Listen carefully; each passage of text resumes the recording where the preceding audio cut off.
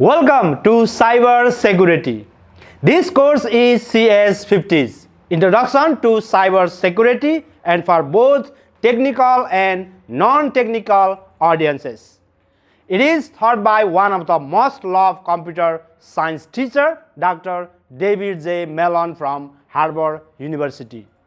You will learn how to secure your accounts, data, system, and software against today's threats and how to recognize and evaluate tomorrow's threat as well as both at home and at work. You will learn how to preserve your own privacy and how to view cybersecurity not in absolute terms but a relative function of risks and rewarded and adversary and cost and benefit for you. Dr. Malan presents both high-level and low-level examples of threats, providing students with all they need to know technical to understand both.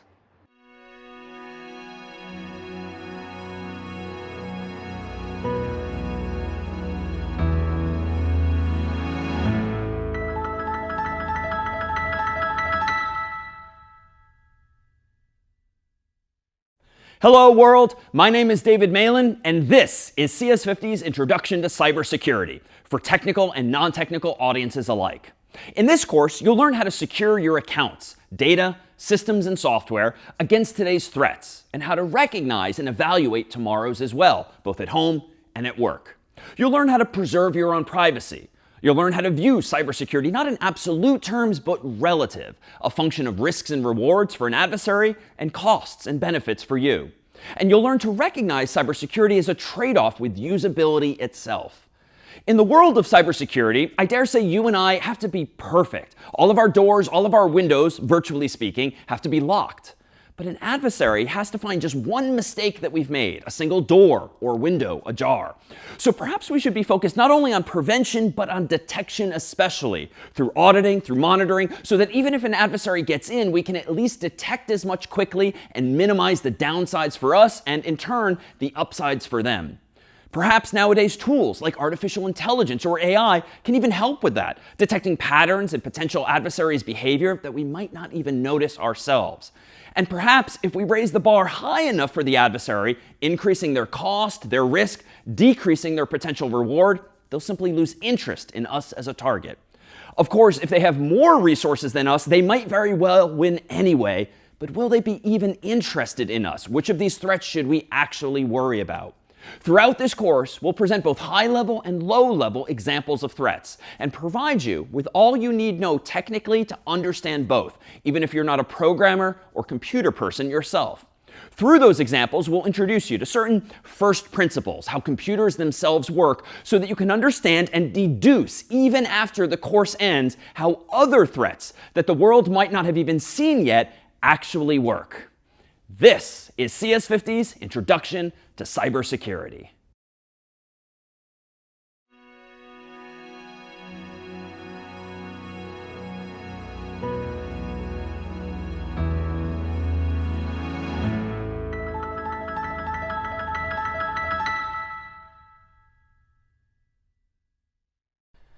All right, this is CS50's Introduction to Cybersecurity. My name is David Malan, and this week let's focus on securing accounts. You and I have so many accounts nowadays, be it for websites or apps or the like, and we'll focus today on exactly what the threats are to all of those accounts, but more importantly, what some of the defenses are so that you can keep those accounts secure. But let's first consider what we mean by security in the physical world, for instance. Whether you live in a home, an apartment, a dormitory, or the like, odds are you have a key that lets you into that building. Now that key, of course, lets you in through that locked door, and then you have access to the entire habitat. But the catch is that if someone else gets that key, of course, they too can let themselves into that system or into that same building. So let's consider now in the digital world, though, what some of the building blocks are of security so that we can focus exactly what those threats and what those defenses are. So first, allow me to propose that we think about the security of our accounts in terms of authentication.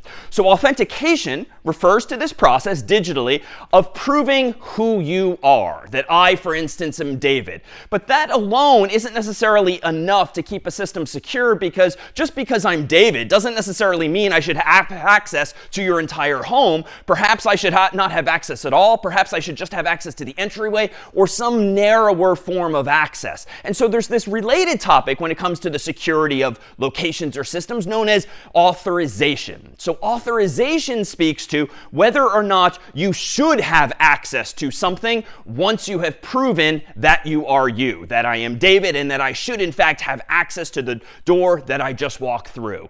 Now, when it comes to our accounts in the digital world, we of course don't use physical keys, but very frequently nowadays we use usernames, which of course can be public. It might be a username like David, it might be a username like Malan, or it might be more commonly even an entire email address that presumably uniquely identifies you in the world. But even though that's public, the thing that you and I ideally keep private is, of course, our password. And nowadays, you and I must have dozens, maybe even hundreds of passwords that are hopefully distinct and not reused across all of those different websites, but more on that in a moment. And so it's really this password that ultimately allows you to authenticate yourself, demonstrate who you are, because presumably I am the only one in the world that knows not only my username or email address, which all of us can know, but presumably I'm the only one in the world that knows my username and this here password. And so the presumption is if I type in both of those values to some app or some website, that I must in fact be David Malan in that case. Of course, it's not good enough to just have a password. You need to have a good password. Now, what do we mean by good password? Well, ideally, this password is not going to be in a dictionary, like literally a dictionary of English words or whatever your human language might be. Why? Well, there's this threat known as a dictionary attack. And by this, I mean an adversary, a hacker that wants to get into your account. They could just start typing randomly to try to figure out what your password is, but they're a little smarter. They'll actually use a dictionary attack. That is, they'll open a physical book of words, or more likely, they'll open a file on their computer containing a whole lot of actual English words or in some other human language, and then just one at a time, try this word as your password, this word as your password, this word as your password, and so forth. Because if you and I have chosen a pretty guessable password, one that is an actual word in a dictionary, they're going to get into your account much faster. But even if you and I are clever, and odds are by this point in life, you know that you shouldn't just choose a simple English or some other language word, but rather you should probably have some numbers, some letters, some punctuation or the like. You're still vulnerable, as am I, to what we'd call a brute force attack. Brute force sort of evokes the memories of yesteryear where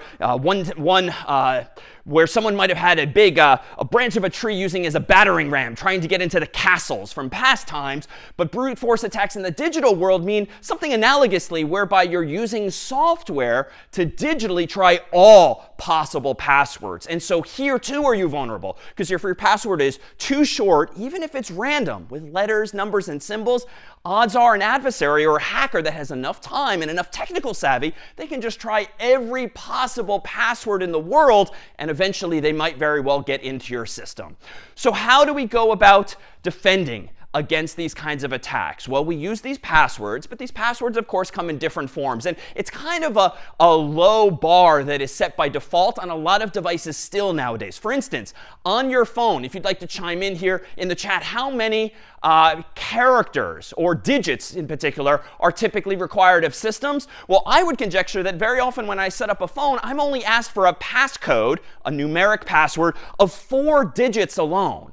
Now, if you have a 4-digit passcode, or password more generally, how secure is that? And how do we even go about thinking about how secure that password is? Well, I would propose that we could start to measure, not even using fancy math, but just some basic heuristics. We could measure the security of a password that has just 4 digits by considering, well, how many possible 4-digit passcodes are there? So perhaps if you'd like to chime in here in the chat, how many possible passwords are there if they're all digits, 0 through 9, decimal digits, and if you only have 4 of them? How many possibilities are there? I'm seeing 1,000, I'm seeing 10,000, I'm seeing 9,999, and I'm seeing a whole range. And I think a lot of you have the answer spot on. It's 10,000. It's 10,000. Why? Well, if we just think about this numerically, if I've got 4 decimal digits, 0 through 9, well, the smallest password I could come up with, so to speak, would be 0000, and the largest password I could come up with would be 9999. Now, you might think, OK, well, that's obviously 9,999 possibilities, but not quite, because if you include 0000, that's the 10,000th possibility. So indeed, there's 10,000 possible passwords if we're using 4 digits specifically. So how do we actually think about that more generally, especially so that we can now figure out the math for larger passwords as well? Well, if you've got 0 through 9 as the first possible digit, and 0 through 9 is the next, and 0 through 9 is the third, and 0 through 9 as the fourth, you have 10 possibilities times 10 possibilities times 10 times 10. This, of course, if we do it out more mathematically, is 10 to the 4th power, the exponent being 4. And that, of course, gives us 10,000 as well. So that might be the more mathematical way of approaching it versus just the more intuitive, that 0000 can go all the way up to 9999.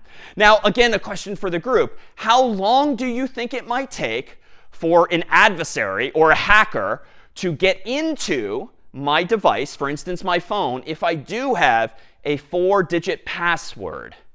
If I've got a 4-digit password, this means they might have to try as many as 10,000 possibilities, because in the easiest case, sure, they get lucky and my password is still the default 0000. But in the worst case, I chose 9999 and they don't get to that until the very end of their attempts, or maybe I choose something there in between. I'm seeing 10 seconds, less than a second, milliseconds, 10 seconds a day, 4 hours. OK, so the responses are all over the place. So how could we go about actually measuring this or estimating this? Well, let me propose this. I'm going to go over to my computer here. And even if you've never written any code before, let's go ahead and write some code together here. I'm going to go ahead and open a program called VS Code, Visual Studio Code, which is a free program that we use in CS50 more generally that allows me to write code on my Mac or PC or in really any internet-based device. And I can actually write code and not only write it, but run it. And I'm going to write code in this case in a language called Python. And this is just a very popular language, but I could use any of a dozen or more different programming languages.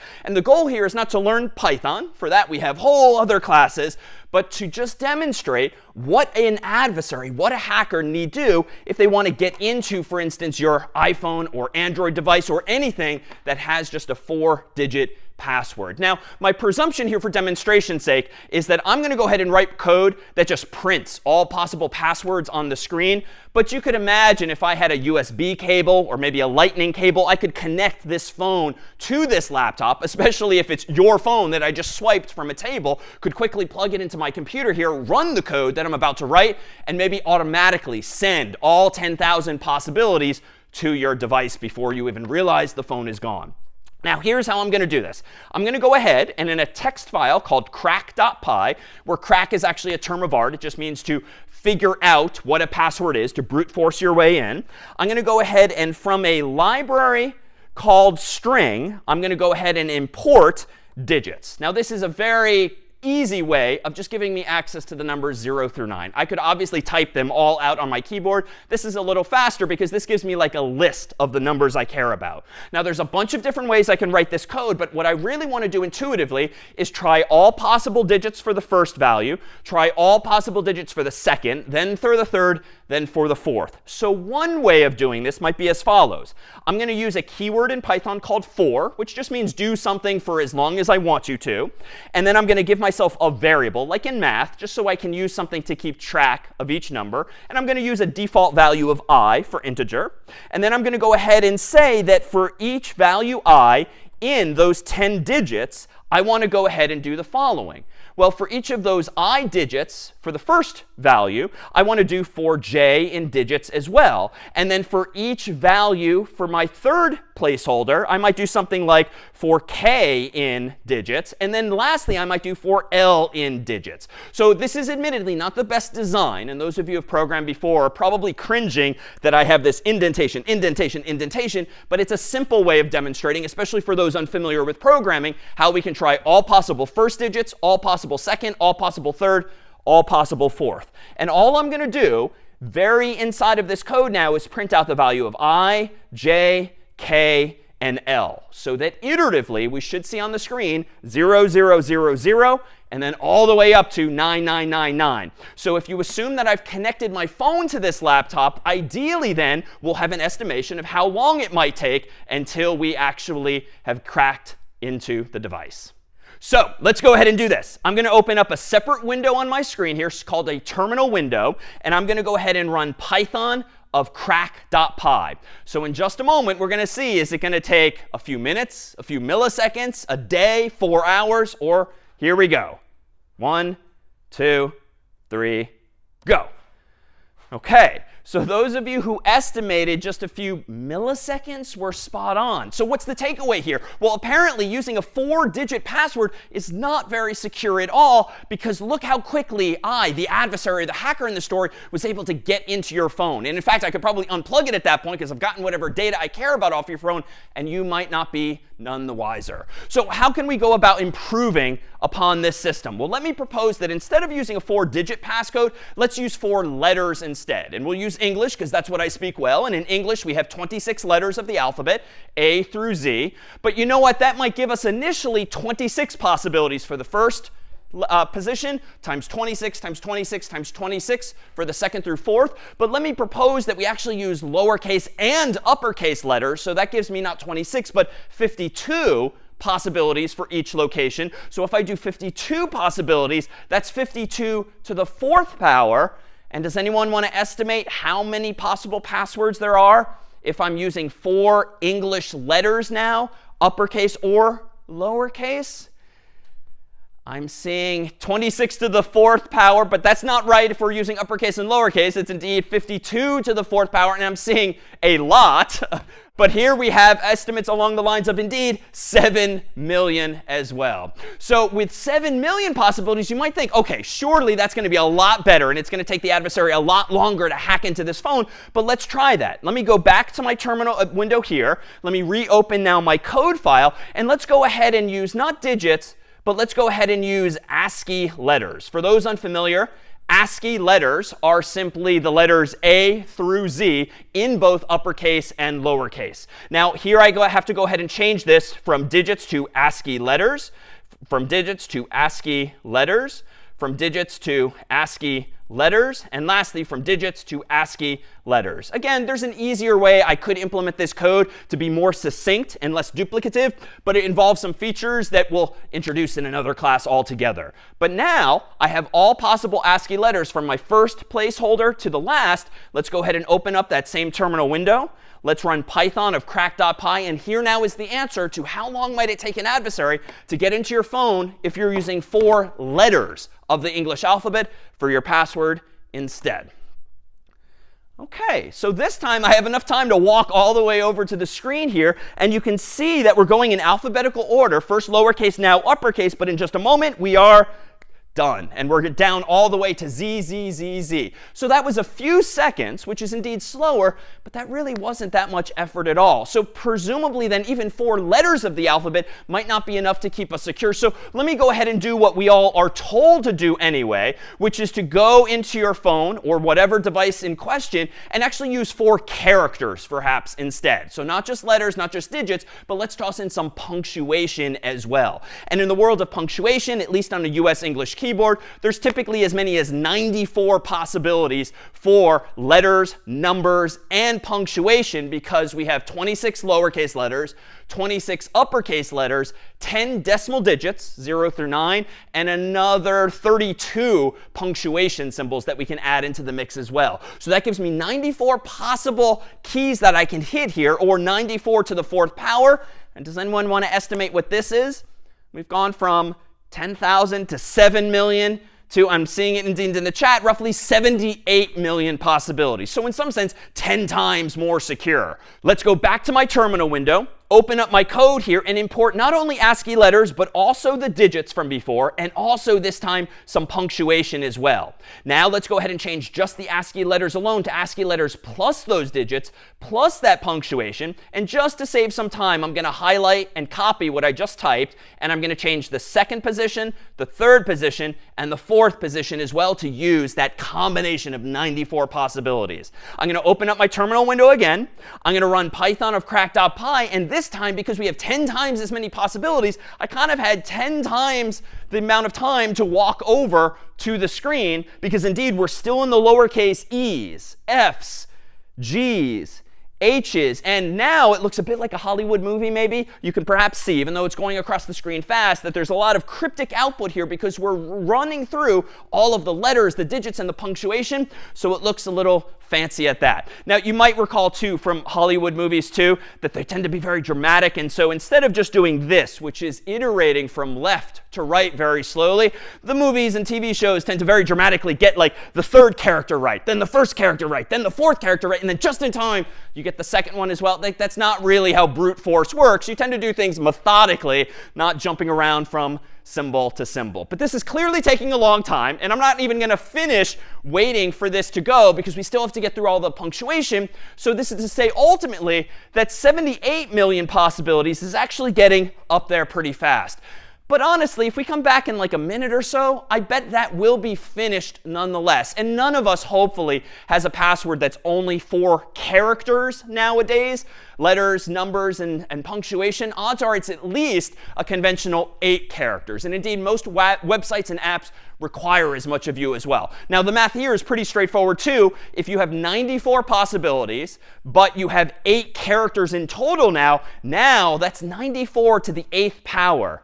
And does anyone want to ballpark just how many passwords are possible if it's only 8 characters, which isn't even that long? But you have 8 of them total? Too many. It comes back one answer.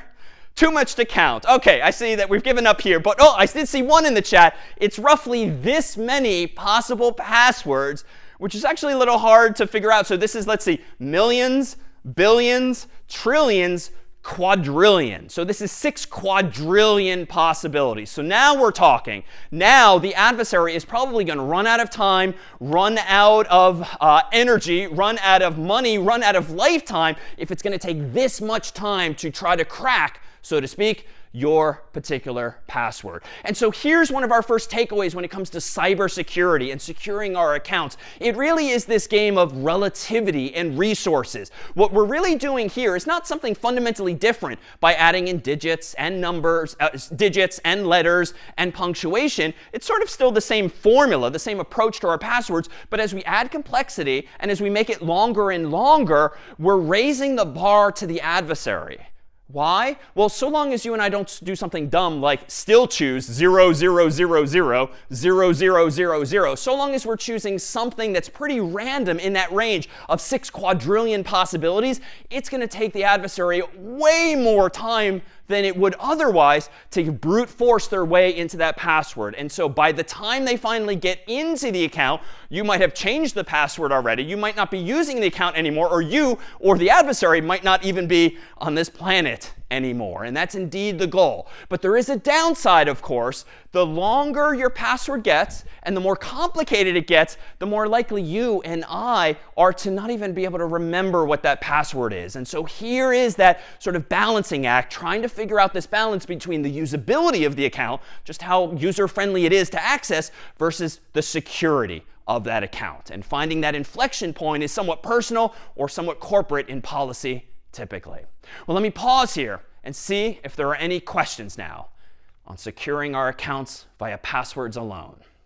I was wondering, a couple of years ago, there were devices, USB devices with fingerprint recognition. How come that's not more frequently used? Were they too expensive, or? A really good question, and we'll come to this topic in a little bit on biometrics more generally. But your intuition is pretty much right. It's expensive to have another device, and most consumers are not going to bother wasting money on something just for them. Some companies might, but if they have a lot of employees, that could get very costly. But you might be glad to know that one of the topics we'll end on today is a new technology called passkeys that actually leverages a device you most likely already have, a phone that might use your fingerprint or might use your face or some other form of biometrics. That's becoming more common nowadays, or soon will, even for your laptop and desktop, which will talk to that phone in some form. How about one more question here on securing accounts? My question is why if 4 digits password is so unsafe? Why some program still is using this password, not a website like program? Oh, really good question. Why are some programmers using this? So it's a trade-off between usability and security. If you are the programmer designing the system, you presumably want users to use the system and to come back and to keep using it.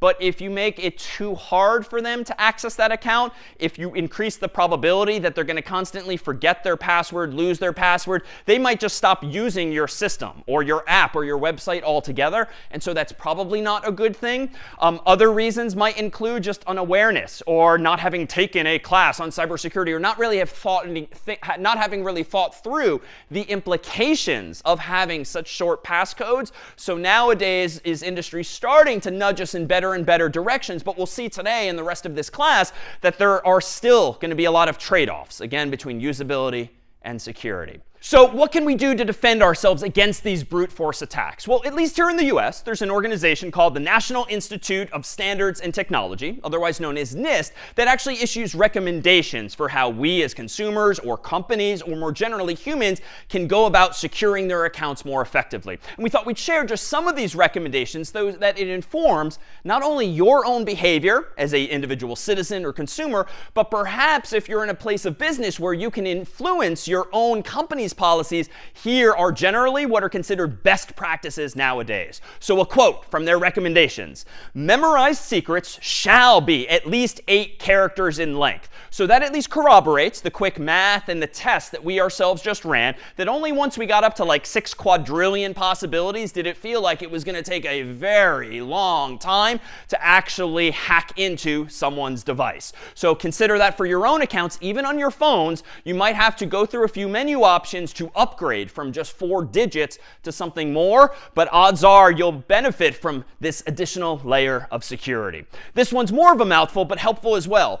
Verifiers, so the website or app that's verifying your input when you authenticate with your username and password, verifiers should permit subscriber-chosen memorized secrets of at least 64 characters in length.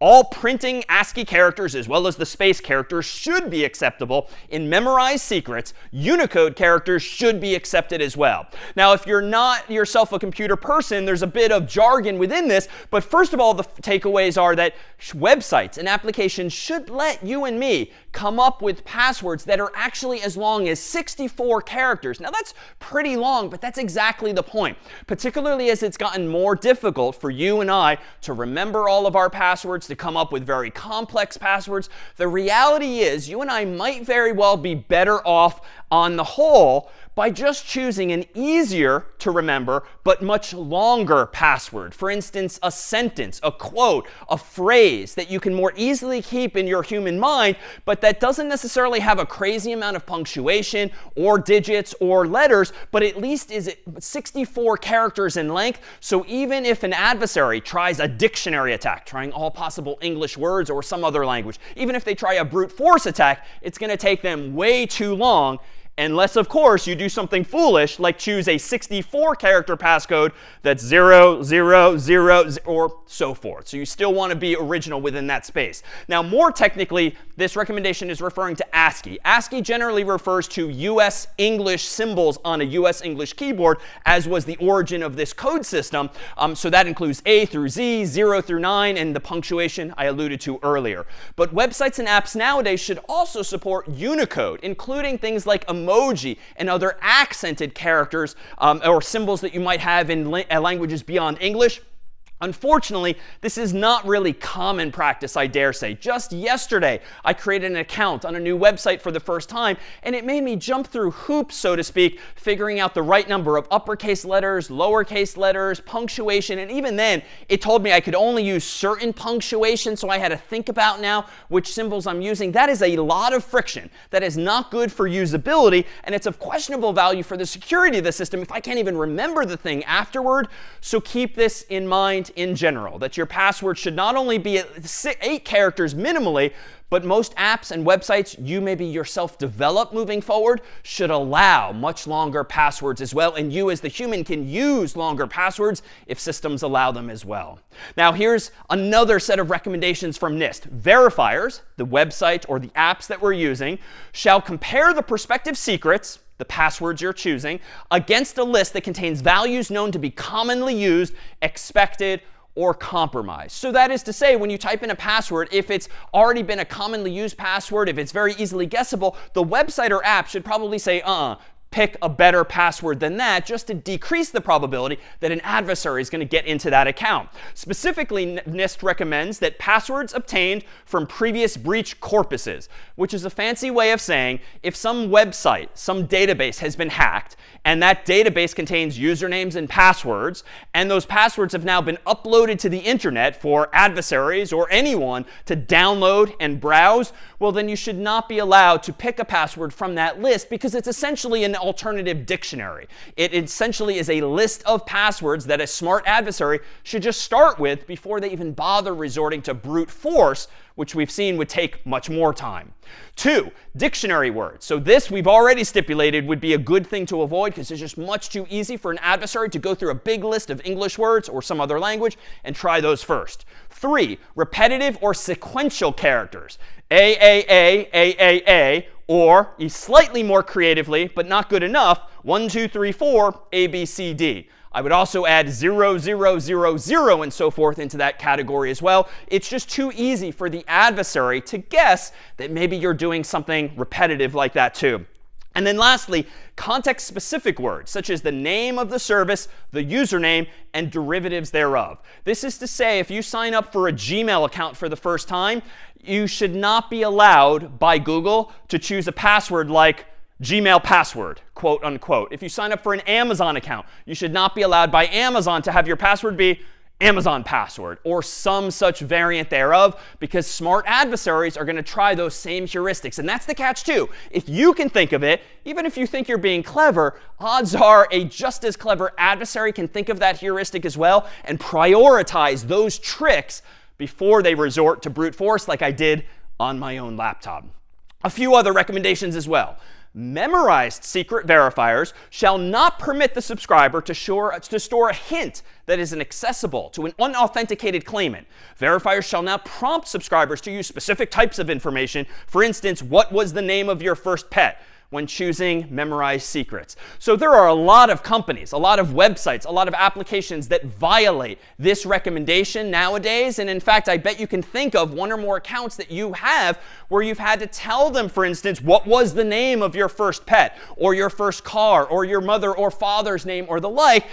That's not good to collect either, nor is a hint a good thing, because frankly, you and I are all too often in the habit of maybe typing into that hint field, if it's available, a question that's meant to help you remember what your password was. But if your hint is something like, my password is the name of my first pet, well, you're now just leaking information to the world, and anyone who can go online and figure out that information can now get into your account as well. And so that's really the threat in this case. If you start using personally identifiable information in this age of social media and websites like LinkedIn and the like, there's just so much information out there about us that can be discovered. You don't want to fill all of these databases, all of these systems with each of these tidbits about you, because a smart adversary with enough time and enough focus on you can probably figure out all of those same values.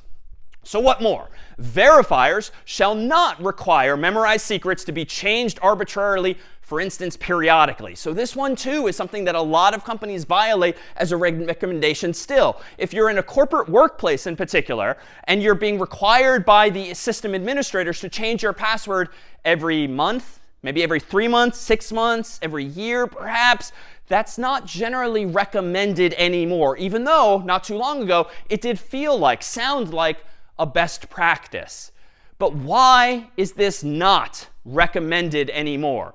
To have you forcibly change your password periodically, like every few months? Because the password will be easily forgotten and be more vulnerable to brute force attacks. Why would it be more vulnerable? Because the hackers can get access to all passwords and get hints about the new password. OK. So yes, one danger of forcing you and me to change our password too frequently is that you and I do not tend to exert much effort when we're required to do so. For instance, if my password today is, for instance, password 1, well, you know what my password might be in 3 months? Password 2. Or in another 3 months, password 3. You and I might exert the minimal amount of energy to change the password so that we meet the company's requirements, but so that it's not too hard for you and me to remember what the new password is. And so indeed, if information about my past passwords leaks out and some adversary sees, oh, well, wait a minute, your password was password 2 last month, I'm just going to guess heuristically that this month it's password 3, we might indeed be leaking information. What's another reason that you might not want to require humans to change their passwords arbitrarily on some schedule like this? Okay, we keep forgetting our passwords if we change it too frequently. So that is not a good practice for a website.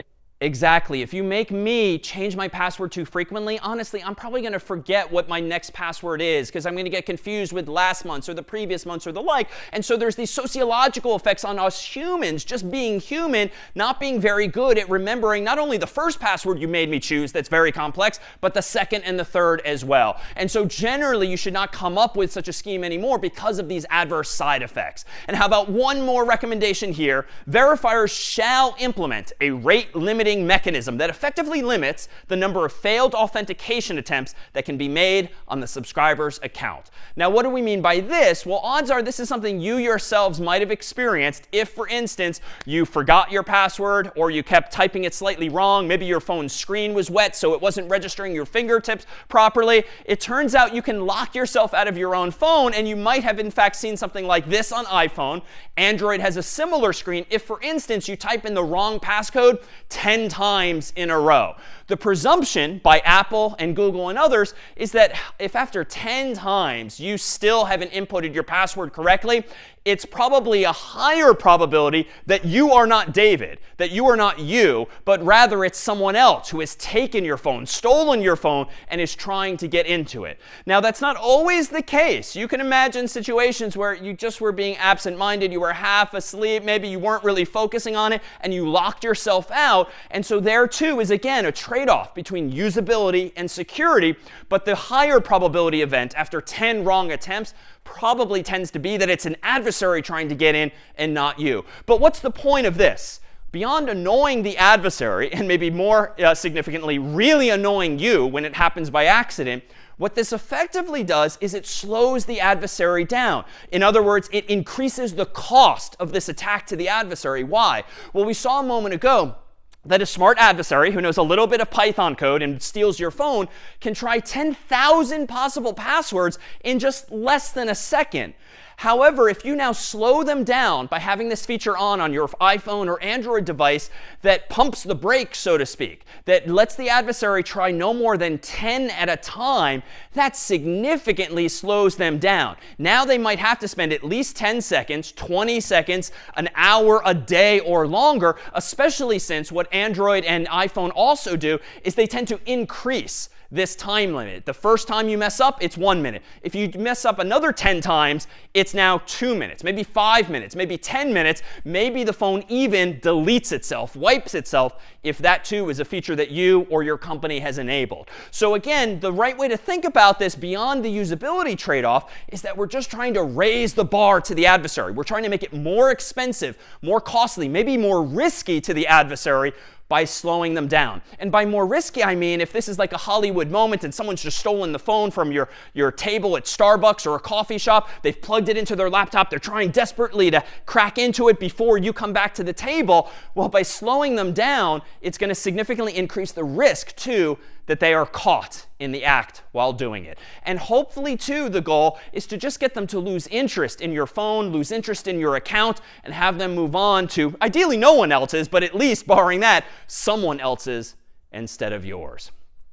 So, What are other defenses against these kinds of brute force attacks or even these dictionary attacks? Well, this is a system that you and I are increasingly being able to turn on, but also increasingly are being required to turn on as well, which is in general probably a good thing.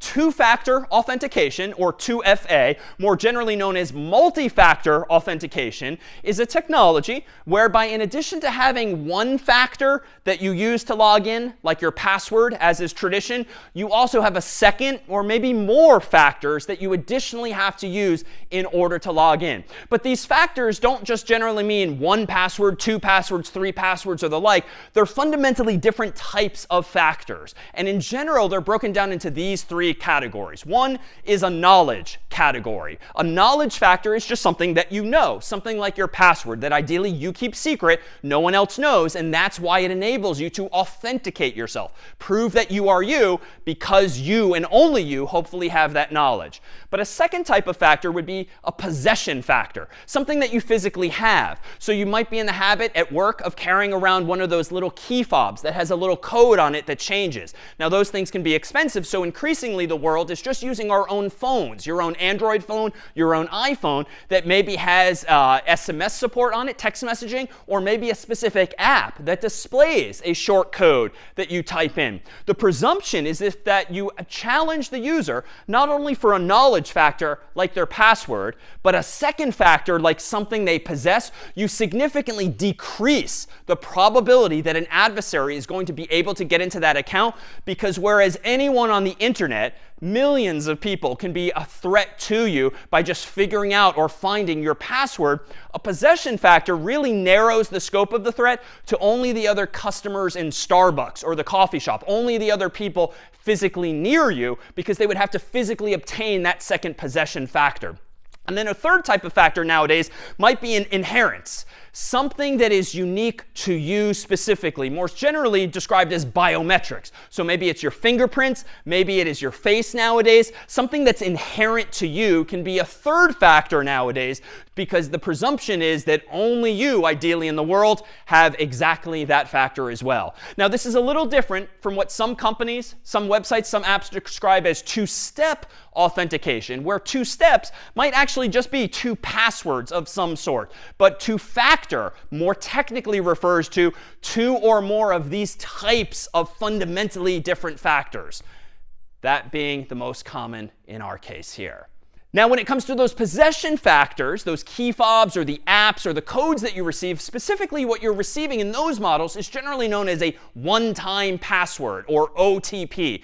The idea being that this is not a password that you know and keep remembering and keep using again and again. It's literally one time, because it's texted to you, or it's sent via an app, via push notification, or it's actually sent to something on your keychain, like this here key fob, for instance. Nowadays, your company can buy these, and what happens is on the screen here, this one-time password constantly changes every few seconds, and it's synchronized somehow with the server, so that the presumption is if I am carrying around this device and I type in when prompted this particular code, and that code matches the synchronized code that's on the server, I should be allowed into the account, because the presumption is that it's indeed David carrying this around and not necessarily some adversary. It might also be possible to plug it in as via USB or some other technology, thereby removing the human from the formula so that the device itself can just authenticate using special software on the system instead.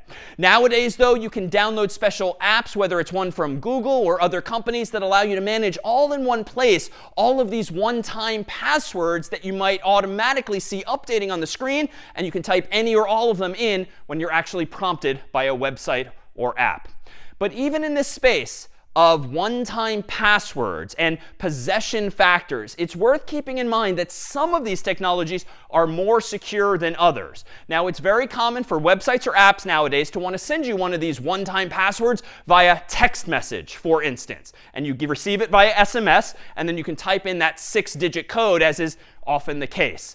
More secure, though, would be something like an actual app that you install from the App Store or the Google Play Store that actually talks directly to some server and does not just go over the cellular phone network. Why is that? Well, as you might know, in your phone is typically a SIM card, either a physical card, a little chip, or nowadays it might actually be built into the phone as well. But that SIM card has a unique identifier. And when you sign up for phone service, typically with a company, they need to know what the unique identifier is of your SIM card, be it something physical or something wired, hardwired into your device. Why? Because that's how they associate your phone number with that specific device. The catch is that it's all too possible, and in some cases all too easy, to trick even the phone companies into swapping your SIM. Not necessarily doing it physically per se, but convincing the mobile phone carriers to update their system to say, oh, David now has this SIM card and not that original one.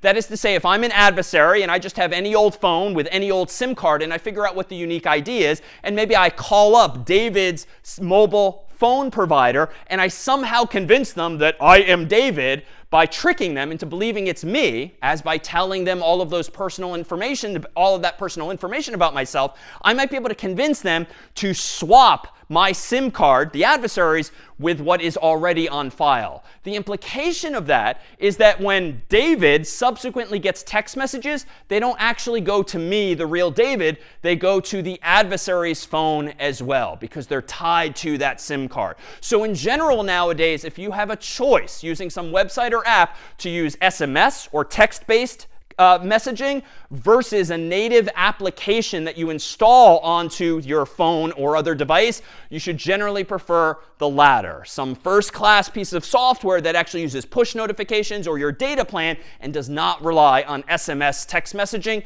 because of this potential threat. So, what are still other threats when it comes to these systems? Well, it turns out that it's very possible, unfortunately, for adversaries to somehow get software, malicious software, otherwise known as malware, onto your Mac, onto your PC, perhaps even onto your phone.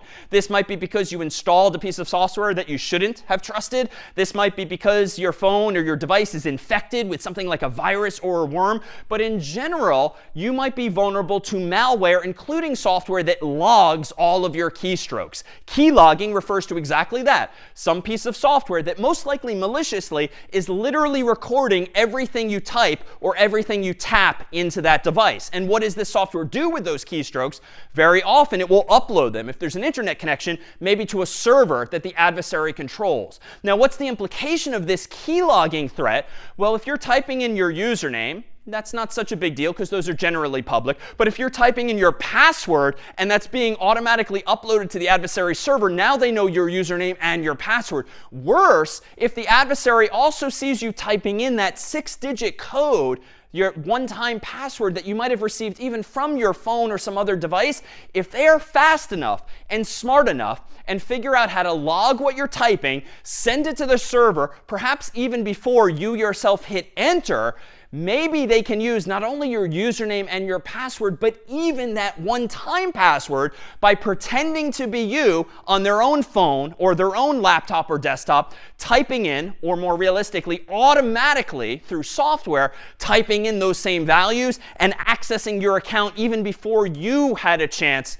to do so as well. Now, what are the defenses against that particular threat? Really just to be generally paranoid about what computers you yourself use. For instance, nowadays, I will rarely, if ever, actually use like an internet cafe's computer or even a lab computer here at Harvard's campus, or frankly, even a friend's computer, because I don't know just how safe they are when it comes to best practices using their device on the internet. I will, in general, only log into websites and apps on my own personal devices, which isn't to say that I too am perfect, but rather at least I'm reducing the probability that I lose control over my data by using some other device that I myself don't oversee by that person, that owner, not themselves adhering to best practices. Now, even then, I will admit that using key logging and getting it up to an adversary server and inputting it faster than you might is a pretty sophisticated and difficult threat,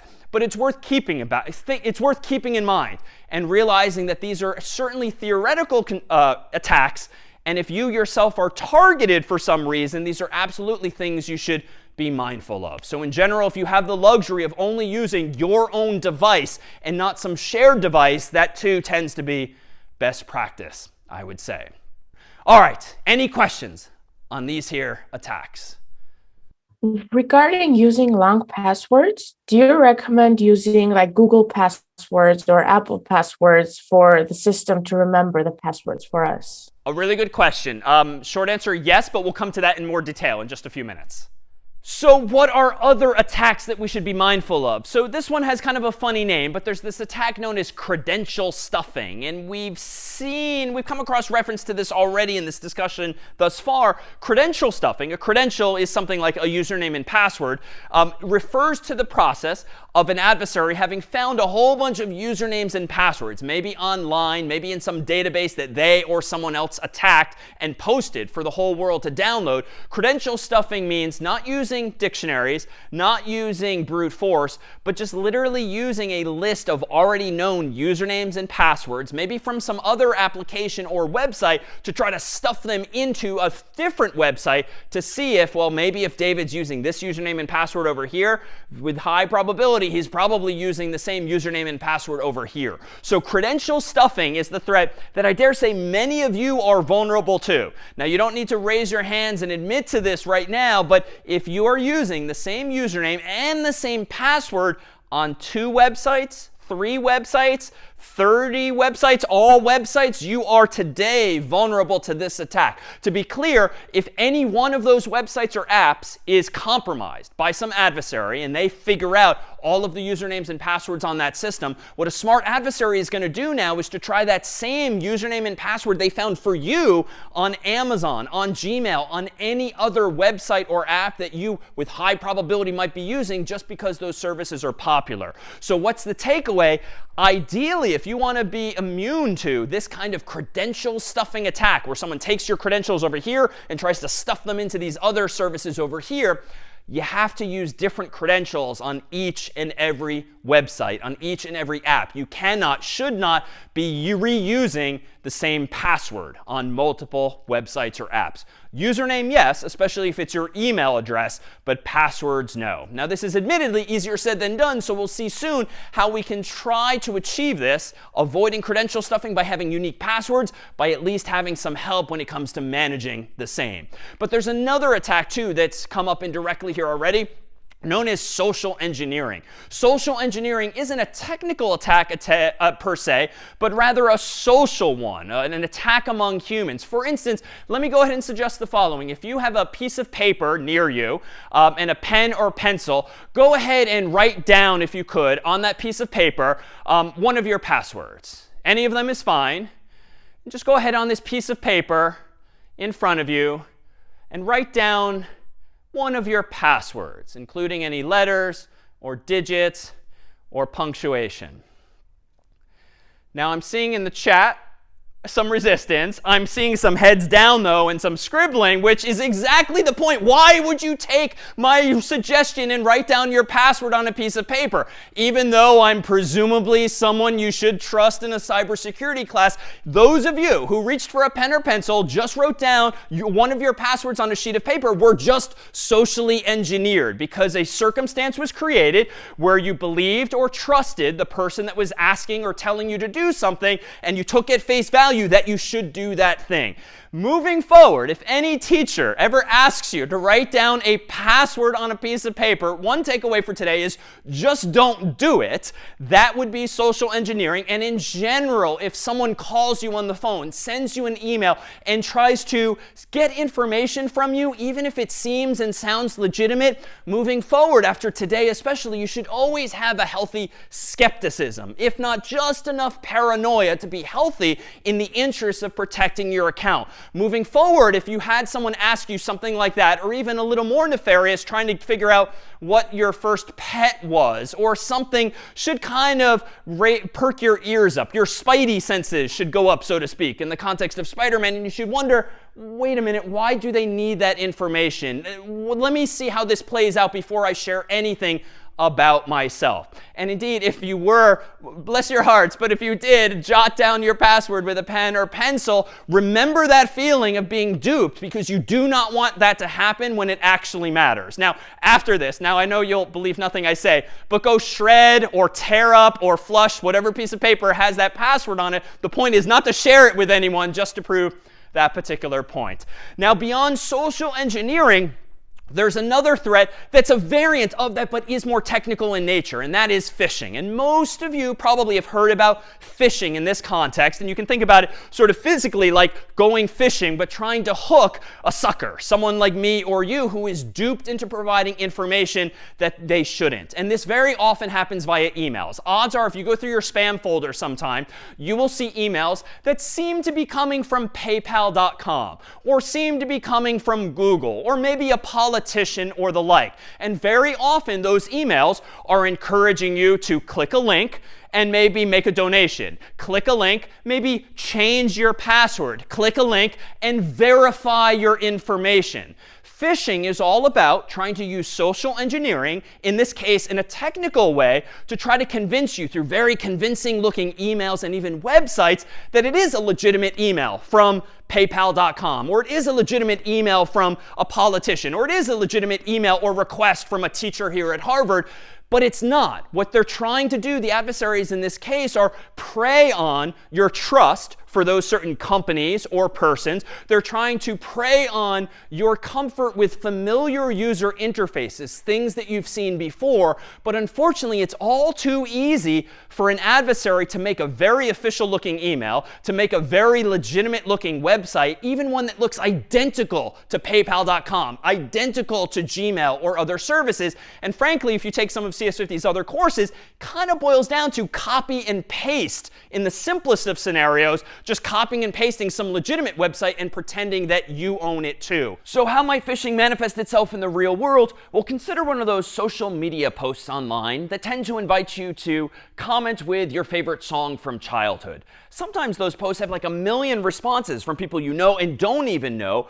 But more than being interested in what your childhood favorite song was, those posts are very often phishing for personal information. Because suppose that you, or at least someone among those comments, is actually using their favorite childhood song as their answer to some website or app secret question. Now the author of that post, not to mention everyone else, knows the answer to the same. So how else might phishing manifest itself in the real world? If you were to visit a screen later today that looks a little something like this, well, this looks like Gmail's login page, at least here in the US when using English. And frankly, I've seen this so many times that I might be inclined to just blindly type into the form my email address, and then after that, probably my password. But it's important to begin to develop an intuition for, a suspicion for, when these sites might not be legitimate. How might you do that? Well, you should minimally be looking at the URL bar and making sure that it is gmail.com or probably google.com or whatever google.country code, depending on where you live in the world. Making sure that it looks legitimate and that you've actually been there before. When you hover over links, you can very commonly in your browser look at the bottom left-hand corner or some corner of your screen, and you can see what URL a link will actually take you to. Even though the words on the screen might say something, the actual link might take you somewhere else. Now, even then, it's hard sometimes to discern these kinds of things, but these are just best practices. You don't need to be so worried that you don't go anywhere on the internet, but you should learn to keep an eye out for these kinds of things. And in general, with phishing, rather than trust any link in an email that you receive, especially when it's something private, like a bank account, something medical, something personal, well, that's fine. Open a new tab and manually go to paypal.com, enter, or manually go to gmail.com, enter. Don't just blindly trust these links. Now, here again, we see a trade-off between usability and security. It's a little annoying if I can't just click on a link and go to the place I want to go. You have to manually open the page, type it in manually, and so forth. But again, it depends on what's now more important to you, the usability of that service or the security of your account therein. This is even worse when this is even more worrisome when it comes to two-step verification. And Google takes some liberties with the wording here. This is usually best described as two-factor authentication. But again, the most sophisticated of adversaries, theoretically, if they sent you a phishing email, tricked you into visiting a website that looks like Gmail but is not Gmail, they could theoretically even prompt you for a two-factor code like this. And then if they're smart and savvy enough with code, they could automatically now send your username, your password, and a two-factor code maybe to the real gmail.com, log into your account, change your password before you even get up and running therein. It's a more sophisticated threat, and it's not something you need to worry about as much, but it's this principle of not just trusting screens and requests that are presented in front of you. You should have this healthy skepticism and at least some technical savvy to know how you can decide for yourself, yes, I am comfortable with proceeding with this step. Now, there's another type of attack, too, that's more sophisticated and not one you need to worry about as frequently as some of the earlier ones, but they're generally known as a machine-in-the-middle attack, whereby if you're on the internet, there are, suffice it to say, many other machines on the internet, very often between you and whatever website or app you're visiting.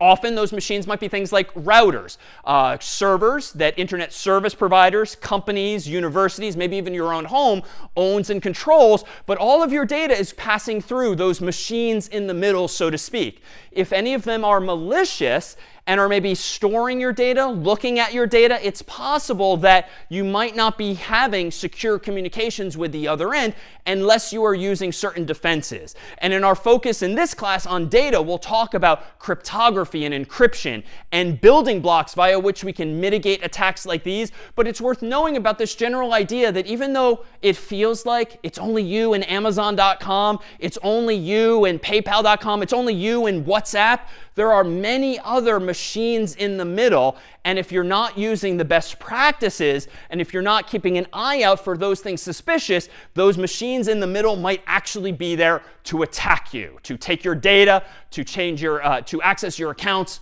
or something more as well.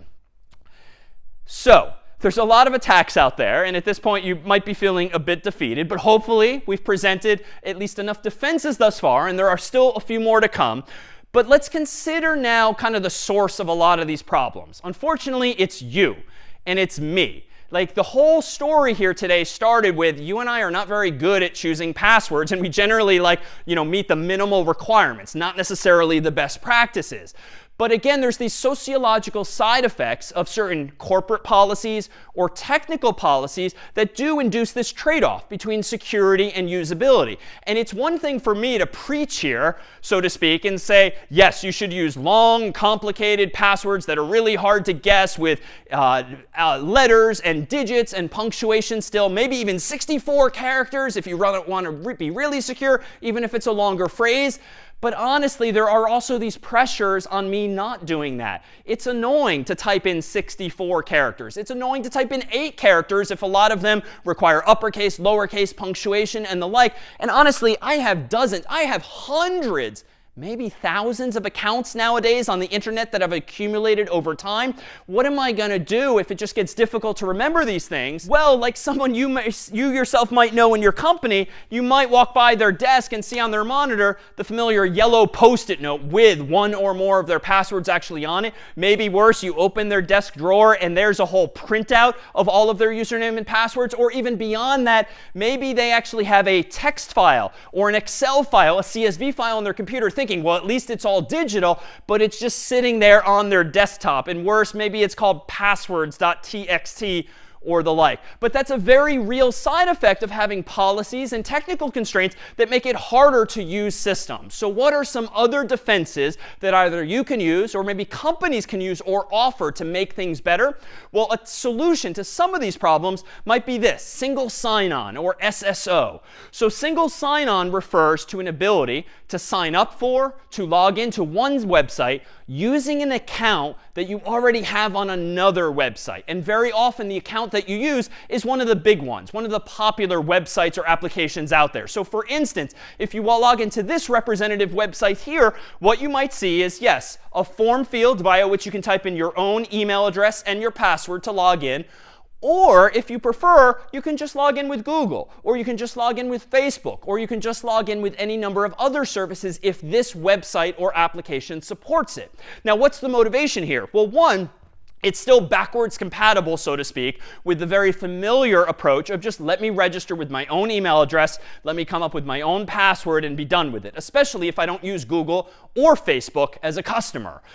But the upside of offering these solutions, especially for popular websites like Google and Facebook and others, is that if I already have an account with Google or Facebook, and hopefully I already have a good password for both of those, because those are important to me, and better yet, I ideally have two-factor authentication enabled on one or both of those, because again, they're important accounts to me, wouldn't it be nice for this new website to let me, one, just log in with my existing account so that I don't have to waste time signing up for yet another internet account. Two, I don't have to remember a new password that's going to be difficult to remember and so forth.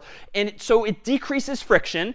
It increases usability of the system, and ideally, it increases the security of the system in this case as well. Why? Because if you're doing a good job protecting at least these most important personal accounts, then this website stands to benefit from those same best practices on your part. Now, what is actually happening here? When you click login with Google, login with Facebook, you should see the Google login screen or the Facebook login screen respectively. You should literally be redirected in your browser to google.com or facebook.com or one of their international domain names instead. There, you'll type in your same username and password as usual for Google or Facebook, but that password is not given to this new website or this third-party website you're visiting. Rather, using a technique known as cryptography and encryption and some fancy math, essentially, the username with which you log in is sent back to this third-party website, but not your password. Just a confirmation that, yes, David successfully logged into Google or David successfully logged into Facebook. Therefore, you can trust that his username is malan@harvard.edu or whatever it is I typed in to log in there. So using single sign-on benefits not only you potentially, but also the website or application by making it easier for you to register and or log in subsequently as well. Now, where does this leave us ultimately? Some of you might already be thinking, well, what about using a password manager? And some of you might be thinking, what is a password manager? So let's emphasize this one perhaps the most. Increasingly, best practice is to use a piece of software that manages your passwords for you. Thankfully, there's going to be an even better solution than this on the horizon. But for now, minimally, if you're not using a password manager, you probably should be. If you're using the same password on multiple sites or applications, and thus you're vulnerable to credential stuffing, you should probably be using a password manager instead so that you can change all of those accounts to have unique passwords. But this piece of software known as a password manager can remember those passwords for you. If you are in the habit of choosing very easy passwords, because it's just better for you to remember, you should probably start using a password manager, because beyond remembering your passwords, these password managers also make it easy to generate new passwords. You click a button and essentially it will generate a password that's however short or long that you want, with some uppercase, lowercase, symbols, numbers, whatever it is a website requires, it will just generate it for you.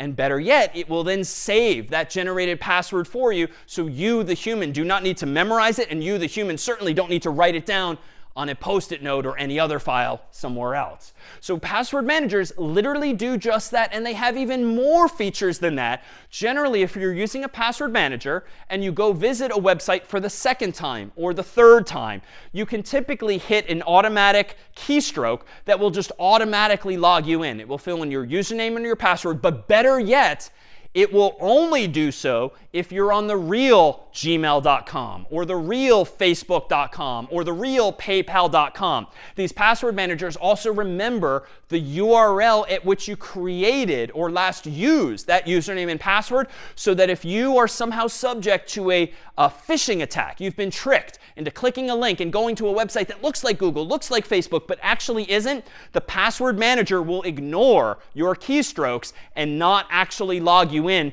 pasting into that form your actual username and password, because it doesn't recognize that same URL. So there are a lot of upsides of these password managers. The one catch is that the onus is on you to remember one primary password that protects your password manager itself. That is to say, if this is a piece of software that stores all of the dozens, hundreds, thousands of usernames and passwords that you have, you are putting proverbially all of your eggs in one basket, so to speak. That is, you want to protect this password manager with probably the best password you've ever come up with. This should probably be long.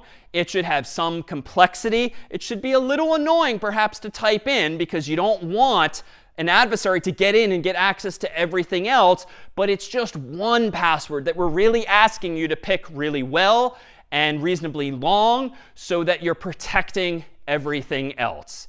Now, these password managers are a little different than what you're probably familiar with in your own browser. It's been common for years for browsers to remember your username and password by just showing you like bullets, like ... in the form field so you can just hit enter.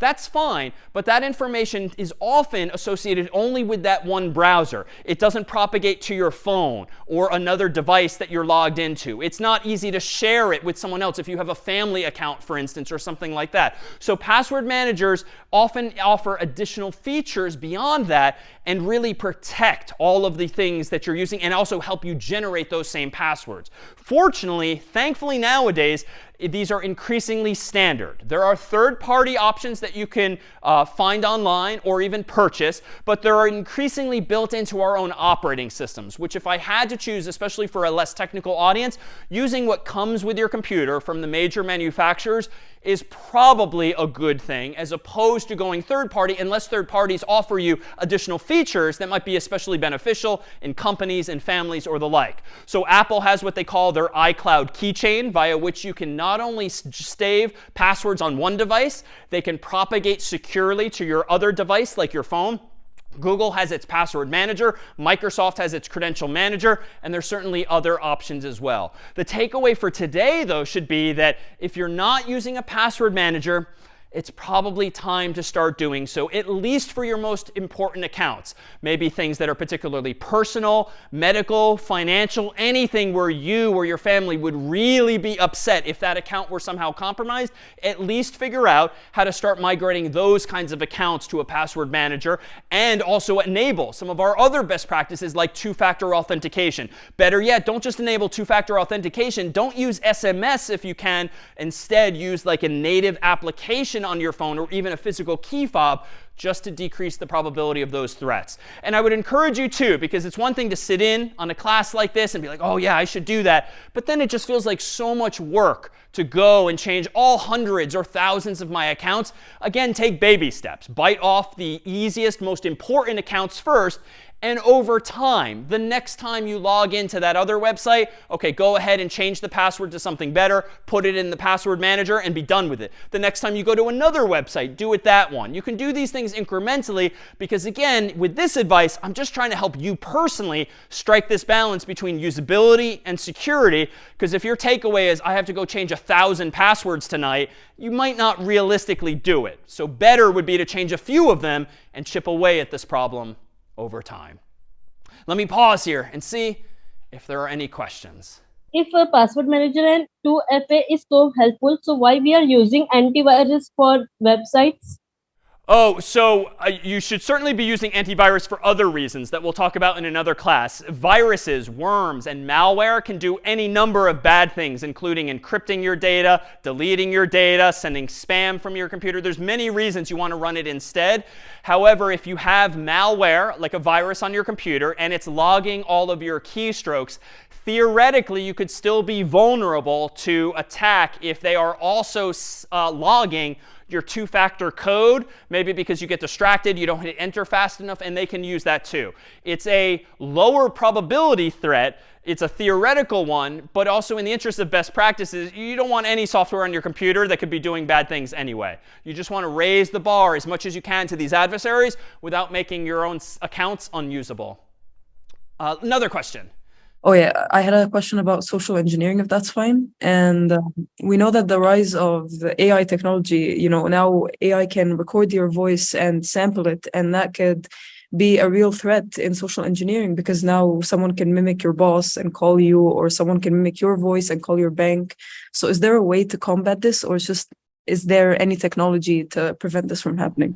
That's a really good question. Another piece of advice I should reflect back. If on any of your accounts, particularly bank accounts, you are using voice recognition technology, whereby when you set up the account, you were prompted to say a phrase into the phone, for instance, to evoke an old movie called Sneakers, "My voice is my password," you should disable those features and stop using them, assuming there's an alternative like two-factor authentication, whereby they send you a push notification to an app or the like. The reason being exactly that is you've probably seen in this age of AI, there are technologies called deepfakes, whereby you can generate video, but also audio of people. This is very commonly done for celebrities, for politicians, and voices that you see a lot on the internet. But it would not be that hard if someone has access to voice recordings of you to use some software or some app to generate you saying, "My voice is my password," even though you might not have said that since the time you set up the account.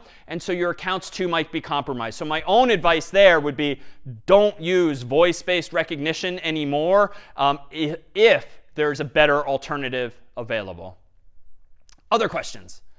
Doesn't having one password manager, so figuratively keeping all your keys in one safe, defeat the purpose of having different passwords? Because if you lose that one key to your key safe, all is gone. It's a really good intuition, and that's exactly the trade-off to think about. I would consider in deciding for yourself, if you want to take that advice, what the alternative is. Because if you're using pretty easy to guess passwords everywhere, like this is probably a net positive to move to a password manager instead. If you're reusing the same password on a lot of websites and apps, this is probably a net positive to switch to a password manager instead. If, however, though, you've actually been a very good internet citizen and you've been choosing hard to guess, unique passwords for all different sites, they're not written down on a Post-it or easily accessible, then this might be a net negative for you to put all of those eggs, so to speak, in one basket, thereby making them more vulnerable. From experience and from sort of the head nods and admissions that we get from students over the years, I guess that most of us in this room would benefit as a net positive from a password manager. But there, too, you should decide for yourself. And again, one of our lessons for today is don't just believe something some guy on the internet told you. Decide for yourself based on these trade-offs, these upsides and downsides. Now, password managers are not all upside. Indeed, if you lose or forget that primary password, you might lose access to all of your other accounts. Fortunately, there is an alternative that's increasingly available on websites and apps known as passkeys. And what's nice about passkeys is that moving forward, it will be your Mac, your PC, or your phone that generates a passkey for a new website or app for which you're registering. You yourself don't have to remember what that passkey is, and indeed, it isn't even just one value. Rather, it's a pair of values, a private value and a public value that have a mathematical relationship between the two, and those two values are used the next time you try to access that website or application. Your Mac, your PC, or your phone will use those values to automatically authenticate you thereafter. And better yet, those values are synchronized as needed across your devices so that you can use your Mac and your PC and your phone or any other such devices to authenticate. But to better understand these passkeys, we'll need to know a little something about the world of cryptography. And so for that, we'll wait for our discussion of securing your data. So more on that next time.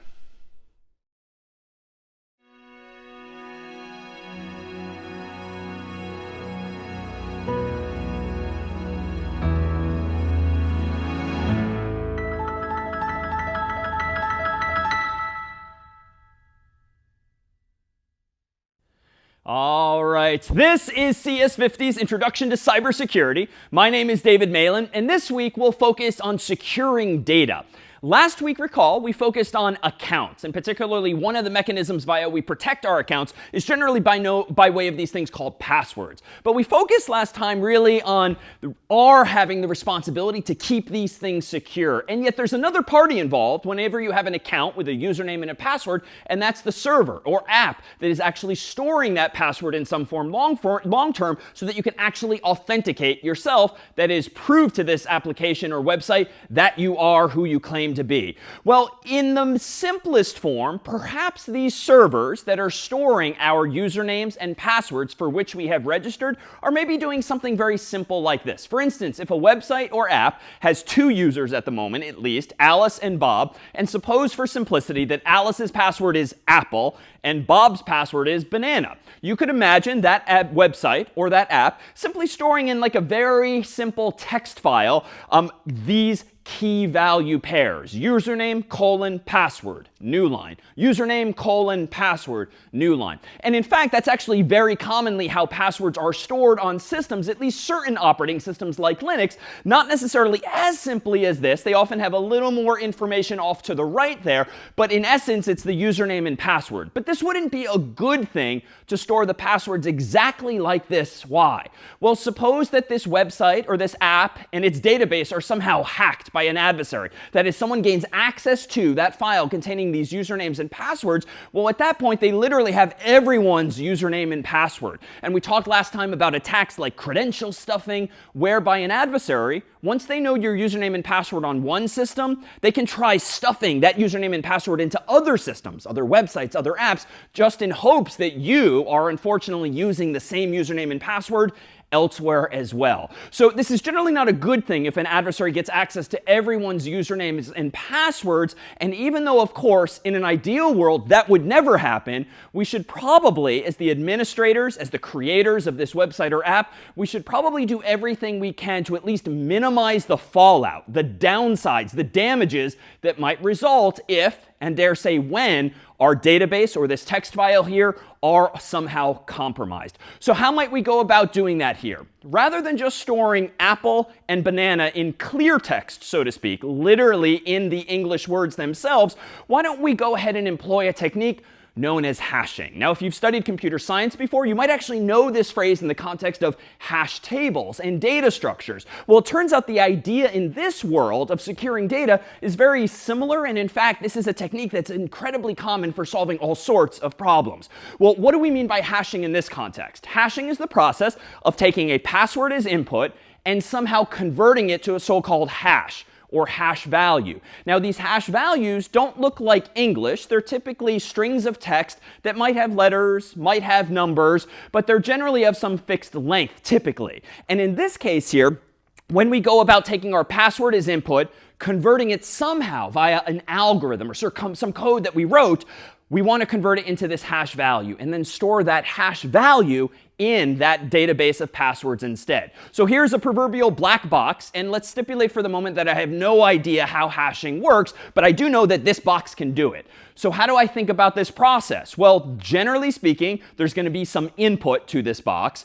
Ultimately, I want to get some output from that box, and what this box really represents is in fact a hash function. You can think of this as a device, like some kind of machine. You can think of it like a program, some piece of software, or you can even think about it as a mathematical function that operates simply on numbers coming in as input. In fact, if you're mathematically inclined, though we won't use this syntax often, you can think of that hash function as being represented by f. You can think of the input as being represented by x, and you can think of the output of this process as being so-called f of x. If not familiar with that notation, that's fine, but this is directly connected hashing to basic mathematics as well that you might encounter before long. But what we care about is passing into this black box a password and getting out a hash, and then storing that hash and not the password in our database or text file of usernames and passwords. So how might we go about doing this? Well, if I were to provide apple as an input to this hash function,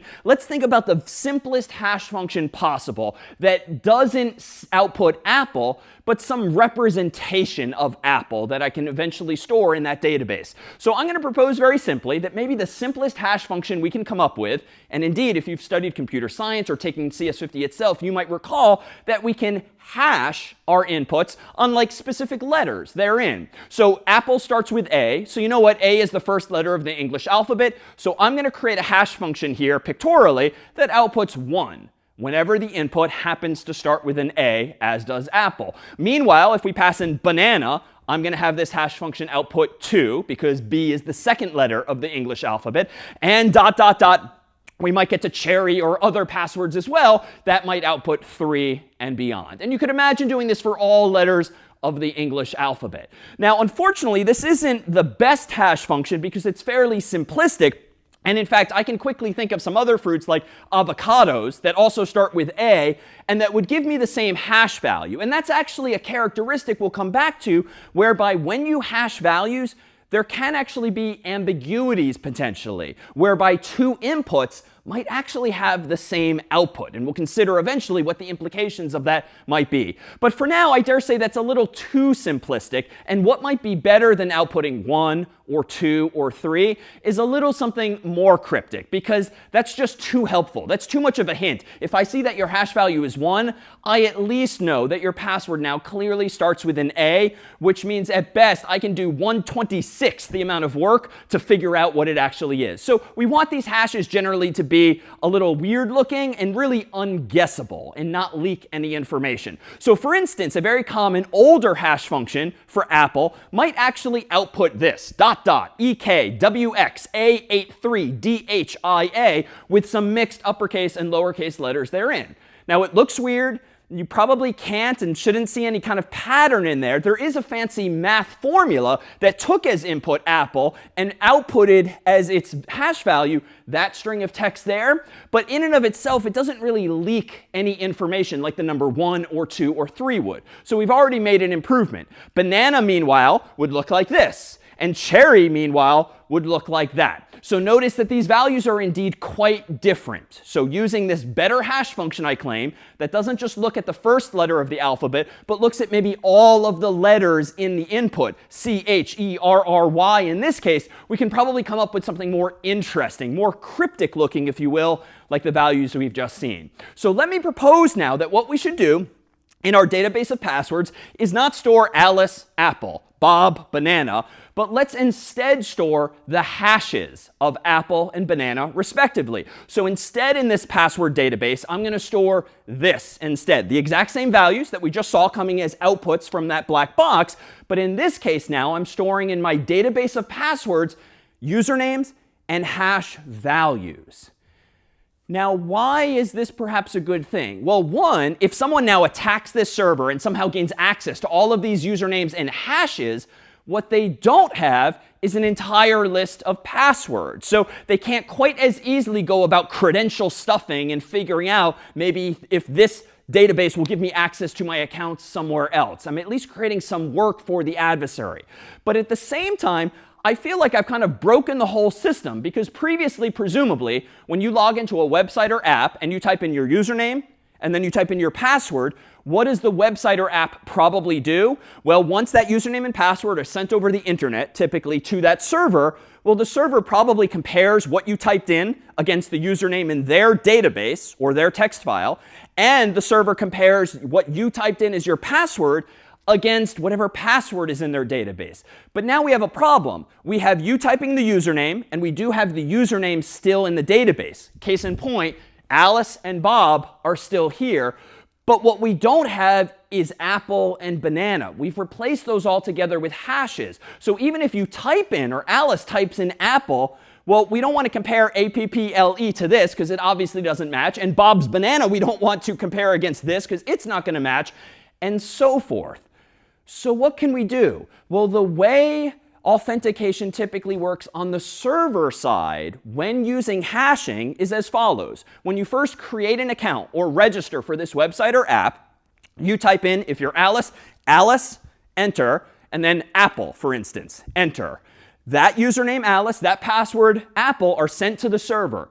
But what the server does before saving the username and password is it runs that hash function on Alice's password, which is Apple, converts it thereafter to this value, and stores Alice's username and the hash of Alice's password only, and throws away Apple. It deletes it, it forgets it in memory. What then happens next? Well, the next time Alice tries to log into this website, maybe the next day, a week from then, a year from then, for the second or third or more time, what happens? Well, Alice types in Alice as her username, hopefully Apple as her password, hits enter. Those get sent to the server as usual, and obviously the server can't just compare username against username and password against password because it doesn't have the password in its database. So what can the server do? The server can repeat the very same process, taking Alice's password as inputted, APPLE, run it through the exact same hash function a day, a week, a year later, and then compare that resulting hash value to whatever is stored in this text file or database.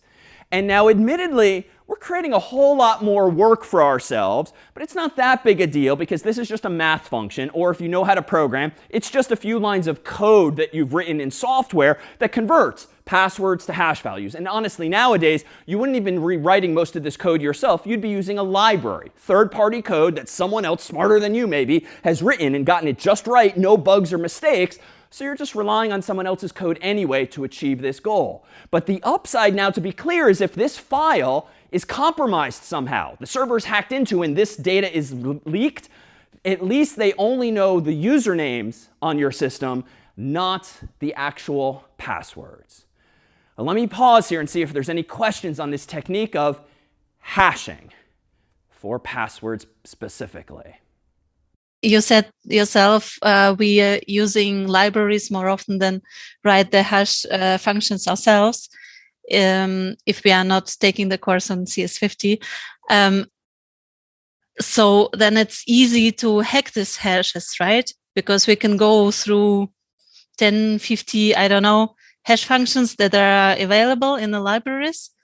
And then you can reverse the hash results. Is that right? Almost. You can do exactly what you described first, whereby you use the same library, the same code, to create hash values, to then compare those against what's in the database. But generally, these hashes are not reversible per se. You can compare them, but you can't reverse the process for reasons we'll come back to.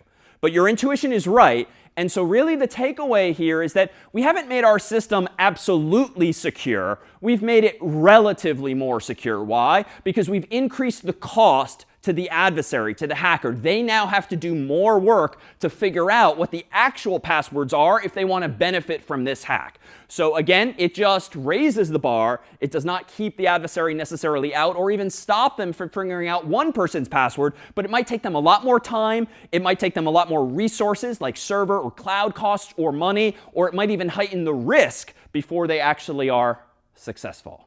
How about one other question here on hashing?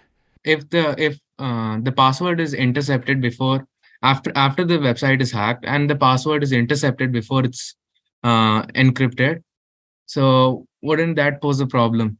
Yes, absolutely. Then all bets are off. Everything we just discussed is not useful at all if the adversary has actually intercepted the password before it has even been hashed. Now, thankfully, there's going to be solutions to that problem too, and we'll come to them today. But for now, focusing only on hashes, it solves one problem, but not all. In fact, it turns out that those attacks we talked about last time with respect to our accounts are still possible. You can still use a dictionary, for instance, of English words, or better yet, a dictionary of English fruits, and you could, one fruit at a time, run each of those values as input into the same hash function, the library or code that you're using to achieve this, and then that's going to give you one hash value after another, and you could compare each of those hash values against whatever is in the database or the file of passwords that you, the hacker in this story, might have actually stolen somehow.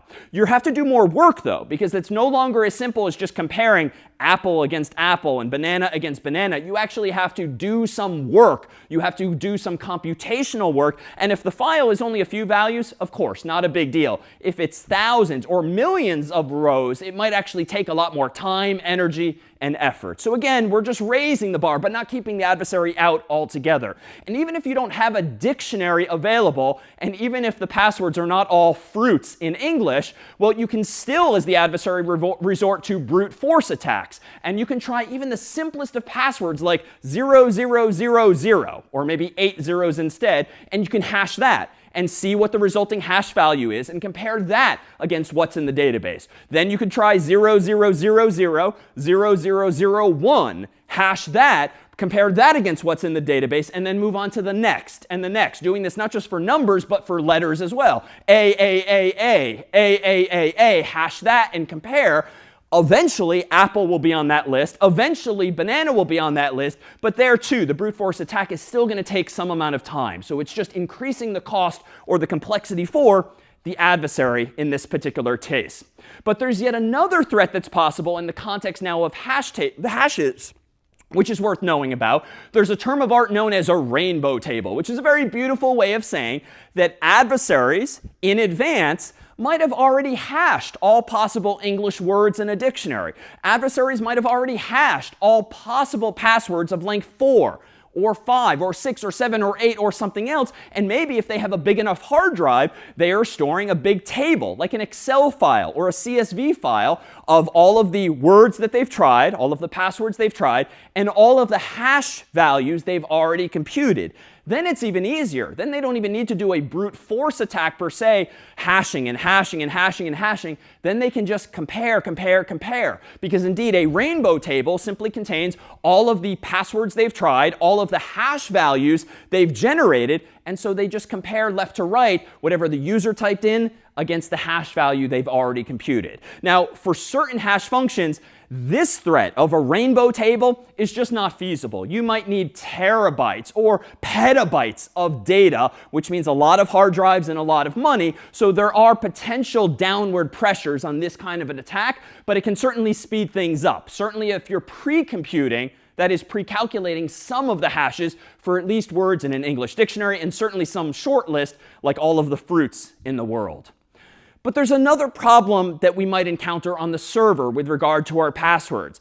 Alice might have a password of apple, Bob might have a password of banana, but suppose that both Carol and Charlie have a password of cherry.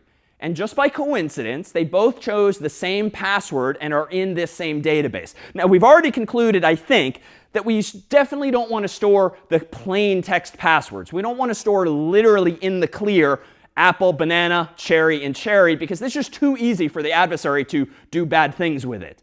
So we at least want to hash this, but here's where hashing can kind of leak information, so to speak. If I go ahead and use the same function I've been using to hash apple and banana and now cherry, what do you notice about Carol's and Charlie's hash values?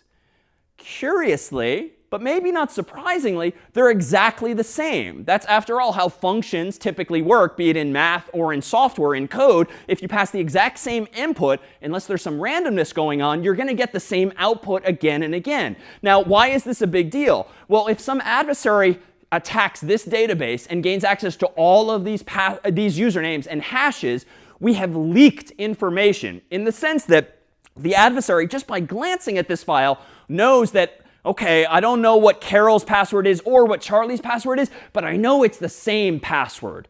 And that alone might be enough information to figure out with higher probability what it is. Maybe Carol and Charlie are related. So maybe you focus on words or numbers that are common to both of them. Maybe there's some information that's implied by this if they both are in that, they both like the same TV shows. They both like the same movies. You can try to find in your mind maybe the intersection of information that might lead you with higher probability to figure out, without brute force even, what Carol's password is and Charlie's password is.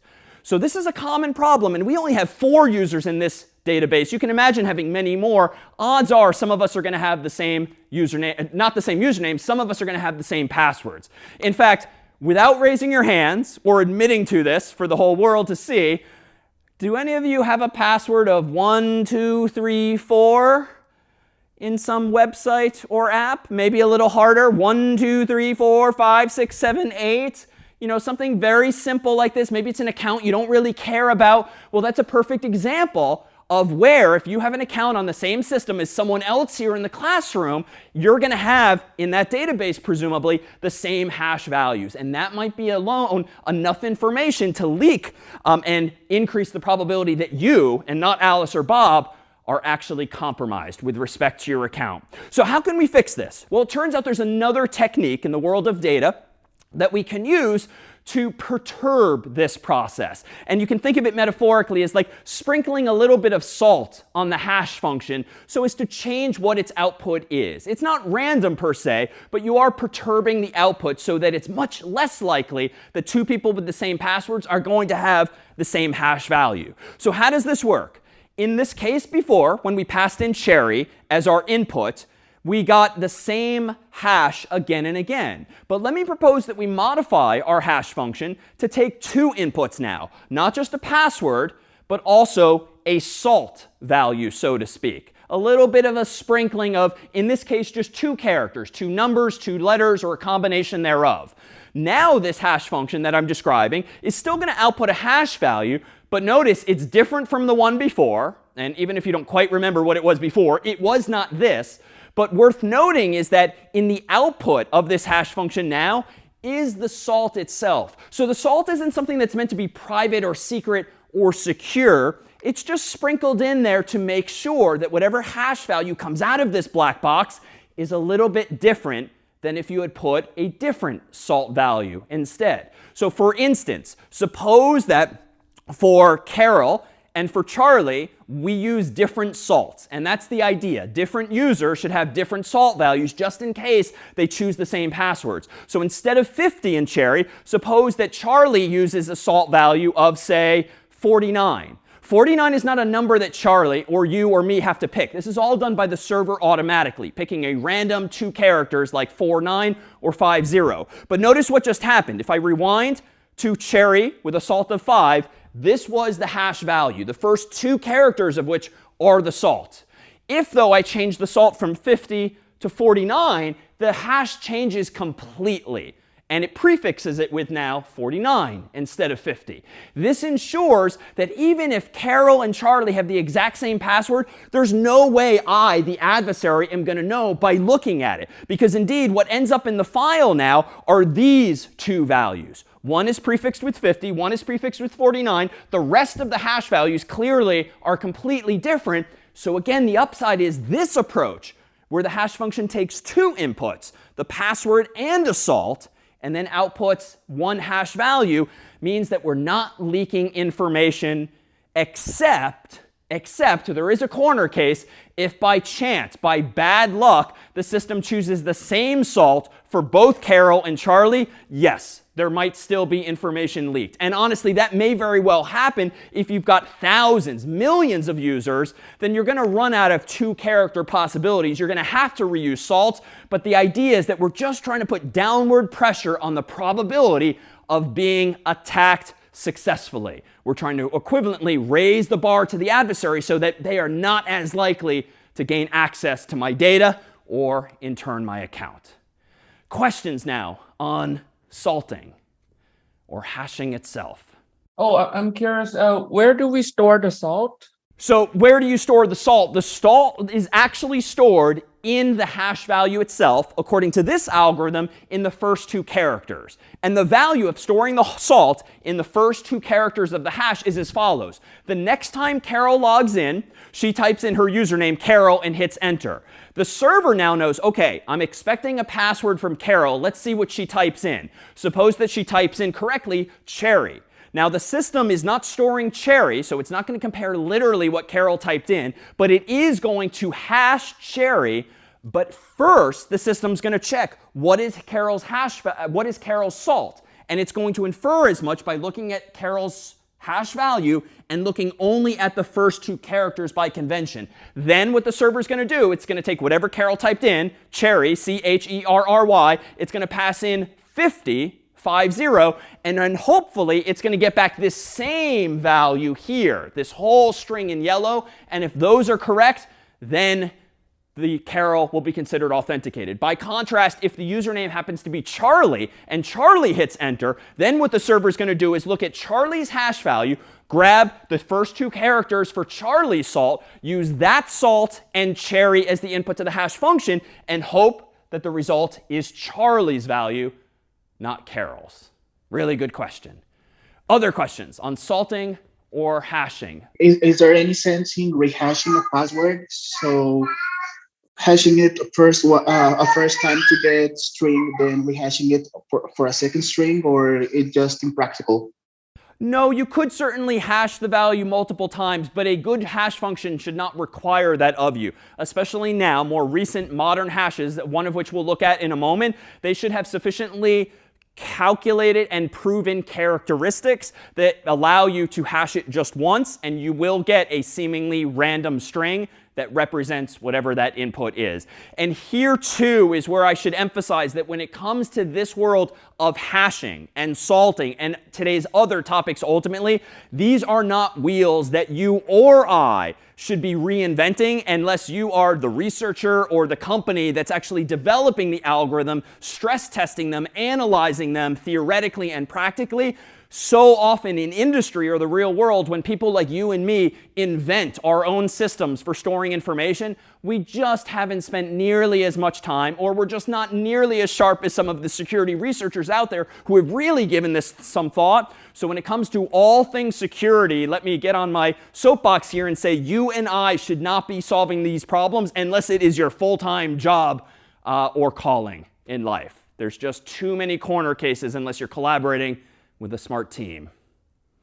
All right, with that said, here is what hashes generally look like nowadays in practice. For the sake of discussion, I deliberately chose a fairly simple hash function that was using a fairly short salt, just 2 characters, and a fairly short hash value as output.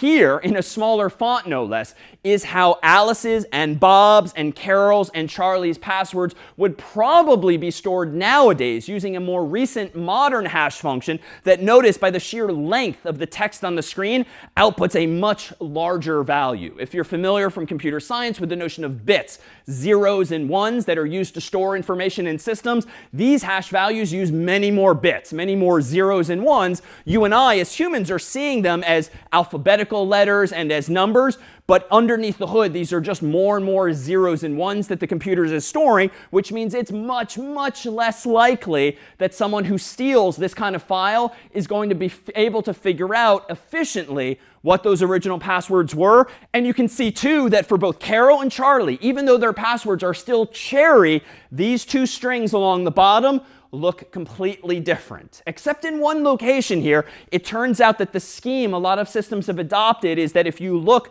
between $ at the beginning of what seems to be the hash value, you'll see a code like Y or Y or Y or Y or other numbers or letters as well. That's a little cheat sheet that tells the system exactly what hash function was used to generate the rest of it. And that's in the documentation that you can read online for any number of hash functions. So this is to say, when you create an account on some new website or app, if they are doing things well in a manner consistent with best practices and they are being mindful of your security, they are probably in a file or in a database or some other mechanism storing values that look quite like these based on whatever password you actually typed in.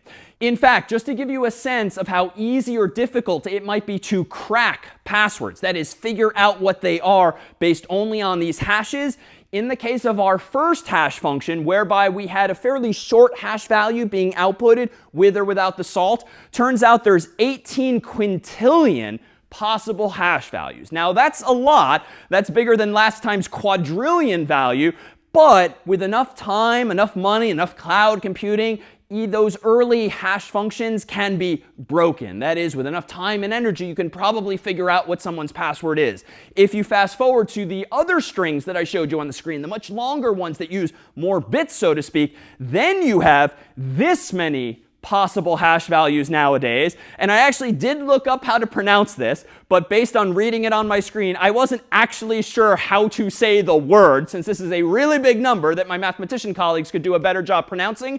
But given how many digits are on the screen, given how many commas are on the screen here, this is a really big number such that you and I probably don't need to worry about an adversary using brute force figuring out and still being able to figure out by the end of time what the corresponding password might be, unless there are other weaknesses in the system. Now, speaking of weaknesses, has anyone ever forgotten your password? Yes, of course. But have you ever gone to a website or app, clicked that link that says forgot password, ? In hopes of getting an email of some sort so that you can reset the password? I mean, odds are almost everyone here has experienced that. But has anyone ever clicked on that link, gotten back an email that actually contains your password so that you're just immediately reminded what it is? I'm seeing a few nods of the head. You can copy paste it then into the website. Do not use that website anymore. That is evidence of, that is a symptom of a website or application not practicing best practices. Why? Well, if it is the case that the website can email you your password, that means they can see and they know what your password is. That means this database, this text file we've been talking about, is probably vulnerable to some hacker eventually getting into it and stealing all of those usernames and passwords in the clear, no less. Because recall what these hashes are. They're generally meant to be irreversible. When you take as input apple, banana, and cherry, the output looks completely different with no obvious relationship to what those original passwords actually were. And so if that's what's being stored in the database, the company who made that website, the person who made that website or app, they should not be able to reverse that process either. Otherwise, surely the adversary can. So it is the case, and I've experienced this myself, often from sort of smaller shops or companies that maybe haven't really invested a lot of time or care into their website. If they are able to email you your original password, it is by definition not secure. And it's certainly not up to today's standards. It's just too easy for it to be compromised. So maybe minimally stop using that service and make sure you're not using that password anywhere else. Maximally, maybe send them a note explaining your concern and maybe linking them to some reference online, maybe this video, in which you explain why you have that concern. Questions then on forgetting passwords or hashing or salting? So as you said, some companies may not be practicing these hashes and maybe practicing something very bad. So if I were, let's say, a company and because of my practices, I had a leak of passwords and all the data, do I, as a company, have any obligations or responsibility for what happened? Since I have all the customers' data and all their passwords, do I have any obligations or responsibilities?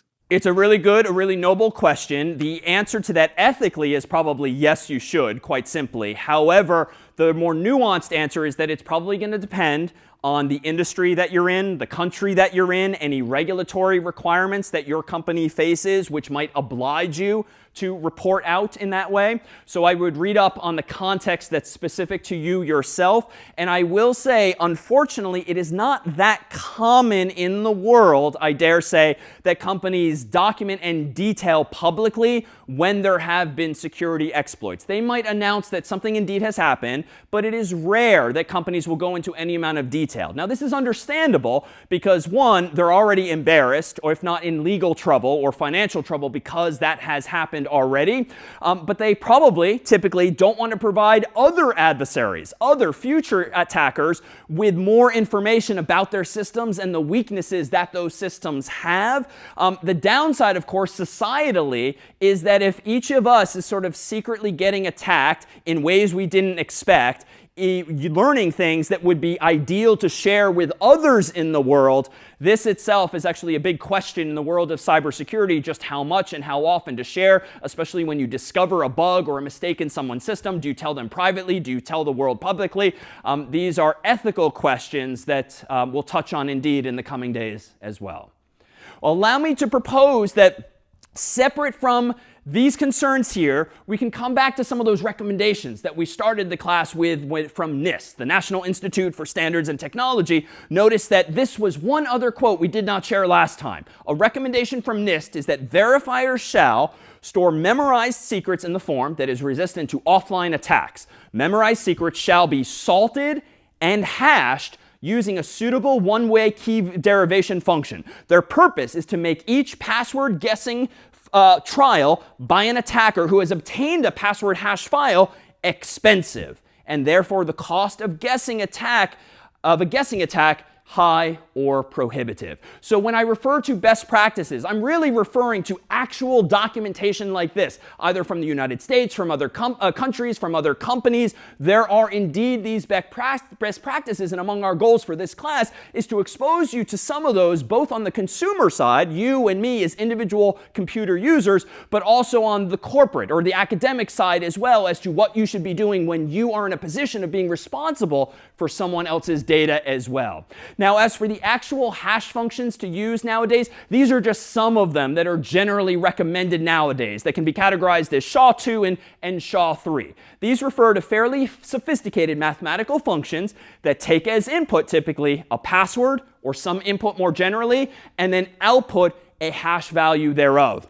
There are other algorithms too that can even be used to verify the authenticity and integrity of messages as well. In fact, today we'll also focus on how we can use primitives like these to ensure that data was not actually changed in transit when you sent it over the internet from one person to another.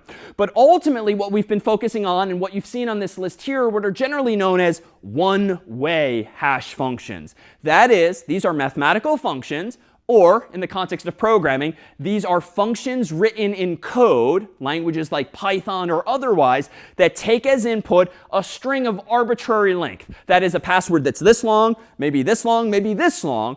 But what's key to these cryptographic functions is they output a hash value of fixed length. That is always this many bytes or characters, or this many bytes or characters. That is, doesn't matter how short or how long the password is, these one-way hash functions are one way in the sense that they take a potentially infinite domain, if you know this term from mathematics, and condense it into a finite range. That is a huge number of values, all possible passwords in the world, to just a finite list of possible hash values. It might be a long list of possible hash values, but indeed, no matter how long a string of text is, if it's of some fixed length, 16 characters, 32 characters, something else, there's only a finite number of those values. Now, there's an implication of this. When you take a really large input space or domain mathematically and map it to a smaller finite range, so to speak, mathematically, it turns out that if you do try to reverse the process, there will be multiple inputs that yield the same output.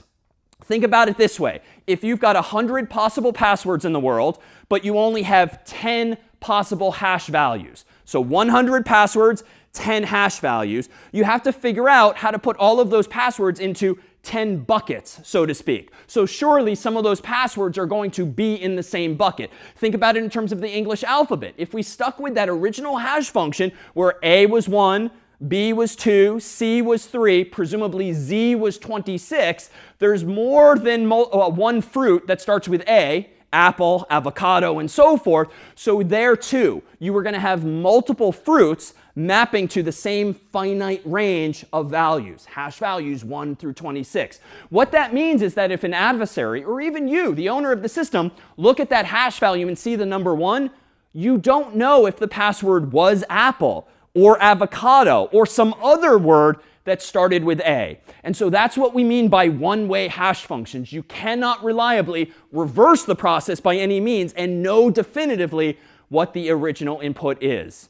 Now, there is a catch. That technically means on some systems, it might be possible to log in with apple or avocado, or more generally, your actual password and some other seemingly random password that might make no sense to you, but just because mathematically it has the same hash value, that password too might let you into the system.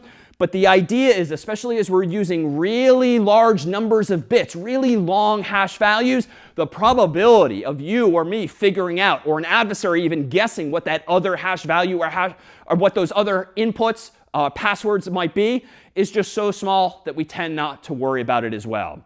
The algorithms we've looked at on the board here are also known as cryptographic hash functions, which means they have utility in the world of cryptography, where the world of cryptography is all about the practice and the study of securing data. Securing data while in transit from one point to another, or while at rest on your own system.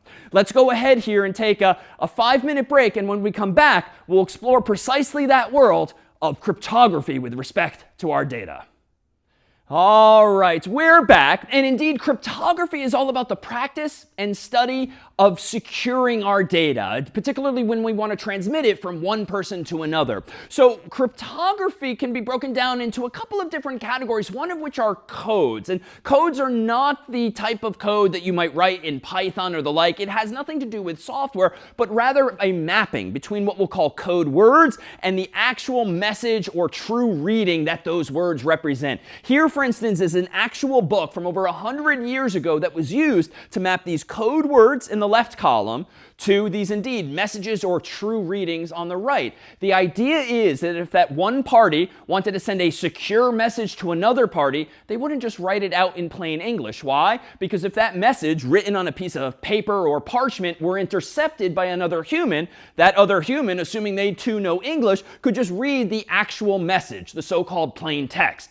In a code, though, you can convert the words that you want to say to code words that make no sense necessarily to someone who's intercepted the message in and of itself unless they too have this book. Now, you can imagine this being a fairly time-consuming process because when the recipient receives that message, unless they've memorized all of these pages, these code words and the meanings thereof, they have to do quite a bit of work flipping through their copy of the book in order to figure out what that message is. But the fact that they have a copy of the book, too, is a potential threat. Because if one party or another had their code book stolen, then any of the messages they've sent can now be decoded, so to speak, by looking them up retrospectively. And any future messages, if the owners of the book don't realize that code book has been taken, so too could those messages be translated. Not to mention the fact it's fairly cumbersome. This alone is page 187. And so that's quite a bit of codes and quite a bit of work just to achieve this layer of indirection. But there are some terms of art here that are worth knowing, and you might actually use in everyday context, but not necessarily for the same purpose. So in code, what do we mean by that? It means taking a plain text message, be it in English or any human language, and taking that as input and producing as output code text. So the code text might be a short, succinct sequence of words that might actually be English words, but they're not meant to mean what they normally mean. They're meant to be looked up in the code book to figure out what the message is actually trying to say. Meanwhile, decode, as you might expect, is the opposite. You take as input the code text that you have received as the recipient. You use that same code book to look up the code words and figure out what the actual message is in order to get the original plain text, be it in English or any other human language that the code book is designed for. But there's an alternative to codes, if only because those code books can get very cumbersome indeed. They can be taken and compromised and the like. So it's not necessarily the best system in that you need to physically keep something like that secure, let alone do so efficiently when converting.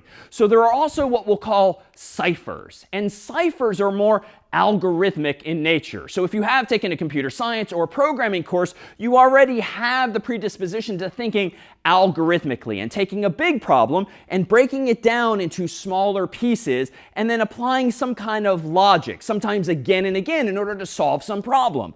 So ciphers focus on exactly that. They don't focus on maybe words or phrases. They might focus on individual letters instead, or even bits if it's in the context nowadays of computers.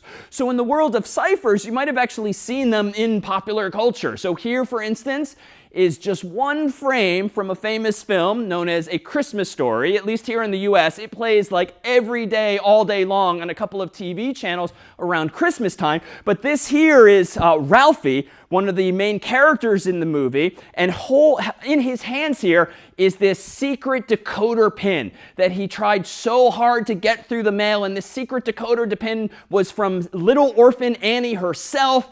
And what it does is implement mechanically a cipher, converting one letter to a number and back. But the thing twists left and right so that you can actually figure out what the mapping might be. So this is more of a cipher because it's operating at a lower level, not on entire words or phrases, but one letter at a time. And it's a repeatable process that Ralphie, in this case, can apply again and again to all of the letters of the secret message. In World War II, the Germans, for instance, had the Enigma machine that you might have read about or seen depicted in films, and this was a mechanical implementation of this same idea of a cipher. But instead of using mathematics or gears turning just this way and that, it was much more mechanical, was with rotors and lights and the like, but it too was implementing a cipher and could be configured with different inputs in order to influence exactly what the output would be. But that too was a physical device, and we'll focus here for the most part part, though, on things more digital, things that you can ultimately, for instance, nowadays implement much more readily and much more scalably in software. But the words we'll use are pretty much the same. To encipher a message means to take that message in English or any other language, our so-called plain text, and convert it, not surprisingly, to ciphertext as output. Meanwhile, the reverse of, or rather an equivalent term here that you might know as well, is to encrypt. Same idea, synonyms for our purposes, plain text to ciphertext. To encipher or to encrypt. Nowadays, encrypt is probably the more common of those terms. Meanwhile, decipher would be the opposite of that. To actually take the ciphertext that someone else has sent to you, run it through an algorithm or cipher, and get back the plain text. Meanwhile, decrypt would be a synonym for that phrase, which refers to exactly the same process of taking ciphertext as input and outputting plain text as output. So how do we configure these ciphers so that you and I can use the same algorithm but customize them not only with our own messages but also with our own settings, so that just because you and I might want to send the same plain text doesn't mean that the ciphertext has to actually be identical. And indeed, in the world of cryptography, it's quite recommended that you and I use public and well-documented, well-tried and tested algorithms publicly, but we do keep one piece of information secret so that our use of that cipher, that algorithm, is specific to us. And this customization, this configuration, are generally known as keys. Now, keys, much like a physical key to a lock on an actual door to your home, a key is what sort of unlocks the capabilities of this cipher, but it's a key that needs to be known and used not only by you typically, but also by the recipient, so that by having copies of the same key, you can not only encrypt messages or encipher them,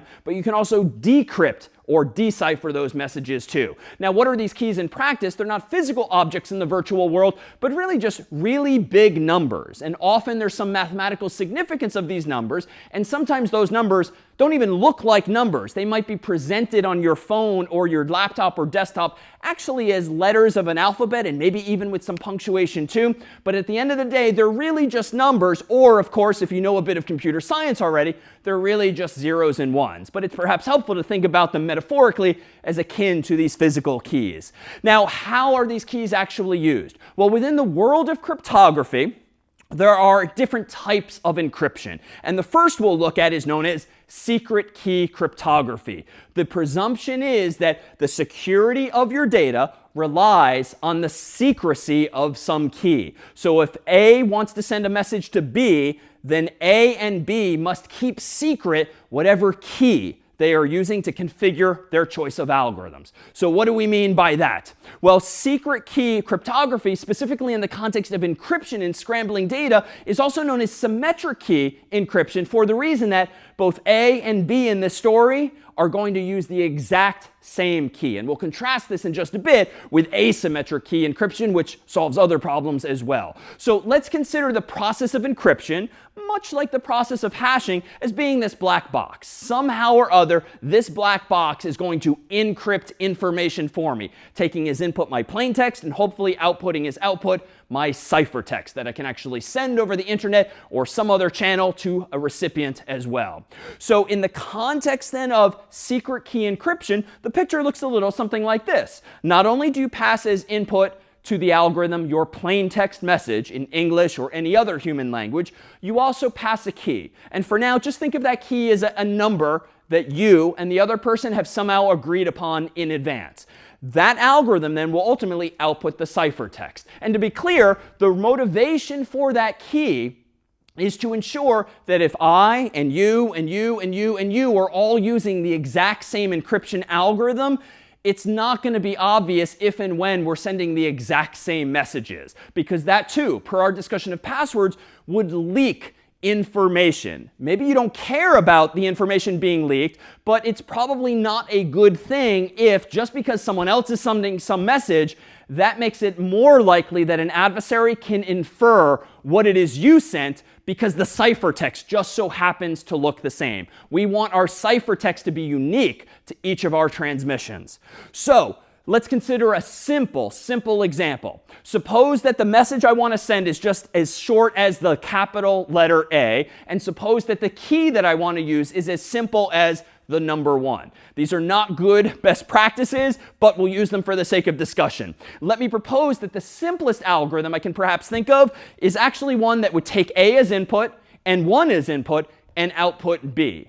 And you can perhaps infer where this is going. If I instead provide B as input and 1 as input for the plain text and key respectively, then the output is C.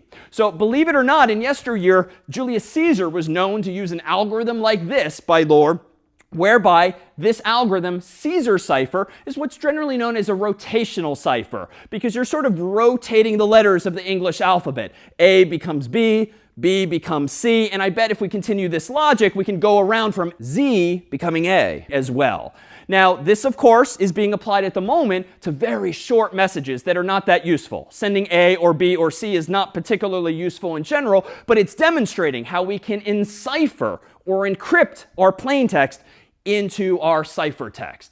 However, when someone receives this message, they need to know not only what algorithm I used to encrypt it, in this case, Caesar cipher or a rotational cipher more generally, but they also need to know what the key is. And the key might not be as simple as 1. Here, for instance, is an example of 13. If your key is 13 and your plain text is A, then your ciphertext should be N, because that is 13 places away from A. And so now the algorithm seems a little less obvious. 13 is also representative of something that's long been known on the internet as ROT13 for ROT13, rotate 13 places. It's a very popular way of scrambling information, but not in a way that you intend to be secure. Historically, it was often used for like movie spoilers online. If you want to make something a spoiler before there was CSS and blurring effects on websites and whatnot, you could just scramble it so it looks completely encrypted, but it's very easy for someone else with a click of a button even to just decrypt it. However, I would recommend that you not use a key of 26 because why? Well, at least in English, there's only 26 letters of the alphabet, capital A through capital Z in this case. So a key of 26 is going to output for your ciphertext the exact same thing as your plain text. So there's another joke on the internet whereby, ROT26 is twice as secure as ROT13, because 13 times 2 is 26. And obviously, that's not the case deductively here. Now, of course, this particular algorithm and keys of this small size, 1 through 26, not at all secure. Why? Well, honestly, I don't even need a computer to crack this cipher. I can probably take out a piece of paper and pencil and just try all possible numbers from 1 to 25. I don't need to even waste my time with 26, and just figure out via brute force what key someone might have used to send a message using this algorithm. Not on even single letters, but maybe it operates on every individual letter of their message. Wouldn't take me that long to probably figure this out by brute force by hand. And with code, my gosh, I could write some Python code probably that does it even faster than that. So here on the screen is some ciphertext that I created in advance. And I'll stipulate that this ciphertext was enciphered using that same rotational cipher. But I'm not going to tell you just yet what key I actually used. It was originally an English message in all capital letters, so the task at hand now is to decrypt this, I dare say. Whether you are the intended recipient of the message, or maybe maliciously, you've intercepted my transmission with this message in it, and now you're trying to brute force your way through by trying, and by the looks of some heads going down and some scribbling, 1 or 2 or 3. I bet we could also brute force our way through this algorithm. But how? Well, how does the decrypting process work? It's really just the same thing in reverse. If this now is our picture and you have ciphertext as your input, you should be able to pass the same key as input, 1 for instance, or 13, or with no good reason, 26, and get back out the plain text. But of course, the decryption algorithm is indeed the opposite, because you don't want to just add 1 position or add 2 positions or 3 positions. You want to subtract 1 or 2 or 3 or 13. You want to go in reverse, so to speak. And so if I were to pass in B as the ciphertext and 1 as the key, well, the plain text decrypted should, of course, be A. And that holds now for all of the other letters of the alphabet, assuming I'm reversing this process in order to decrypt. And now I'll let you glance at the screen here for just a moment and see if you yourselves can't figure out what this ciphertext is trying to say. And if you like the idea of figuring this out, if you want to get better at this particular skill, you are an aspiring cryptanalyst, I dare say, focusing on this world of cryptanalysis. And this, too, itself is a job, I dare say, particularly with governments trying to decrypt messages that might very well have been encrypted. Now, hopefully, the world is using more secure algorithms than these simple rotational ciphers. And what do I mean by secure? Hopefully, they're using keys that are much bigger than small numbers like 1 through 25. Hopefully, they're using much, much, much larger numbers, many more bits, if only so that it takes you and me, when we try to apply cryptanalysis to ciphertext, it takes us way, way longer than this particular algorithm alone. Now, I don't want to keep you in suspense, but I also don't want to spoil this if you'd like to try your hand at this. So go ahead and close your eyes if you don't want to see the answer to this, or I suppose you can just look away from your screen. But in 5 seconds, I'll reveal what the plain text actually is. And some of you, if you've seen that movie I mentioned, will know immediately why this is the way it is. But otherwise, you might just see this as an advertisement of sorts. So here we go. Your chance to close your eyes in 5, 4, 3, 2, 1.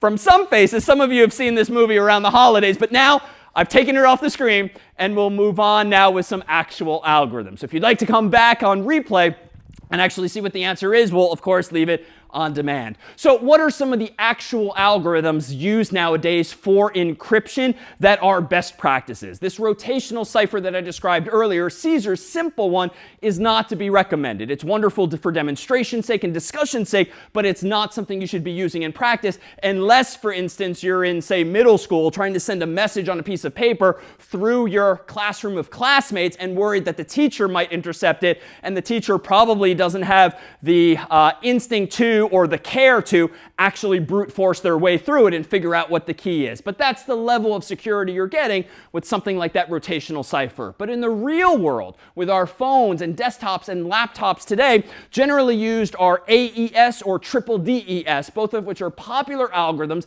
that have been vetted by the world and are very commonly used as secret key encryption ciphers, or symmetric key encryption ciphers, which, to be clear, require that both the sender and the receiver know and use the exact same key. And for our purposes today, let me just stipulate that the mathematics of these two and other algorithms much more sophisticated and documented in textbooks, but therefore it makes it much harder for the adversary to figure out, as by trying 25 different keys, what the actual key in use might be. Questions now about secret key cryptography or any of the primitives we've just discussed. So is it possible that if someone hacks the gets to know about the hash value, the hash function of a company that it is using, he might be able to use the hash values and find a reverse function and then get the passwords for that? A good question. I wouldn't worry mathematically about someone reversing the hash functions, if only because with all of the ones that are in popular use today in modern systems, there are a lot of smart mathematicians, computer scientists, professionals who have kind of vetted, if not proven mathematically, that these things work as expected. However, if the passwords that have been hashed are relatively easy to guess, or if the adversary just gets lucky with whatever technique they are using, it is absolutely possible to find at least a password, a input, that maps to that hash value, but often not without significant effort. And so generally, a company does not want to, should not try to keep proprietary or secret what hash function they're using, what encryption algorithm they're using. If anything, I dare say, it should be reassuring to the public if and when companies are using best practices and de facto standards. All of these algorithms are designed to keep secret, not the algorithm itself, which literally can be found in university textbooks nowadays and on Wikipedia and beyond, but rather to keep secret the thing that's designed to be secret, which is the key. And now, if you're using too small of a key, like I did originally, well, then you're just using the algorithm poorly, perhaps. But so long as you're adhering to best practices and picking a really big recommended size key, then things mathematically should be trustworthy. for an attacker, rather than like basically cracking a hash or cracking an algorithm, wouldn't it be easier to just try and access the basically server database and access the hash function like generator code? So rather access how the specific algorithm works. That way, they can basically just reverse engineer it. Everything you described is possible. However, I would push back on this assumption that the company should try to keep its hash algorithm secure or hidden. You should trust in the mathematics of what we're discussing today, both in the context of hashes and in the context of encryption. And I've pulled back up on the screen here the number of possible hashes that exist when using one of the most modern standards for hashing passwords. This is such a big number. I dare say, I don't remember how many atoms are in the universe, but I'm going to guess it's fewer than this, maybe.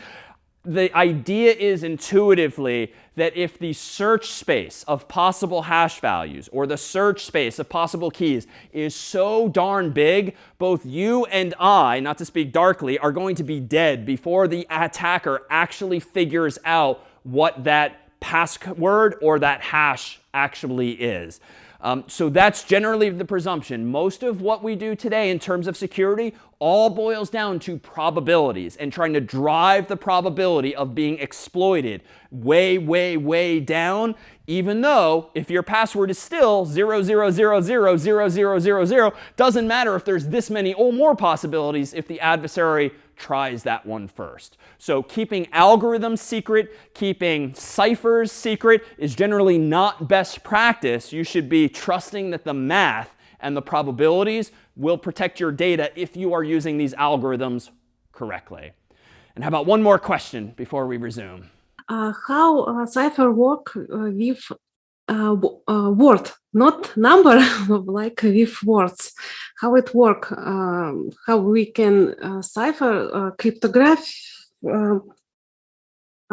letter, our letters with words, not a number. How it can be work? OK, so if your key is a word and not a number, let me first say that generally when it comes to encryption, the keys are not words. These are not passwords. They're not meant to be used in quite the same way. These keys are generally generated by the computer for you. And so as such, they're just random numbers for the most part. With that said, even if it is a word like Apple, there are ways, and you would learn this in a class like CS50 itself, to convert a word to the underlying numeric representation. There's a system called ASCII or Unicode. So capital A is actually the number 65 in most systems. Capital B is the number 66. But we can go one level deeper. There's actually a pattern of zeros and ones that represent A's and B's and C's and so forth. So we can convert everything in the world of computers to numbers. And for that, let me encourage you to take CS50X online. So that then is secret key cryptography or symmetric key cryptography, but it doesn't solve all of our problems because I've kind of taken for granted throughout this whole discussion that the sender and the receiver have a shared secret between them, whether it's a simple key like 1 or 2 or 13, hopefully not 26, or hopefully some much bigger value. But there's kind of a chicken and the egg problem there, so to speak in English, whereby how do you actually establish a shared secret between parties A and B if A and B have never talked before? In fact. So for instance, if you're visiting Amazon.com for the first time, a popular e-commerce website, or gmail.com for your email, ideally, and you probably know this already from just living in the real world nowadays, ideally you want that connection to Amazon or Gmail to be encrypted, to be scrambled in some way. Why? Well, you don't want your password being stolen by someone. You don't want your credit card number being intercepted by someone. You don't want your personal emails being read by other people. So it stands to reason that encryption is generally a good thing. And you've seen this perhaps in the URL bar via something called HTTPS, where the S literally is meant to mean secure. But odds are you don't know anyone personally at Amazon.com, and you don't know anyone personally at Gmail.com. So what key are you going to use to communicate securely with these websites? Not to mention new websites that don't even exist today but might come online tomorrow. How do you establish a shared secret with someone else. So that's sort of a fundamental gotcha or caveat with symmetric key or secret key encryption, is that assumes that you have a shared secret between you and the other person. But the chicken and the egg scenario comes in, whereby the only way to establish a shared secret would be to send it to the other person securely. But if you can't communicate securely, you can't even send them the secret you want to use. So you're sort of caught in this deadlock. Thankfully, thanks to math, there are ways that we can solve this too via not symmetric key cryptography, but public key cryptography, otherwise known as asymmetric key cryptography. And among the algorithms here might be these, something called Diffie-Hellman, MQV, RSA, and others as well. And I dare say on this list, maybe RSA is among the most well-known, is perhaps an acronym you've actually seen in the wild. Now, what do we mean by public key cryptography, or more specifically, public key encryption? Well, in the world of public key encryption, or asymmetric key encryption, the asymmetry is implying that you actually don't use one key between the two people, A and B. You actually use two keys. In the world of public key encryption, everyone in the world has both a public key and a private key. And these two are just really big numbers. There is a mathematical relationship between these numbers, the public key and the private key, but that's a relationship that your phone or your laptop or your desktop figures out when generating these values for you. So unlike our previous discussion of passwords, which you and I as humans do choose and memorize or store in our password managers, when it comes to keys, these are generally, in the world of public key cryptography, generated for you. And as the name suggests, the whole purpose of these keys is to tell the whole world, if you want, what your public key is. It is not in any way secret. You can literally email it out. You can put it in the signature of every email. You can post it on your website, on social media. The whole point of the public key is to make it indeed public. But suffice it to say, the private key should be kept secret by you, private by you on your own device. That should never be shared with anyone else. But the cool thing about public key cryptography and the mathematics underlying it is that if you share your public key with someone else on the internet, they can use that public key to encrypt a message and then send it to you over email or chat or any other technology. And if you had to guess, what is the only key in the world that can decrypt a message that has been encrypted with your public key? The only key in the world that can decrypt a message that has been encrypted with your public key is your private key. That's what the mathematical relationship ultimately does for you. So pictorially here, if this is our algorithm that implements this idea of public key encryption, let's see what the inputs and outputs should be. If the goal is to send a message to you and you have shared with the world your public key, whoever is sending you this message uses your public key, their plain text message, and out of that comes ciphertext. That then is how asymmetric key encryption works. Meanwhile, when you receive that message, you can use your own private key and the ciphertext you've just received to get back the plain text. And this is what we mean by asymmetric. Unlike secret key cryptography or symmetric key cryptography, where you're using the same key back and forth, +1 or -1 in the case of the rotational cipher, with asymmetric encryption, you are using one key for one process and another key for the decryption process. So that's what's fundamentally different. RSA is one of the most popular algorithms for this. The browsers you probably use every day are probably using some variant of RSA underneath the hood. We won't get into great detail about the mathematics, but one of the most important details about RSA is that it relies on really big prime numbers. In fact, in a nutshell, what happens with RSA is your computer or your phone chooses a really big prime number called P. It then chooses a really big other prime number called Q. Then it multiplies them together to get a new value. We'll call it N.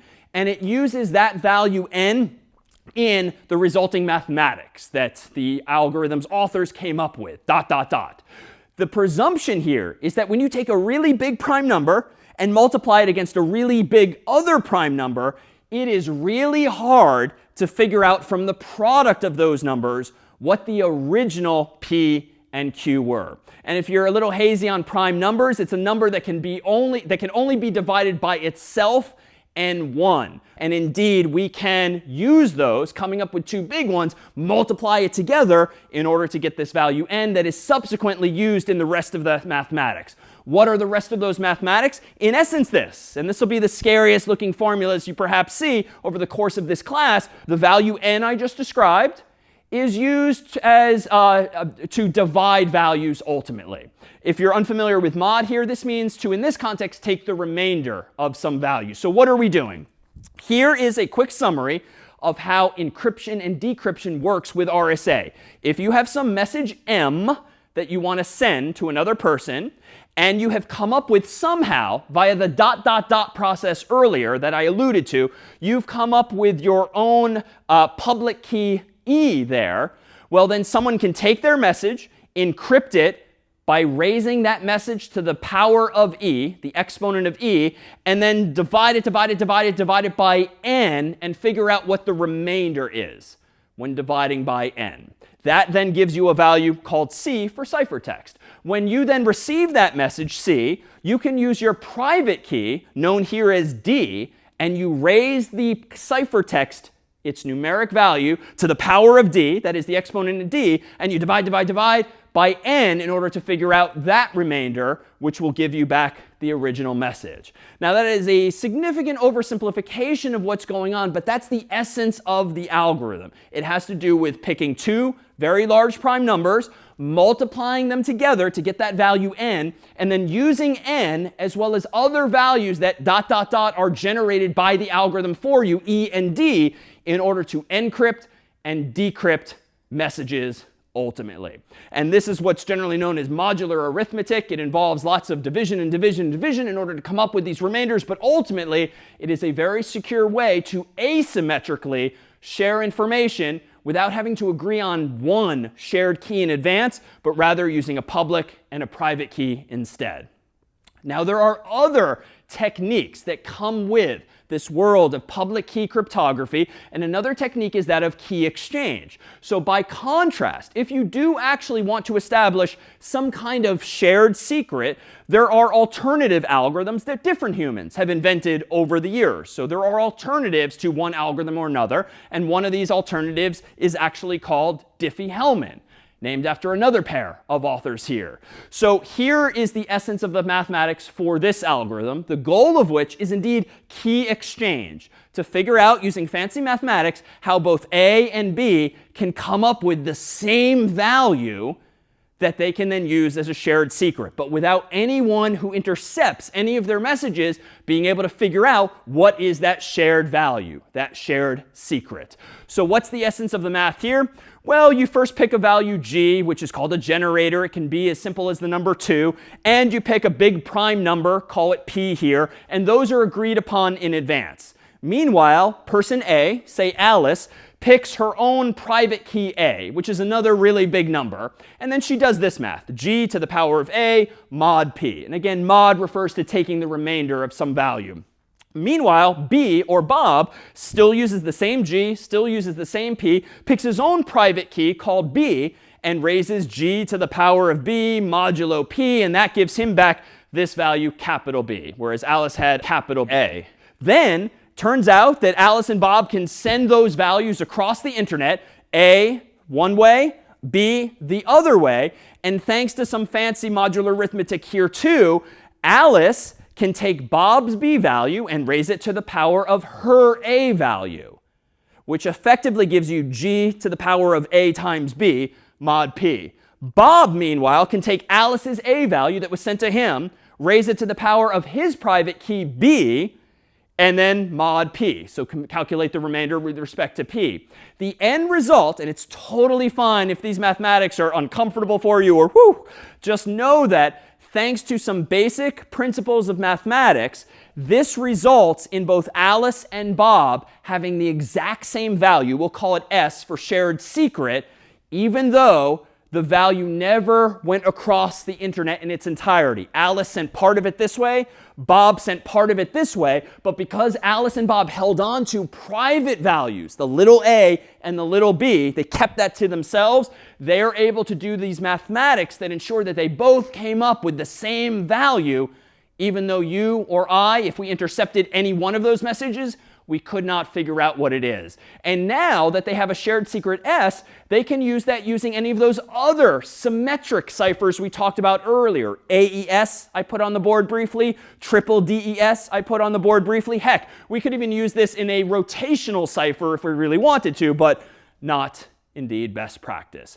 So again, don't worry so much about focusing on the mathematics, but if you were to take a higher level class in theoretical computer science, these are intellectual rabbit holes that you could go down to better understand how the software works. And now to my comment earlier about not trying to invent your own cryptographic functions, like this is the kind of reason why. This is the degree of sophistication that you and I take for granted in our phones, our laptops, and desktops that have been vetted by industry and academics alike. Generally, best practice is to rely on standards that have been tried and tested rather than try to come up with your own creative crypto system, so to speak, that may very well have faults that you yourself do not know.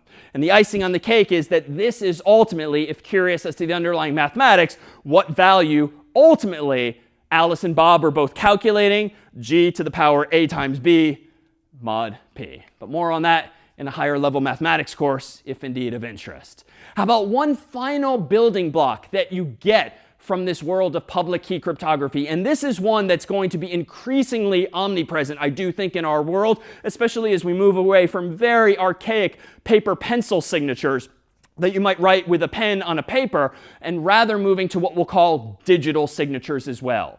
It turns out that once you're comfortable with the idea of public key cryptography, generally involving a public key and a private key, the first of which is literally public, you can share it with the world, the second of which is meant to be private, kept only to you, and if you can take at face value my claim that through appropriate mathematics, there's a relationship possible between these two numbers, that whereas one can encrypt data, the other can decrypt. Even if you don't care to get into the specifics of the mathematics, but you just agree that, okay, that sounds reasonable to me, that math can work, we can now use that building block of a public key and a private key to solve other problems as well. Not just encrypt messages from point A to point B and back, but rather to sign information, sign documents even, and say, yes, this was signed by David or someone else. So how does this work?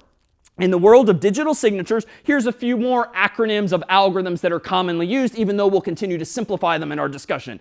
DSA, ECDSA, RSA, and others can be used to give you the ability to sign documents or other pieces of information digitally. So what does it mean to sign something digitally? It's not at all like this with a unique signature. It's all mathematics involved. So here then might be our algorithm for digitally signing some document or piece of information. And I claim that the input to this process is a message, a letter that you've written, a contract that you want to sign, something that you want to put your digital signature on.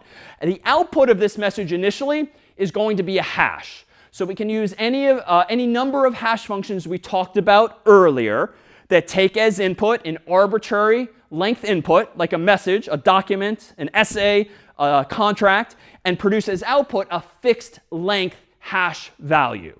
So we've seen that, and we've stipulated that that is indeed possible, similar in spirit to our password discussion earlier. You can even do it for larger inputs than passwords. You can do it for entire documents as well.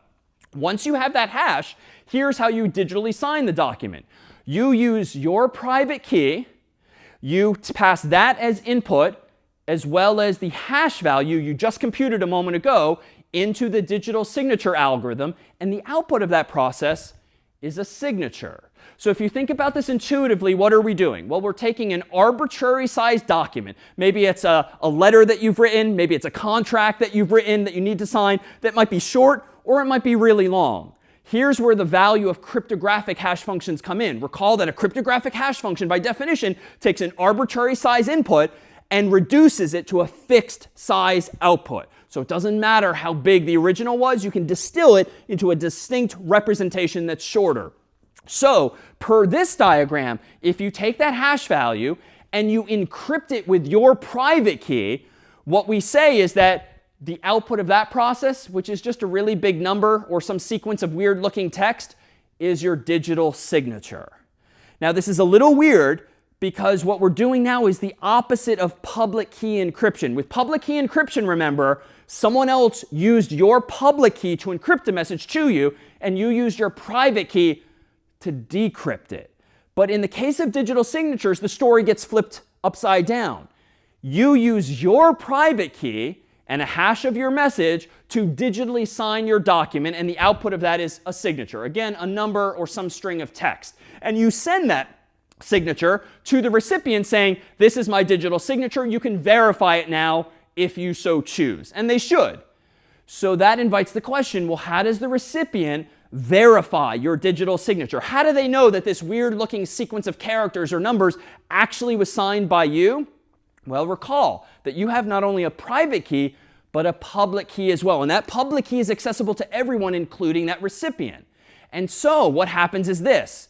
When that recipient gets your document and your digital signature, so to speak, they probably want to and should verify the digital signature to confirm that, yes, you signed off on that document or contract. So what does that box look like? Well, they have received not only the document itself, the so-called message, they've also received your digital signature. So you've sent them two things. And the digital signature, you can think of it like a human signature, but it's, of course, a big number or a string of text. But they've sent you two things, the document and that signature. So what do? You take the document you've received and you run it through the exact same publicly available hash function, because the document might be long, so you want to collapse it into a short hash representation thereof, just like our use of passwords. So that you can just do easily, no private information involved. But then what do? You then take the public key of the person who signed this document, you take the signature that they claim is their signature, and you decrypt their signature with their public key. That should output the exact same hash that you just calculated. So to summarize, the message itself, the document in this story is public. It's not encrypted. It's not something you really worry about being private. What you really care about in this story is that it was signed by a specific person. So if that message, that document, is available to both the sender and the receiver, both of them do this first process of hashing the message, hashing the document, just to get some succinct representation thereof. So it's not this big, it's this big. Makes the math quicker and easier.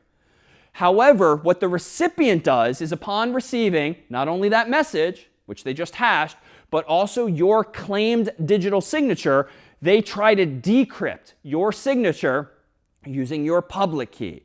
And here too, just as the private key can reverse the encryption done by a public key, so can the public key reverse the encryption done by a private key. So if the recipient mathematically gets the exact same hash after decrypting what you sent them, it must be the case mathematically that the only person in the world who could have signed this document is in fact you, because they have your public key. And maybe some third party, some registry, some company has said, yes, that is David Malan's public key. You can trust that. And so if David Malan's private key has not been compromised, you can trust that any signature that you can decrypt with my public key must have been encrypted with my private key. And it takes a while, I think, for these ideas and certainly the mathematics to sink in. But for now, if you just trust that there's two big numbers in the world, one public, one private, there's a mathematical relationship between them such that one can reverse the effects of the other in either direction, we humans can use this now not only to secure our messages per our discussion of encryption, we can also use it to authenticate messages and attest, yes, this came from David Malan or did not. And unlike a human signature on a piece of paper that can obviously just be photographed, duplicated, traced over, the secrecy of digital signatures relies on keeping your private key private. And that notion does not exist in the world of human signatures. And so in that sense, digital signatures are objectively better than our old form human ones. Questions now. And I know that's a lot, and it's okay if it didn't all go down at once. Questions on digital signatures, public key encryption or decryption, or anything prior? Would these public and private keys be attributed to what, your IP address?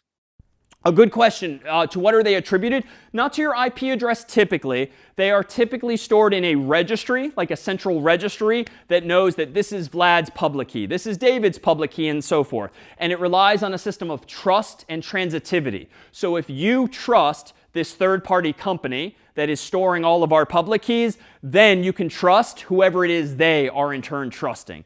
Or it can be more distributed. Your public key can literally be distributed in the footer of your emails. It can be posted on your website. It can be on your LinkedIn profile or the like. And so long as other people in the world trust your emails or your website or LinkedIn, they can trust that that is in fact your public key. So different ways to implement that system of trust. Other questions? Hashing uses a mathematical function, and encryption uses a mathematical function plus a key, like the Caesar cipher basically uses the simple function plus the key. Is that analogy correct? Yes, that is correct. And if it helps you, this is an oversimplification, but it's generally helpful, I think, to think of hashing as one way. So you can only convert a value to a hash value, but not the opposite.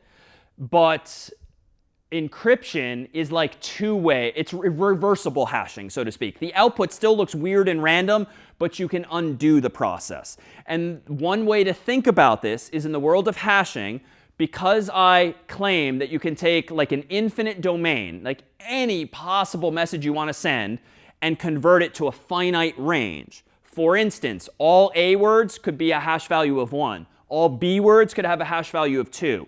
That simple example already captures the reality that if you only have the hash values, 1, 2, I have no idea what the original input is. And it doesn't matter how hard I try, I'm never going to figure it out because it could be apple or avocado or something else that starts with A. So hashing in that sense, one-way hashing throws away information such that it's not recoverable. But encryption does the opposite. It would be pretty useless if encryption threw away information, because the whole point of encryption is to secure messages and information we want to send. So encryption is reversible. Hashing in general is not. And as you know, the key, no pun intended, to encryption is necessary so that you can reverse the process in a way that remains secret to other people. How about one more question, and then we'll take a short break, and then we'll come back and wrap up. Is there any possibility to spoof the signatures? Short answer, no. Like, so long as you are using a standard that we believe to be correct and not compromised, so long as your private key has not been stolen by someone or no one's taken it off of your phone or your computer, it should not be possible to forge it. The probability is so low, it should be the least of your concerns, is the idea.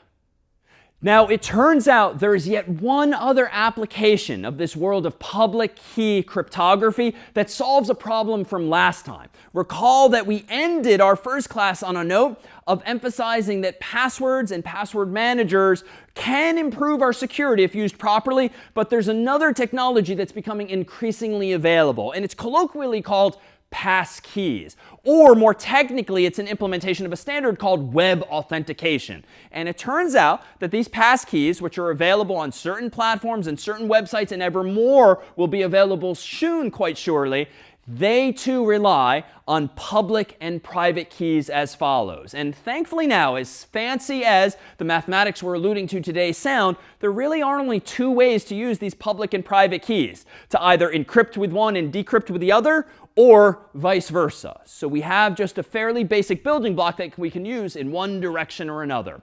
So how do passkeys work? In the near future, as you will find, when you go to certain websites or applications, you probably will not be prompted as frequently to type in a username and pick a password, which is to say, you don't have to generate a hard-to-guess password. You don't have to memorize a hard-to-guess password. You don't have to even store a hard-to-guess password in a password manager, because passkeys eliminate passwords. It moves us more toward a world of passwordless accounts. Now, how can that be? Because up until now, we've been using usernames and passwords to authenticate ourselves. Well, it turns out we humans have been getting really good at this math, even if it doesn't feel like it today. We've been getting really good at using mathematics to solve these problems as well. So imagine the following scenario. When you go to a website in the future or app, rather than being prompted to create a username and password, you'll just be prompted to create a passkey. What that means is your laptop or desktop or phone will probably prompt you with some form of factor. They'll ask you for your fingerprint, or they'll ask you for a scan of your face, or maybe a PIN code, a short number that you type in just to demonstrate with high probability that you are authorized to be using this device and creating this account. What then will your device and the website do? Your device will generate a public key and a private key just for that one website or app.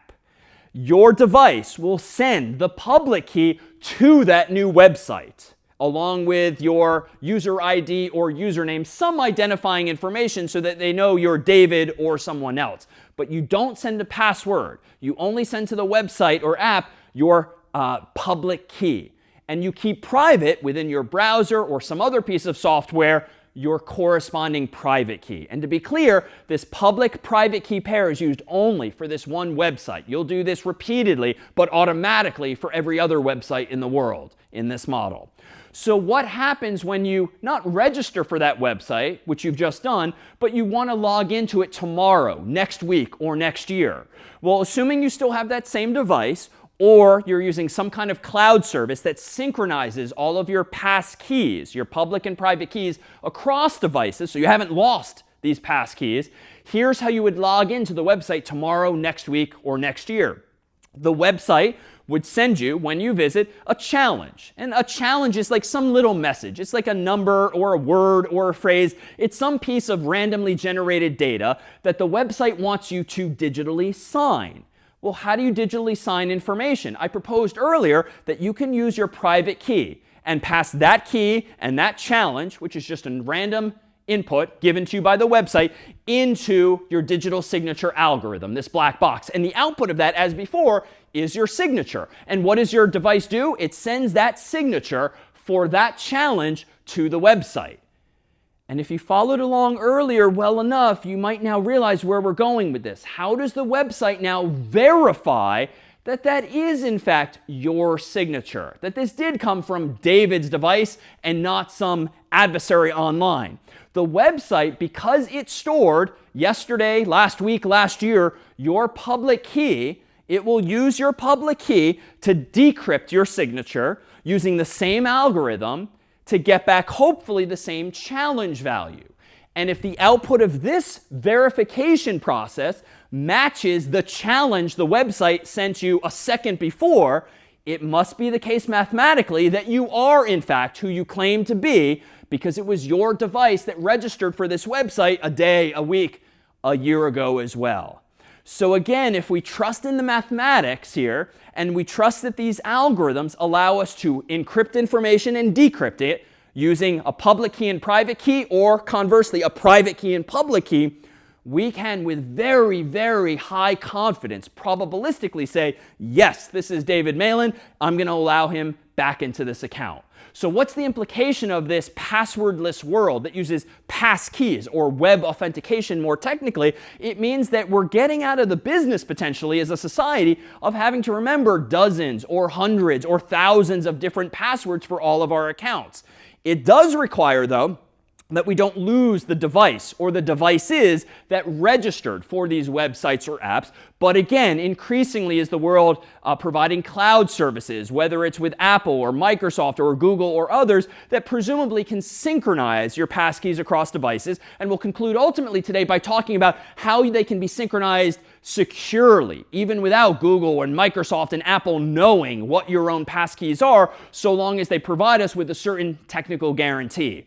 So the upside of this is we can move away from passwords, and you can even share these pass keys with other people if you so choose. The catch is right now, They're not omnipresently available on every website out there. It's probably going to take some time for the world to come on board, but I do dare say in the coming weeks, months, and years, you will see passkeys increasingly offered to you. And so indeed, the next time you visit a website that asks you, hey, do you want to register with your fingerprint or with your face or with a PIN code, and you're never even asked for a password, odds are it's using this passkey technology instead. Well, let's go ahead and take one more 5-minute break here. And when we come back, we'll talk about securing data as it's moving back and forth and sitting on our own systems. All right, so we're back, and allow me to claim that we now have a bunch of ways to hash data and also encrypt data and also now decrypt data. So how can we use these building blocks to solve some other perhaps familiar problems? Well, there's this notion of encryption in transit, which is a fancy way of saying that you and I probably prefer nowadays that our data be encrypted whenever it's traveling from point A to point B, whether that point B is Amazon.com, Gmail.com, WhatsApp, or any other service that we're communicating with. We ideally want no one in between us, some machine in the middle, so to speak, to be able to get at that same data. Because in particular, what you should be worried about is a scenario like this, where if Alice is trying to communicate with Bob, you might worry that there's some eavesdropper, so to speak, named Eve, between Alice and Bob. And maybe this is via wires nowadays on the internet. Maybe it's somehow wirelessly. Maybe Eve actually represents a company that Alice and Bob are communicating between, like Gmail or Outlook or the like. So encryption in transit, though, is important to distinguish from other forms of encryption. In particular here, Alice might very well have an encrypted connection, not to an eavesdropper per se, but just a third party like Gmail. So assume that Eve here is Gmail. And meanwhile, Bob, when checking his email account, has an encrypted connection to Eve as well, which in this story now is Gmail. So Alice has a secure connection to Gmail, and Bob has a secure connection to Gmail as well. But that does not mean necessarily that Alice has a secure connection to Bob. Security does not really work through transitivity, so to speak. This might very well mean that the data is only encrypted while in transit from A to E and from B to E. But that doesn't mean that Eve, or Gmail in this story, can't be reading all of Alice's and Bob's emails. And indeed, that is technically possible on Google's end. They, of course, run all of the servers that your Gmail accounts might be on. There's nothing technically probably stopping them from reading anything and everything. Now, hopefully they have policies. Hopefully very few humans actually have the privileges or the authorization to even do anything close to that. But technically speaking, just because Alice has a secure connection to Gmail and Bob has a secure connection to Gmail, that doesn't mean that their communications will be encrypted entirely between A and B. And there are lots of examples of this as well. Zoom, for instance, when it comes to video conferencing, you might have an encrypted connection to Zoom. I might have an encrypted connection to Zoom. That does not necessarily mean that Zoom couldn't be Eve in this story, listening and watching everything that we're saying while video conferencing as well. So encryption in transit is good in that it at least keeps random people out of the picture because they don't have access to these encrypted channels. But if there is this third party, this machine in the middle or company in the middle, even they might have access to data that we do not want them to have access to. So what then is a stronger alternative? Increasingly possible, increasingly available, and something you as a user should be looking for with greater frequency is what we would call end-to-end encryption. This is a stronger guarantee whereby you can trust that Alice's connection to Bob is in fact secure, even if, not pictured here, there are 1, 2, 3, 4 machines in the middle, companies in the middle, eavesdroppers in the middle. If you use encryption properly, end to end, you can ensure that the only thing Eve or Google or Zoom can see is just your ciphertext, the seemingly random strings of text or zeros and ones that represent your encrypted data, but without your key, they have no idea what that data actually is. So end-to-end encryption isn't necessarily in most companies' best interest. Why? Well, companies like Gmail tend to presumably mine our data, whether it's for advertising purposes or otherwise. And so it's sometimes in companies' interest to have access to your data to keep it secure on their servers. but still in a way that they have access to it. Now that might be not comfortable for you, and so there are alternatives. For instance, iMessage for Apple users and WhatsApp internationally is known in particular for offering end-to-end encryption, which, if implemented truthfully and technically correctly, should guarantee that even though your messages might be going through WhatsApp servers, no employee at WhatsApp can actually see your messages because it's encrypted all the way from A to B, even though it's going through a potential eavesdropper. But that depends on exactly what form of encryption you're using, and if it's not end-to-end, it might only be encrypted in transit, such that that eavesdropper might indeed have access to the data. So as to how you can use end-to-end encryption, it's an option that a service must provide to you in this case, or you must choose services that offer it. It's not necessarily something that's always available, but it is increasingly available in different software. So let's now consider a fairly mundane operation, but one that has implications for these same technologies and solutions. That is deleting a file, be it on your Mac or your PC or your phone or some other device. Now, where is data stored in your devices? Well, generally, it might be in a device like this, a large, somewhat older, but large hard drive that can store lots and lots of files and folders, or perhaps something smaller known as a solid-state drive that might store information entirely digitally without any moving parts. And even smaller might be something like this that you carry around, like a USB stick, and they are even smaller nowadays too, that similarly stores some data digitally. Now, how do we go about deleting files from a computer or any of these devices? Well, you typically click it and drag it somewhere, or maybe you right-click it, or maybe you tap and drag it to some trash or the like. There's any number of user interface mechanisms for deleting files.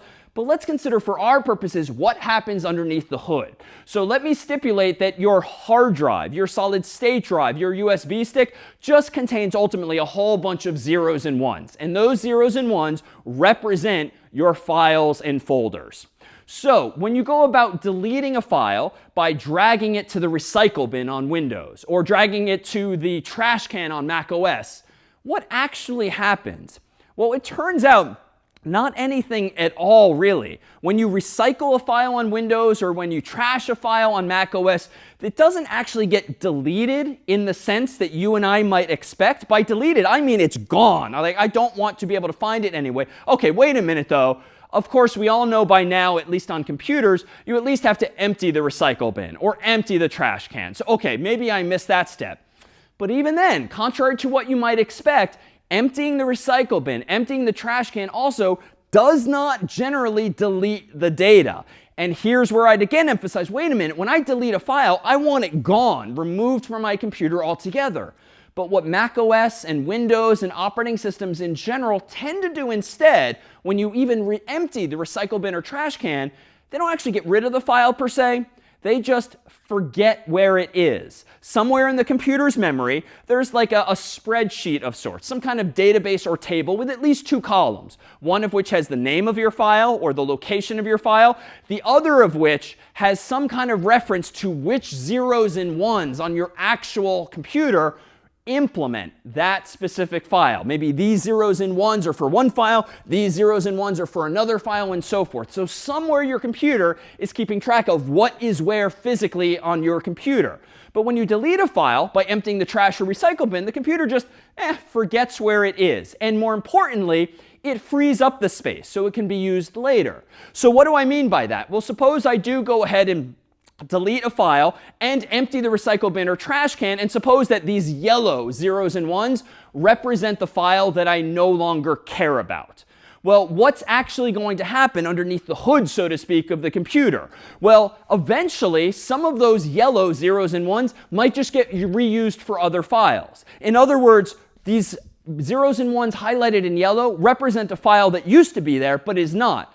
That is equivalent to saying, some other file can now use those same zeros and ones. And so here's some random zeros and ones that maybe overwrite some of the file, but not all of it. Notice there's still a bunch of yellow zeros and ones here in my depiction of my computer. So it turns out that over time, yes, your file will probably get actually deleted. What do I mean by that? Eventually, those zeros and ones will be repurposed, changed from 1 to 0, changed from 0 to 1, such that your file, for all intents and purposes, is actually gone, because it's been repurposed, that space altogether.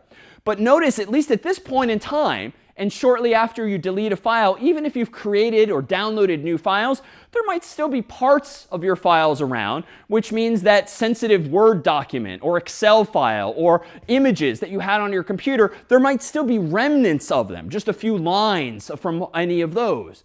So you should realize that deleting a file doesn't really get rid of it in the way you might expect or hope. To do that, you need to be a little better with practices. Now, what do I mean by this? Secure deletion is another beast altogether. And typically when we delete files, they're not deleted securely. They're not deleted typically in a way that you would hope. So secure deletion does what you might really hope for, get rid of this file altogether. So if we go back to the original contents of my computer with all of these here zeros and ones, and suppose that I want to delete this file here at the top of the screen, you know, in an extreme ideal world, those zeros and ones would just be gone, right? Like that's pretty darn secure. Those bits, those zeros and ones, they don't even exist anymore. Now this is probably not the best way to securely delete information, because if I just got rid of those zeros and ones somehow, like my hard drive is getting like literally smaller and smaller in terms of how much stuff I can put on it if I don't have as many bits or zeros and ones available. So that's probably not the best long-term solution because it's expensive. It's like getting rid of some of my capacity. So we don't actually do that. But how might we securely delete a file? I don't think we want to just wait and hope that those zeros and ones eventually get reused by the system, because we might still be left with some remnants, which might not be ideal. So what we can do when securely deleting a file is something like this. Change all of the zeros and ones that we don't care about anymore or want, change them all to zeros. And this will effectively securely delete the file, because now the ones that were previously there that represented some piece of information are just completely gone. Or equivalently, I could change them all to ones. Or I could even change it to random zeros and ones. The point is, to securely delete a file, you should change all of the zeros and ones to at least some other pattern so that the file is effectively gone. Now, how can you use this to your benefit? Well, some operating systems nowadays support what's called full disk encryption. And this is good for a number of reasons. One, if you enable a feature called full disk encryption, which is actually a specific incarnation of an idea known as encryption at rest. Encryption in transit refers, of course, to your data going back and forth from point A to point B. Encryption at rest means it's just sitting there on your device, in your pocket or on your lap or on your desktop, sitting unused, maybe on or off. So when it comes to full disk encryption or encryption at rest, you ideally want all of your data somehow encrypted on your Mac, on your PC, on your phone. And only when you log in with your password or maybe your fingerprint or your face should that data be decrypted automatically. And this can happen pretty darn fast nowadays with modern hardware, should the data be unencrypted. So you can actually use it and interact with that device. So why is this advantageous? Well, one, if your device gets stolen, so long as you're not logged into it, so long as it's locked, so long as the lid is closed, so long as it's unplugged, or any other number of scenarios, at least if someone takes your laptop from the table in Starbucks or the cafe, well, hopefully, if you have a good password or good biometrics, they're not going to be able to get any of your data. They can maybe delete all of your data, and they can sell your computer, they can use your computer, but they probably, if you're practicing best practices, don't have access to the data that's on the system. Why? Because it's completely encrypted at rest. And they don't know your password, they don't have your fingerprint, they don't have your face. They should not be able to decrypt that data. So in other words, if this is my unencrypted data, the way I want it and need it when I'm using my computer, full disk encryption at rest would change my entire computer to look random. These are random zeros and ones now that I generated by using, for instance, my password or my fingerprint or my face. And this is what your hard drive or your solid state drive should look like when the lid is closed, when the power is off, when you are logged out of it. It should be random zeros and ones. And the upside of this now is that, again, if it's stolen while in this state, there's no data to be used by the adversary because it looks like random zeros and ones. Better yet, if you deliberately want to get rid of the device because you want to trade it in for resale value, because you want to donate it to someone else, because you want to sell it to someone online, when using full disk encryption, the upside is that so long as you had a really hard to guess password, your data is, for all intents and purposes, securely deleted already, because only if the new buyer figures out or knows your password or has your same fingerprint or has your same face, they're not going to be able to access any of your data anyway. And this is important nowadays because it turns out with modern hardware, even if you might want to change all of the zeros and ones to all zeros or all ones or all random data, it turns out that today's hardware can fail over time. So even little USB sticks or solid state drives over time can kind of wear out. But they're smart enough, thanks to software known as firmware inside of it, as soon as the device realizes, wait a minute, that those bits over there aren't working properly anymore, the device might not let you change them to all zeros or all ones or a random zeros and ones anymore. It might just leave them as is forever. Which is to say, it's even more important to start using full disk encryption, encryption at rest, when you first get a device, because that way you can trust that even if parts of the device degrade over time, all of the data that's there and has been there was at least encrypted with one of your passwords or one of your biometrics in the past. So this is the kind of feature, too, to look for in your Mac, your PC, or your phone to ensure that it is somehow enabled. Thankfully, once you log back in with your password, it goes back to the original data and you can use it. Of course, then, an implication of this best practice is that if you lose your laptop or your phone or your desktop's password or your fingerprints somehow change or your face sufficiently changes, you might be locked out of all of your data too. But again, that's just another example of this trade-off between usability and security as well. Now, a downside, an evil side to full disk encryption is ransomware, which is how adversaries are monetizing attacks. It's not uncommon nowadays for hackers, for adversaries, when they get into a system, whether it's your laptop or, for instance, a corporate network, or in some cases, hospital systems or cities' own computer networks, to not try to do any damage or just do something like spam or cryptocurrency mining, but to actually encrypt all of the data on these systems they somehow accessed online. Why? Well, if they encrypt all of the data, they can then ask for a ransom and say, listen, if you don't give me this many bitcoins, I'm not going to give you the key that I use to encrypt your data. And if you poke around online, there have been many examples of this, unfortunately, where hackers have gotten into systems that were not very well protected. All of the data therein was encrypted. And this is an opportunity for the adversaries to try to extort, say, financial gain from a situation by then only handing you the keys, if ever, once you've actually paid up. And there, too, there's the risk, as in any ransom scenario, where who even knows if they're going to give you the proper key in the end. But this is increasingly a concern for municipalities, for companies, for universities, and the like. So just as we have some upsides here, there, too, is this trade-off in what you can do.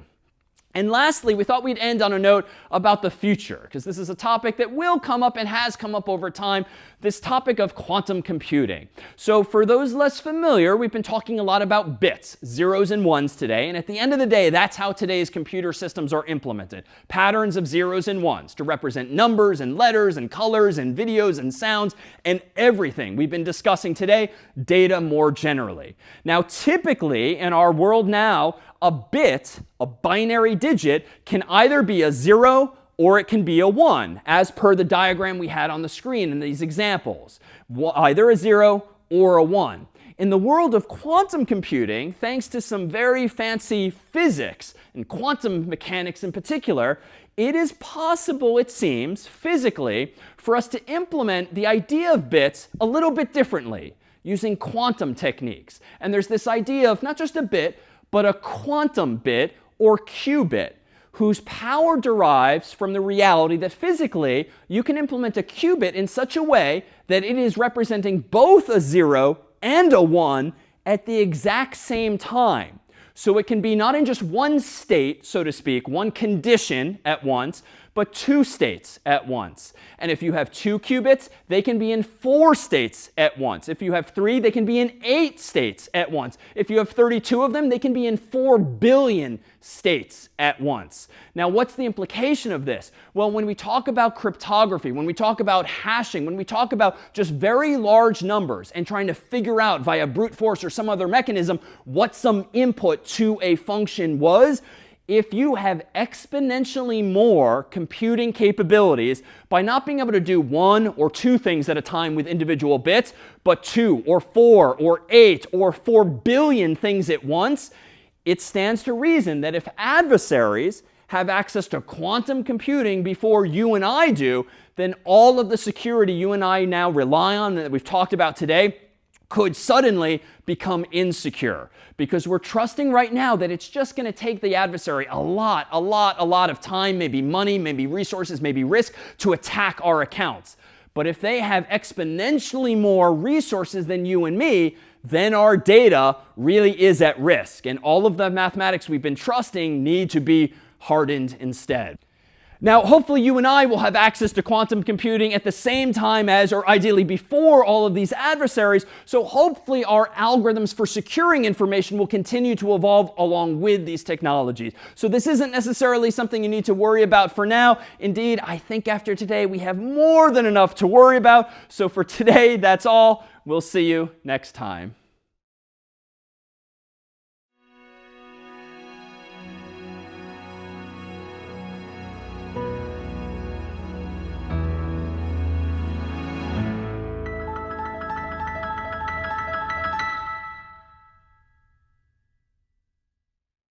All right, this is CS50's Introduction to Cybersecurity. My name is David Malan, and this week let's focus on securing systems, particularly those that are somehow networked or even internetworked as well. Now, recall from last time that we presented encryption as really the solution to a lot of our problems, and that's going to be a building block that we continue to use to solve a lot of our concerns around the security of not only our accounts, our data, but now also our systems. For instance, let's consider something that you yourself are perhaps using right now, which is Wi-Fi, somehow connected via wireless technology to the internet and beyond. So probably by now you realize that when you're on Wi-Fi, you have to first choose your network. And you might choose your network from a drop-down menu on your computer or the like, or it might auto-select it. But there's at least 2 types of networks. One that are unsecured, and then 2 which are secured in some way. And odds are you recognize, and you've already been taught through practice to recognize the little padlock icon on your phone or laptop or desktop as signifying that your Wi-Fi connection is indeed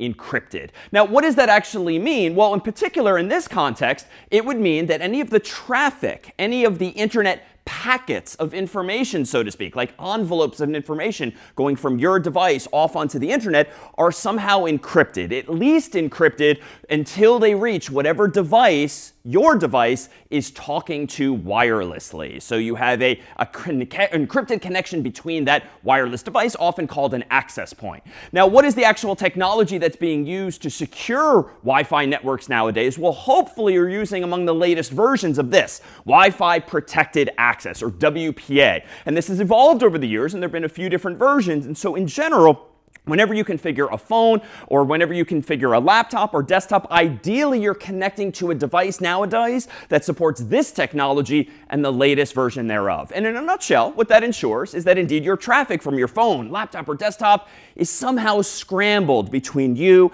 and that other device. And that device, in turn, is probably connected to devices called routers, computers that route left, right, up, and down information on the internet, which might then connect to other routers until it finally reaches its destination. So for our purposes, though, Wi-Fi protected access and using a secure Wi-Fi network is only technically encrypting your traffic between you and whatever device is maybe on the wall, on the ceiling, nearby, the little thing with antennas perhaps, that you yourself are actually talking to.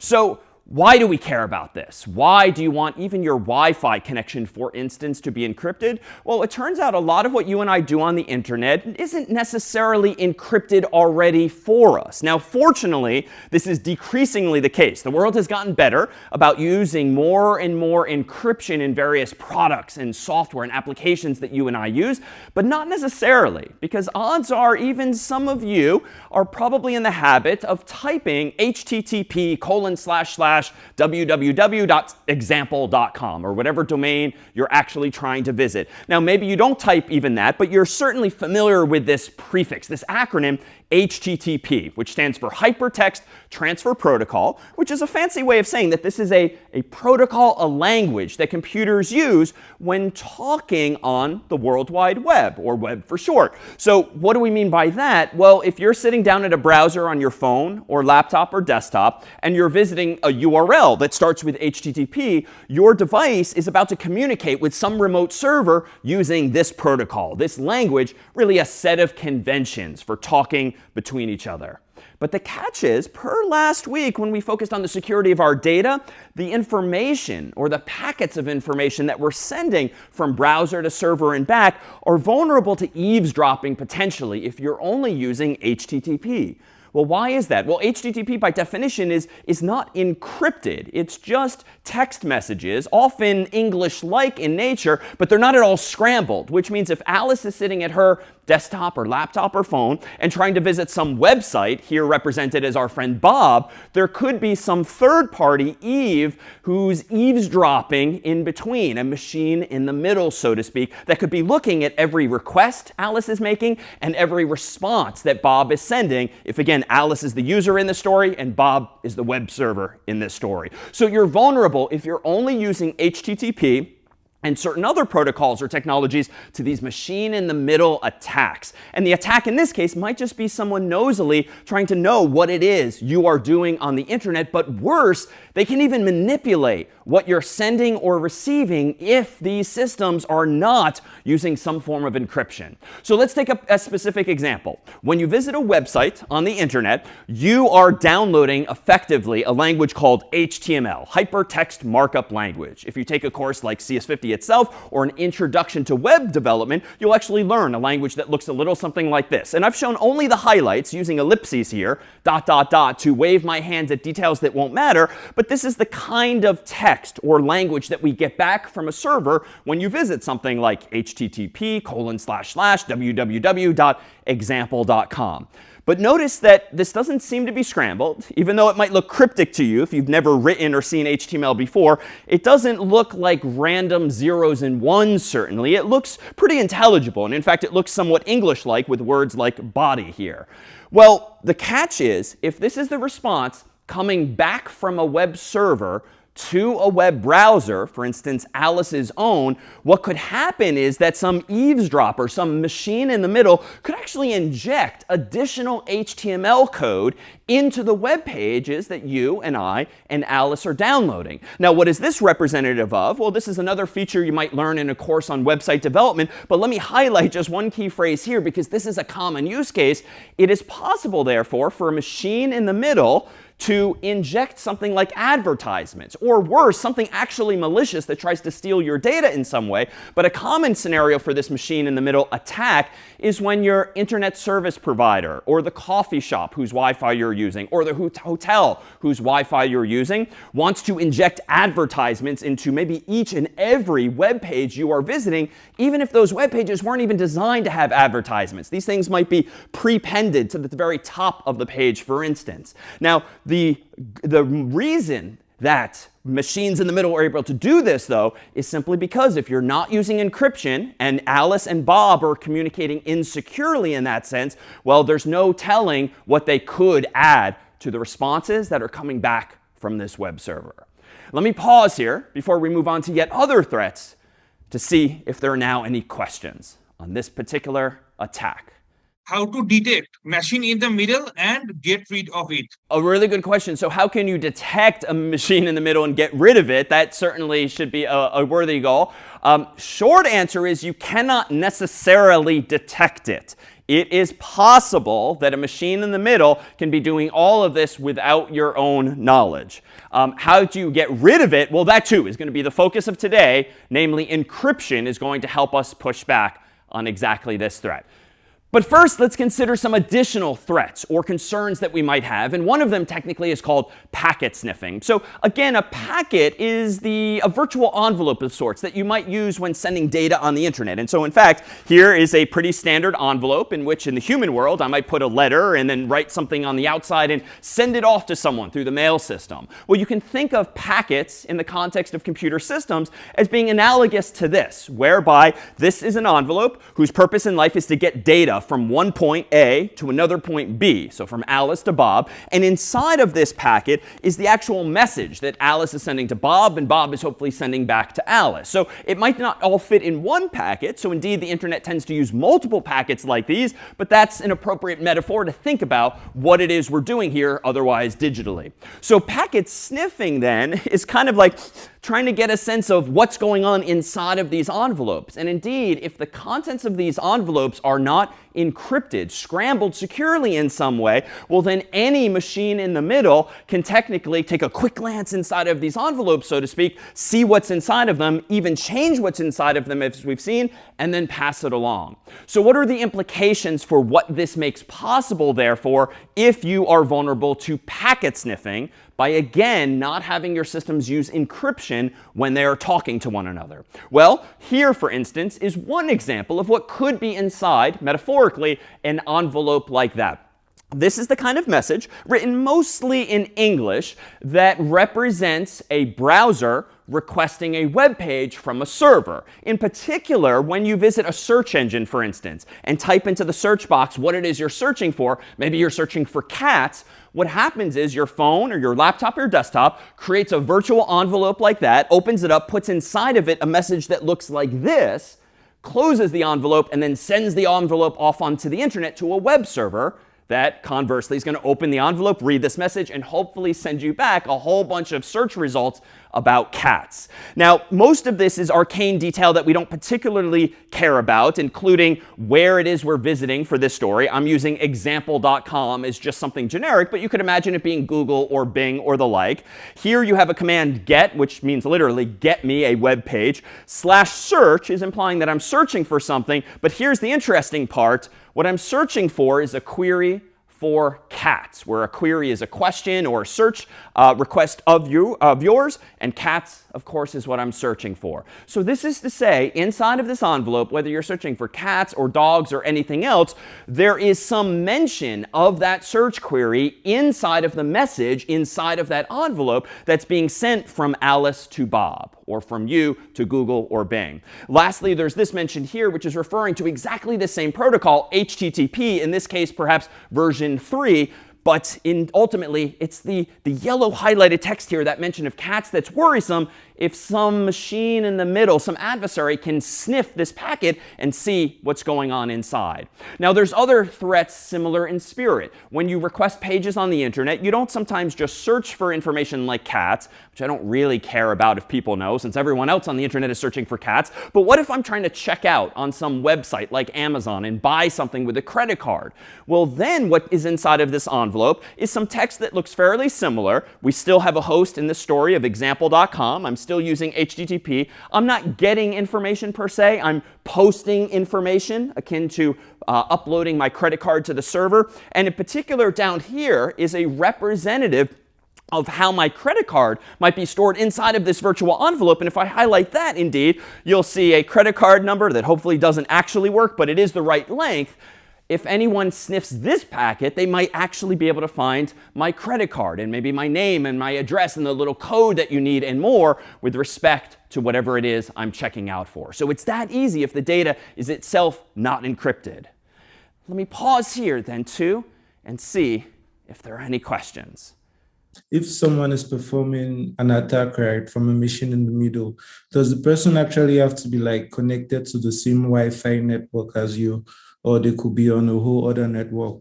A really good question. So in general, they would be connected to the same Wi-Fi network so that they are Generally, they would be connected to the same Wi-Fi network, but even that is not necessary. So long as they are within reasonable proximity to you and their laptop or their device has an antenna that can receive all of the wireless packets that are around you, they don't necessarily have to have access to that same network, especially if it's unencrypted. And in fact, there exists software that can listen to all possible networks that are around you, and so that too is a potential threat.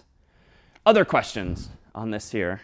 Do people have to know your IP address in order to be able to see what you're doing or read what websites you're going to? A really good question. For those unfamiliar, an IP address is a unique identifier that every computer on the internet has, much like you have a postal address to which humans can send mail. Short answer, Mehal, is no. Like someone does not need to know your IP address in advance for at least these wireless attacks, because they can simply, as per my other response, listen to all of the wireless traffic nearby, and they can actually see the IP addresses of senders and receivers flying by, so to speak, throughout the air. So what's another threat we should be mindful of? Well, it turns out that most anytime you visit a website nowadays, one or more cookies are installed in your computer. Now, what do I mean by that? When you actually visit a website for the first time, particularly one that you need to log into, and therefore that needs to remember you when you click on different pages, for instance, to access different emails, add different things to your shopping cart, what the server actually does is a little something like this. The server responds to your request, for instance, after logging in, with an HTTP response that first says 200, which is code for OK. It's a so-called status code, similar in spirit to the 404 you might have seen in the real world, but 200 means OK. And then it additionally sends this line of text inside of a virtual envelope that gets sent back to you. Set-cookie, and then this key value pair, so to speak, a word like session, then an equal sign, then a value. Now, in practice, the value is actually pretty big and random with numbers and letters, but I picked something easier to pronounce for today's purposes, 1, 2, 3, 4, A, B, C, D.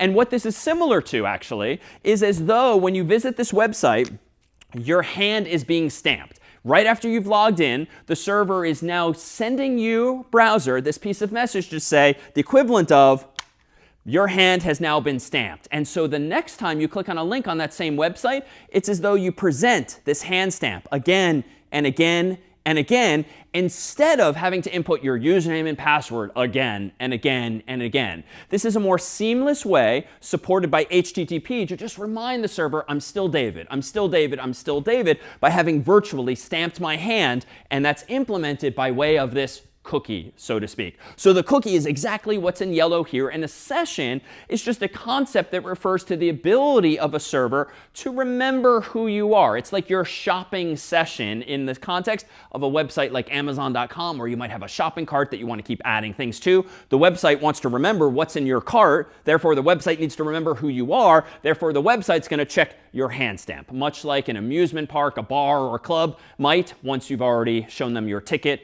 or your ID. Now, subsequently, when your browser visits the same website again and again, it of course doesn't have a hand to show like this, so rather it sends its own message via HTTP inside of its own virtual envelopes back to the server. Every time you click another link, add something to your cart, open a new email on the site into which you've logged in. So here I'm just getting the home page of this server, and then I'm sending not set cookie, but cookie. This is the textual equivalent in HTTP of my presenting my hand with that stamp. I'm sending the exact same value as before, session equals 1, 2, 3, 4, A, B, C, D. That's how the server knows at this moment in time that this is me, David, and not you, for instance, even if you have logged in separately on your computer, because you on your computer would have a different value for this cookie. Now, this cookie might be generally stored in memory temporarily, or it might actually be installed longer term on your computer for a day, for a week, a year, depending on how the server's been configured.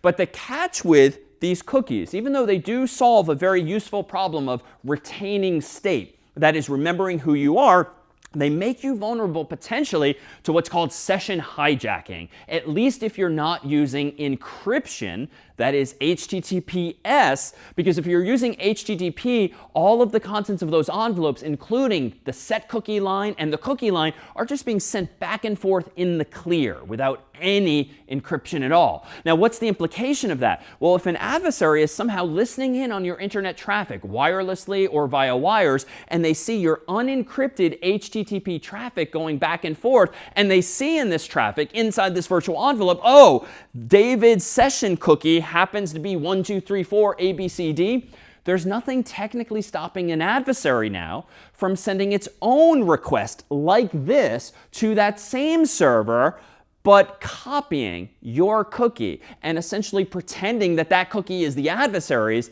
and not just mine. The implication, therefore, logically, is that when I visit that website, I might still be logged in, but when the adversary visits that website by using this technique, they might be logged in too, but as me. So here, too, the solution really is just to ensure you're using encryption, namely HTTPS in this context, to ensure that not only are all of the contents of these messages encrypted that you care about going back and forth, so are these lower level details that you might not have even known about, namely these cookies that are going back and forth. Now, what is HTTPS doing for us? Well, it's ensuring that the connection between Alice and Bob is completely encrypted, that is scrambled, so that even if there are other machines in between Alice and Bob, as there would be on the internet, none of them should be able to see what is inside of those virtual envelopes going back and forth. In fact, that's a good way to think about it. Recall that as Alice sends one of these virtual envelopes to Bob, and Bob might send a virtual envelope back to Alice, there may very well be identifiable information on the outside, like the IP address of Bob or the IP address of Alice. But HTTPS ensures that what's inside of the envelope is indeed encrypted, so that even if some other machine in the middle intercepts one of these virtual envelopes, they can't understand what's inside of it. Now, how is that done? Well, it turns out that there's another protocol in the world that handles precisely that process of encrypting HTTP traffic, aka HTTPS. And the most recent version of this protocol is called TLS, which, funny enough, is perhaps an acronym that many people have still not heard of, but you might have heard of SSL, which is essentially an earlier version of it. But TLS is essentially the new and improved version of SSL and what modern browsers should now be using. What does this do to go about encrypting your traffic? Well, it turns out it relies on our focus from last time of public key cryptography. And this principle that if you give two parties, A and B, each their own public and private key, using that, you can solve that chicken and the egg problem and actually communicate securely, even if in advance you don't have a shared secret. So recall that asymmetric cryptography allows us to establish a secure connection, even if you've never visited some website or some app before now. So what does it mean for a browser to be using TLS and thus HTTPS to communicate securely with a web server? Well, the web server in this story now has what we'll call a certificate, a digital certificate. And you can think of this for now as really a public key that has been signed by someone else. So the website has a public key and a private key, and the private key, as always, stays private. But in this case, the web server has a public key that's also been digitally signed by some third party. And for now, let's assume that there are some big third parties out there, companies really, that we all, or at least the browser manufacturers, the Googles, the Microsofts, the Apples of the world, all trust on our behalf. And they are the ones signing off on the legitimacy of these so-called certificates. Well, these certificates technically are of a type called X.509 if you're curious about the type of protocol being used, but this is just the standard format in which these certificates live.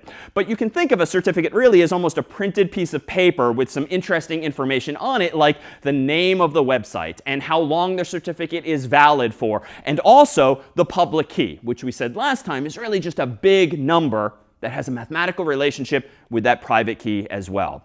Now, who are these big players, these big companies that are doing the signing of these website certificates? Well, you might have heard this phrase at some point if you set up your own website, perhaps.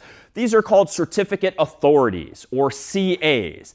And these are a collection of companies and entities whose purpose in life is to digitally sign certificates, and the various browser manufacturers of the world, Apple, Microsoft, Google, Mozilla, and others, have gotten together and included in their browsers, like Edge and Firefox and Safari and Chrome, a list of certificate authorities that they trust.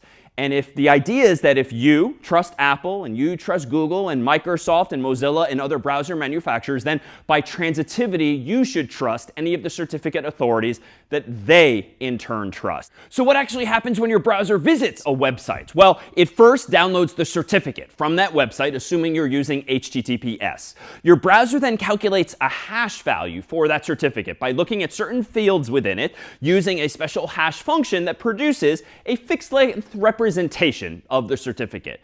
Now, why does it bother doing that? Well, the next step that your browser does is it does this. It takes a look at the signature on that certificate. It uses the certificate authority who signed that certificate's public key, and then it uses that CA's public key, the signature from that server certificate, runs it through this algorithm here, effectively decrypting the signature with the public key, and that should produce the exact same hash value. That is to say, if you visit a server and it's presenting you with a certificate and it says that that certificate has been digitally signed by a certificate authority, your browser can use the certificate authority's public key to decrypt that signature, and by way of these hashes, confirm or deny that, yes, that server's certificate was indeed signed by the certificate authority. And again, if you trust Google, if you trust Microsoft, Apple, Mozilla, and that's another question all to itself, but if you trust them and they in turn trust these certificate authorities, the presumption is that you should trust your secure connection with this particular website. Now, with that said, does HTTPS and in turn TLS keep you secure? Mathematically, yes, but you and I as the humans are again the potential weakness here. Why? There's another attack called SSL stripping for historical reasons, but now it refers also to TLS. And what this attack involves is tricking the user into thinking they have a secure connection to a website when they might actually have not an encrypted connection to that website. And worse yet, they might actually have an encrypted connection to a third party, a machine in the middle's own website. So how might this work? Well, if you and I are in the habit of only typing still URLs as http://www.example.com, or maybe you are and are in the habit of just typing www.example.com, enter, into our browsers. Or maybe more likely, you and I are in the habit of just typing example.com, enter, in our browsers. Well, if you watch the URL bar, the address bar in your browser, you've probably noticed over time that even if you type the most succinct of those inputs, it eventually gets converted into a longer URL with the HTTP, maybe with the www, and perhaps even more characters as well. And that's because your browser is just trying to be helpful. Technically, to visit a website, you need to use a URL. And a URL in this case should start with http:// or maybe https://. But your browsers are trying to be helpful, so if you don't even type any of those, it might first try HTTP, and then it might try HTTPS even. But the catch is that if you start your interaction with a web server using HTTP, that alone might be enough of a window of opportunity for an adversary to do something malicious with the packet of information you're sending to the server, and then maybe send you back a response that tricks you into ending up at some other website altogether, or perhaps just the adversary's own website. And they might be super clever and make you think that you have a secure connection to the original website that you visited. So what do I mean by that? If inside of your browser's virtual envelope is an HTTP message like this, which is just saying, get me the home page of example.com. But suppose for the sake of discussion that you are not using HTTPS, you just typed HTTP or nothing at all, and you're trusting your browser to fill this in for you. What might come back from the server? Well, the server could respond with a message that says this, HTTP version 3.307, which is another status code which means redirect the browser to a different URL. This is the browser's way of saying, detour, go to this other URL instead. Well, what location is that URL at? Well, perhaps this one here. But the catch is that if you're using HTTP, and therefore your request is unencrypted, and suppose for this story that there is a machine in the middle waiting there, listening to attack you, it could actually be that this response is coming from that machine in the middle and not the actual website that you intended to visit. Why? Because if Alice is trying to reach Bob, but Eve, the eavesdropper, is in the middle, it could actually be Eve in the middle that's responding with this request. So Bob doesn't even know what's going on in this story. But the catch is here, notice that this eavesdropper, this machine in the middle, is particularly clever because they're suggesting that you be redirected, per this status code 307, to https://. And odds are you and I are probably in the habit of at least making sure that our browser says secure, or that at least you're at an HTTPS URL. So you might think, whew, good, everything is the way it should be. Now this is very, very subtle, but what if I draw your attention to the actual URL I'm being sent to here? At least on a US English keyboard using this particular font, this is no longer example.com, example.com. This is now indeed examp1e.com. So this is a particularly subtle attack whereby the adversary in this story seems to have bought a domain name that looks very similar to example.com with an L, but they instead use the number 1, which in some fonts and on some screens looks so close to an L that are you or I really going to even notice this difference? The implication, though, of this subtlety is that you might very well have a perfectly encrypted connection using HTTPS to a server, but it's not Bob's server in this story. It's now Eve's server in the middle. So SSL stripping in this case refers to an attack whereby you're sort of stripping out what would be an HTTPS redirection to the right place, and maybe you never even end up at HTTPS, and the eavesdropper in the middle always keeps it as HTTP. But an even more malicious adversary might take it one step further and actually redirect you to their own HTTPS site, at which point you might be vulnerable to the phishing attacks that we've discussed before, where you might provide information into a website that is not actually legitimate. So how can you mitigate this kind of attack? Well, one, if you're a user, a consumer, you could just get into the habit of always typing out HTTPS:/ and then the domain name that you want to visit. I will concede that that can get tedious quickly, but that is hands down the most paranoid solution to implement here, because you know you will end up at HTTPS. Hopefully the website actually supports HTTPS, but most websites nowadays certainly do. With that said, if you're on the flip side of the story and you're actually the designer of the website, the business owner running the website, or you have control over not the browser but the server, there's a few different things that you can do. And in fact, you can use a protocol called HSTS, which is to say you can actually configure your server to provide hints to browsers that, you know what, they should always use HTTPS when talking to the server, no matter what the human has decided. And HSTS here, for hypertext secure, strict transport security, has you, as the administrator of the server, just configure your server to send an additional HTTP header. That is to say, an additional line of text inside one of those virtual envelopes that just informs the server that we really want to be strict about our transport security. That is, we want to be using TLS. We want the user to be using HTTPS. And here, the server is telling the browser, assume that this is the case, that I want you to use strict security for at least 1 year. This is the number of seconds in a 365-day year, for instance. That's just a really long time telling the browser that, yes, I'm going to keep my security on for at least a year, which should be the case anyway. But you can further configure your server to not just output this response in every one of those virtual envelopes going back to browsers. You can even more protectively say, use strict security for subdomains as well. So even if my user is at example.com, also make sure that their browser uses HTTPS for something like www.example.com, where in that scenario, www you can think of as a subdomain because it's part of the example.com domain itself. And so what is this telling the browser specifically?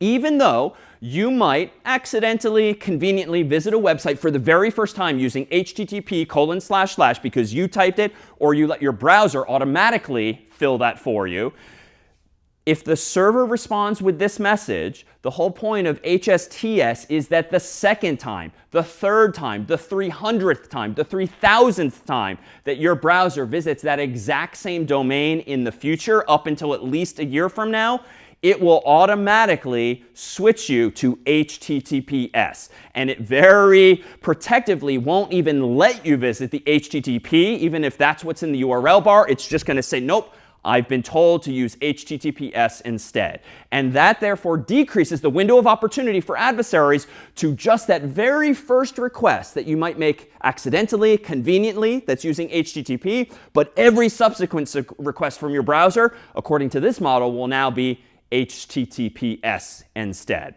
And you can go one step further too. If you're the administrator of a server, you can also include the keyword preload in this message that's inside of all of these virtual envelopes. And what that will further tell the world is that if the browser manufacturers would like to preload this information into Chrome, into other browsers that humans download, you can even eliminate that first window of opportunity, because you can have your domain name included essentially in the source code for browsers like Chrome, so that when people download Chrome itself, visit your website like example.com, your browser will already know that they should not use HTTP with this website. They should use HTTPS.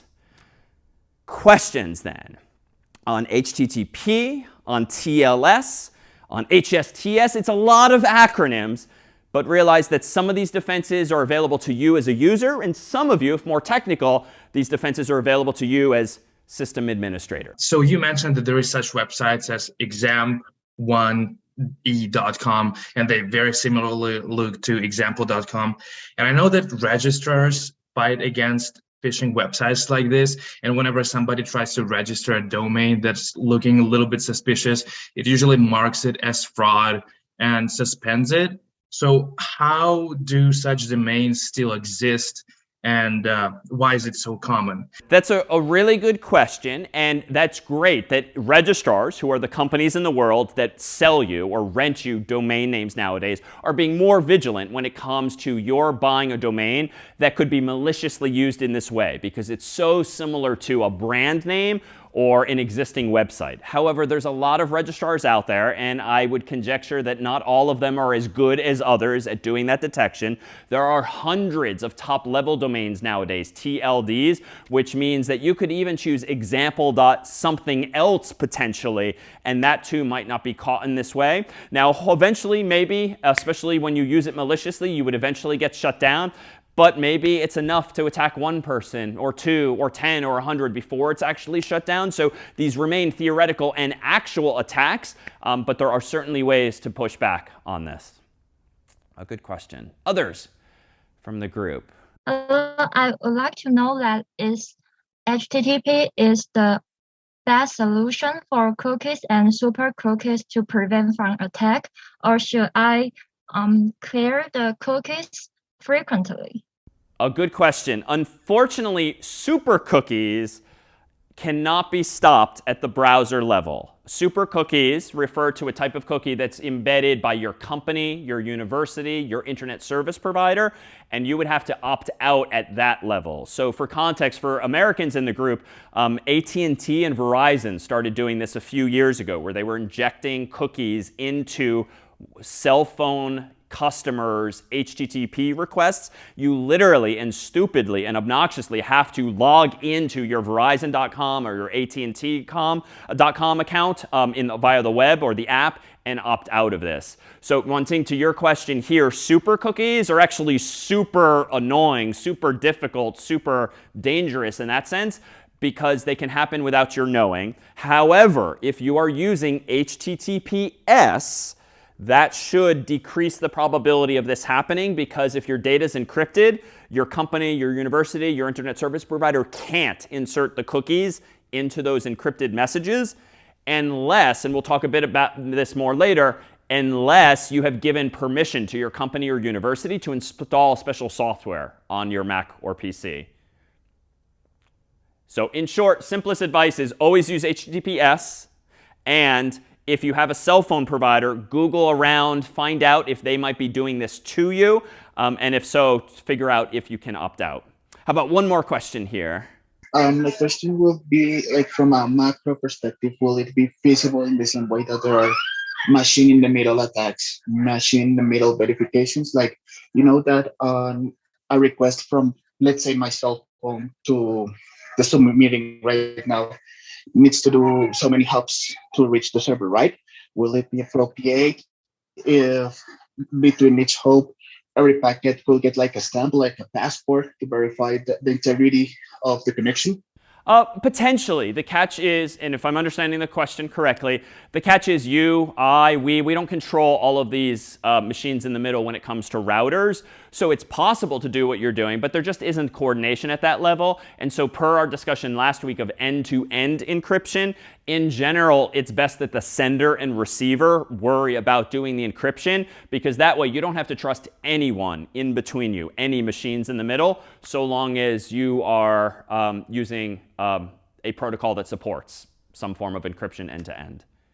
So how else can you keep your system secure, particularly when they're communicating with others? Well, another technology with which you might already be familiar is this, a VPN, or a virtual private network. Now, whereas HTTPS only secures your web traffic between browser and server, a VPN is, dare say, a more powerful technology because it encrypts all of your internet traffic between you and whatever VPN server to which you're connecting. So how does this work? A VPN allows Alice and Bob to establish an encrypted channel that even if there are machines in the middle, routers or otherwise, that shouldn't matter because Alice and Bob are using cryptography to encrypt all of the information going in between points A and B. Now, how might you use this? Well, it's very common if you work for a company that itself has servers that you might need access to, whether it's email or files or anything else. You might, from your laptop, have to, by policy at that company, connect to your company's servers via VPN, virtual private network. That is to say, your Mac or PC or your phone have special software that you start up. You probably log into using minimally a username and a password, maybe using a two-factor code, maybe using a USB device that you have to connect to your computer. You have to somehow authenticate to that VPN. And once that software is up and running and authenticated against the VPN server run, in this case by your company, all of your internet traffic thereafter should be encrypted between you, point A, and the company, point B. The motivation for that is that this way the company can ensure that no matter what services you are accessing inside of the corporate network, be it email or files or maybe video conferencing or something else altogether, no matter what, by nature of that VPN, all of that traffic is encrypted. But you should realize, too, that VPNs have a few side effects, perhaps good, perhaps bad. When Alice connects to Bob, if Bob is the VPN server, she has this encrypted tunnel. This is what we mean by a virtual private network. She has this encrypted tunnel to Bob, which typically makes it appear as though Alice's IP address, her internet address, her unique identifier on the internet, is actually that of Bob and not her own. That is to say, if Alice connects to her company's VPN server, she then gets another IP address from her company's own VPN server effectively. So if Alice then visits gmail.com or amazon.com or any other website, those websites will actually think that Alice's IP address is that of Bob and not Alice. So this is very commonly used if you're in one country and you want to masquerade as though you're in another. And this might be because you need to in order to access company resources. Perhaps from a show of smiles, this might be because you want to access a streaming media service that you don't have access to when you're in one country or another. The point, though, is that you have this encrypted connection between points A and B, and thereafter you can visit any website, any service, as though you are physically at location B. Beyond that, there are other technologies that you can use to encrypt communications, and this one's a little more technical and used by programmers and system administrators alike. There's a protocol called SSH for Secure Shell, and this is a technology via which you don't necessarily encrypt all of your traffic between point A and B, although you can use SSH to create the equivalent of a virtual private network or VPN. But SSH is all about connecting to a remote server and executing commands on it. So not executing commands on your your own machine ultimately, but on some other machine that's maybe inside of your company, your university, or somewhere else in the world. So for instance, if curious as to how this works, you might recall that in a previous class I wrote some code on my computer, and then I opened up a terminal window that started with this prompt, a $sign. It doesn't mean currency. It's just a tradition that the $sign means type your commands here. But at the time, I was typing them on my laptop here on a local server, if you will. If I, though, want to use a computer to remotely connect to another and then remotely run a command, it might work like this. Here I am, let's pretend on my own computer, and suppose I type out one command like the date command. If not surprisingly, this will tell me what the current date is. So suppose that where I am on my own computer, it is Thursday, January 1st at midnight Eastern Time in the year 1970, for instance. If, though, the next command I run is not date again, but I use SSH, and I connect, for instance, to, how about our friends at Stanford University? So I'm going to SSH into stanford.edu's server. As soon as I'm at that server now, I get another prompt in this case. But if I now run the date command, what you'll see is that the date is now apparently slightly in the past, at least if I type this quick enough so that the seconds weren't off. Wednesday, December 31st, 9 p.m. Pacific time in the year still 1969. So this is to say SSH is actually a very common technology used in the world of software engineering, system administration, when you want to control one server from another. And what's powerful about it is that everything I just typed after that SSH command, even as innocuous as the date command is on Stanford server, would be encrypted. So no one between these points A and B would be able to know what I'm controlling or what commands I have typed. All right, let's go ahead and take a 5-minute break. And when we resume, we'll look at some other building blocks of systems that both solve problems but also create vulnerabilities for us as well. Back in a few.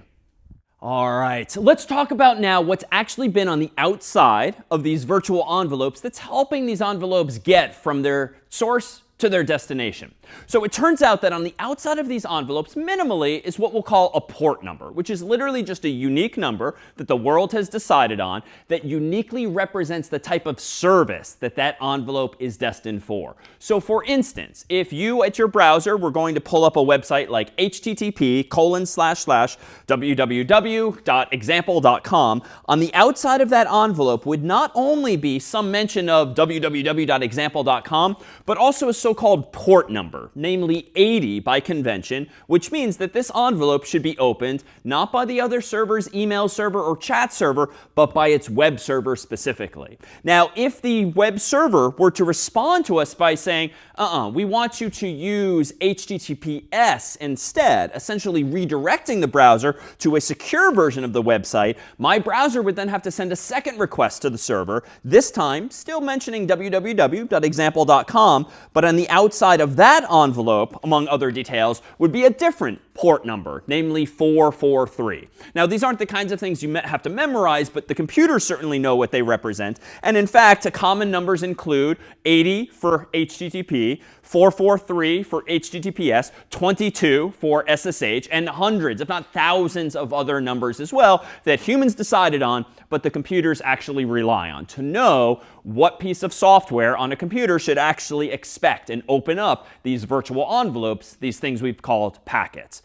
So what's the problem or danger here? Well, it turns out that your computer can be listening for internet traffic on none of these ports, in which case it's completely disconnected from inbound connections. But very often computers, especially servers, are listening, so to speak, for envelopes destined for maybe port 22, maybe port 80, maybe port 443, maybe others as well. So you might think, well, that's not great, because if these numbers are standardized, then adversaries could maybe try to access my server via those port numbers because they too know what they are. So you might think, all right, well, let me run my web server on a number other than 80 or a number other than 443 and just choose a random number between like 0 and 65,000 or so, because the odds that the adversary is going to guess that are much lower. SSH, you might consider doing the same. But unfortunately, it's all too easy for adversaries to wage this kind of attack known as port scanning. And recall that we did our own brute force attack in classes past on our own passwords, for instance, trying to figure out all possible passwords that might be locking a phone.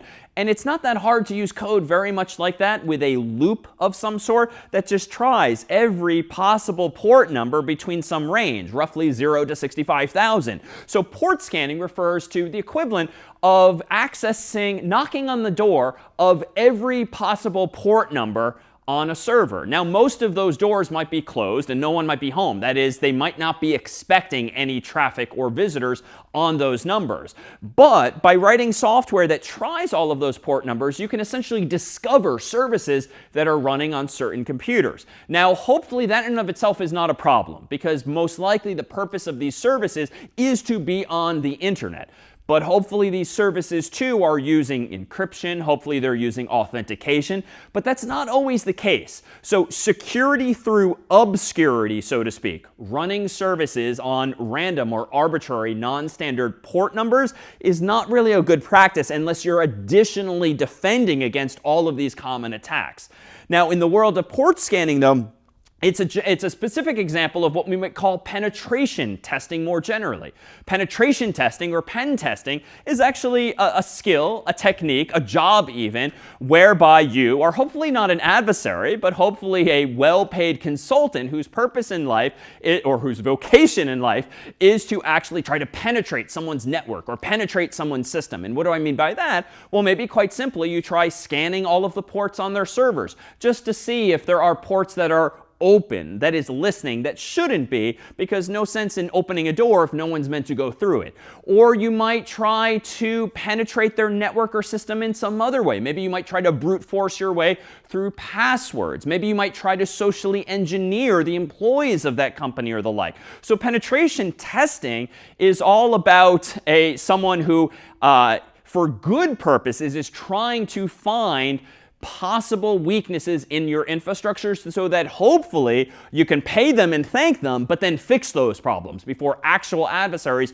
try to exploit it for malicious purposes instead. So this might also be referred to as ethical hacking, where you get all of the cachet of being a hacker and really good with computers, but the upside of doing it ethically, which is to say that if you are in the business of trying to find faults with systems, you don't have to do it for illegal financial gain, but for very much legal financial gain instead. As in, someone will pay you to find faults in their system so long as you tell them and only them first, so that they can actually fix the same. And in fact, in this world, there's a gamification of it of sorts in certain companies where you might have a red team whose purpose in life in this game is to actually try to penetrate the network or find some faults, and then the blue team, so to speak, whose purpose in life in this story is to defend the systems against those attacks. And so that too has often yielded better results for some folks, given that it helps them find weaknesses before adversaries who don't work for them do.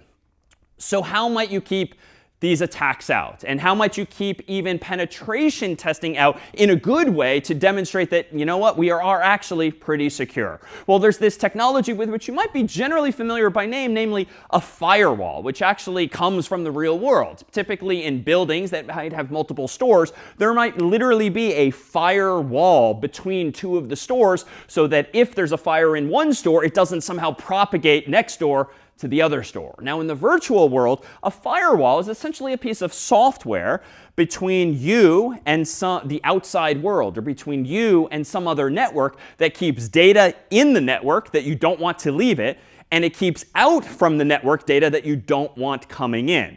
So for instance, if you might within your company or university or home have some sort of local chat service or intercom system or the like, none of that traffic ideally should end up on the public internet. So you might want your firewall to block any intentional or accidental attempts to transmit that data outside the network. Conversely, if you have a private network that you only use for home computing and watching streaming media and the like, you are not yourself a server, and you certainly don't want random on the people trying to connect to your laptops or desktops or servers in your home. You might want your firewall to keep all internet traffic out.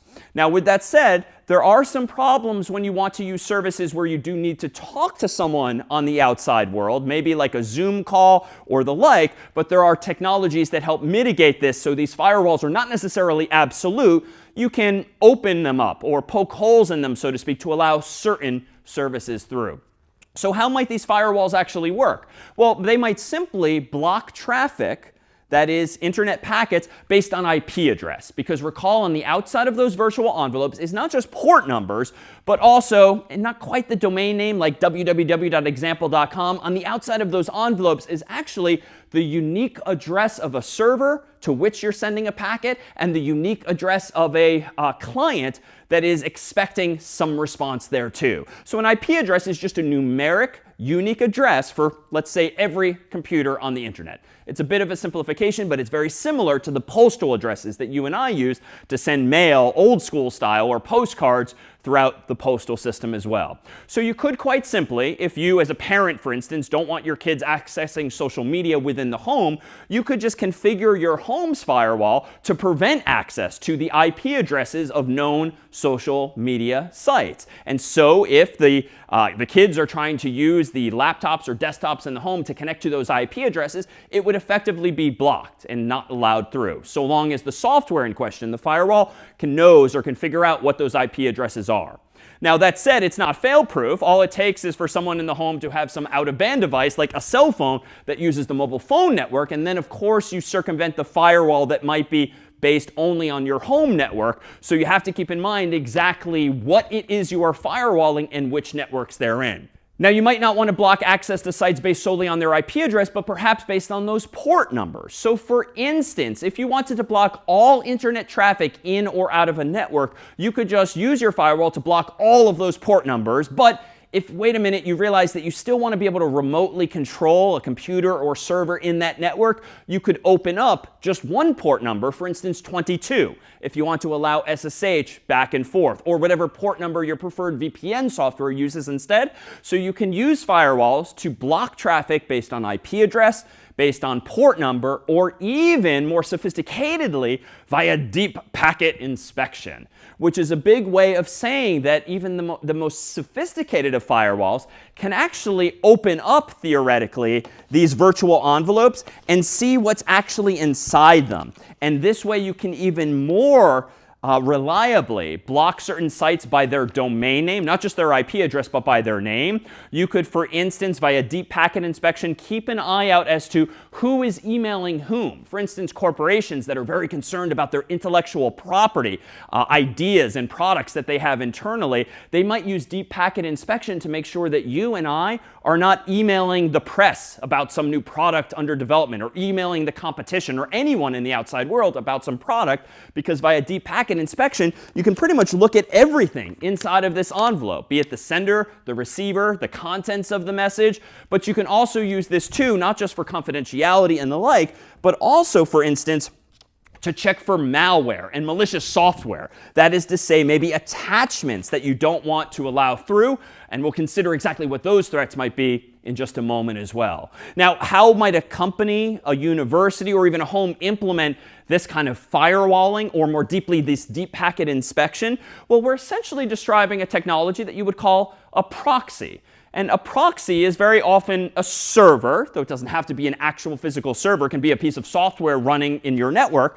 A proxy is a device that essentially implements a potential machine in the middle attack. But it's not quite an attack in this way. It's by design. A proxy is a device, a server, or a piece of software that sits between two other points. So in this case, Alice might be someone on the inside of a network. Bob might be someone on the outside of a network. And Eve, in this case, is eavesdropping literally because her role in this story is to be that of a proxy. And the proxy takes data from one side and ideally maybe hands it out to the other. But this proxy might indeed be eavesdropping, might be a little nosy. And so as a packet comes in this way from Alice, might look in the packet and decide, we're not going to send this to Bob, and then it might just be dropped or effectively deleted. So companies, universities, even home networks can use proxies to decide yes or no whether or not to allow certain traffic through. So in that sense, they're very similar to a firewall. But sometimes proxies are something that have to be configured even for your own devices, because there might be only one path out of a company network, only one path out of a university. But the catch here is that literally all of that traffic by design now is going through this middle point. And here's where things can get troubling, especially if you do attend a university or you do work for a company where they may be issued your laptop or desktop or phone. So if your company or your school has given you a laptop or desktop or phone, that might be nice that this is one of the perks to have this hardware. But if they have pre-configured it with software, realize that there are implications of that. You might have your own username and password on that laptop or desktop or phone, but they might have installed administratively, with root access, so to speak, some kind of software that could actually be monitoring everything you're doing on that computer. And this is not uncommon in the corporate workplace. But they can also do things more technically. Like they could install their own certificate authority on your laptop or desktop or phone, essentially adding to the list of certificate authorities that Microsoft and Google and Apple and Mozilla have baked into their own browsers. The implication of this is that even if you think that you as Alice can securely communicate with Bob, and maybe Bob in this story is gmail.com or amazon.com or facebook.com. Even if you think that Alice and Bob Alice, can communicate securely with Bob and establish a connection between https://gmail.com. If your browser, that is your phone or laptop or desktop, has a certificate installed by your company or university that's acting as a CA, or certificate authority, essentially your computer could be tricked into thinking that you're connecting to the real gmail.com, but you're actually connecting to the company's proxy server. But because you have this additional certificate on your computer, even though the company is masquerading, pretending to be gmail.com, you're actually connected to their proxy server. And they might actually be forwarding your traffic somewhere else, but this is a definition of a machine in the middle attack, but it's facilitated by someone else having used our technologies that we talked about earlier to trick, really, your local device into thinking that this is the real gmail.com, whereas the math might actually be based on the company certificate, not on Gmail's own. So be mindful of that again whenever you're using a device that has left your control or has not always been under your control, that you do not necessarily know what is installed on it.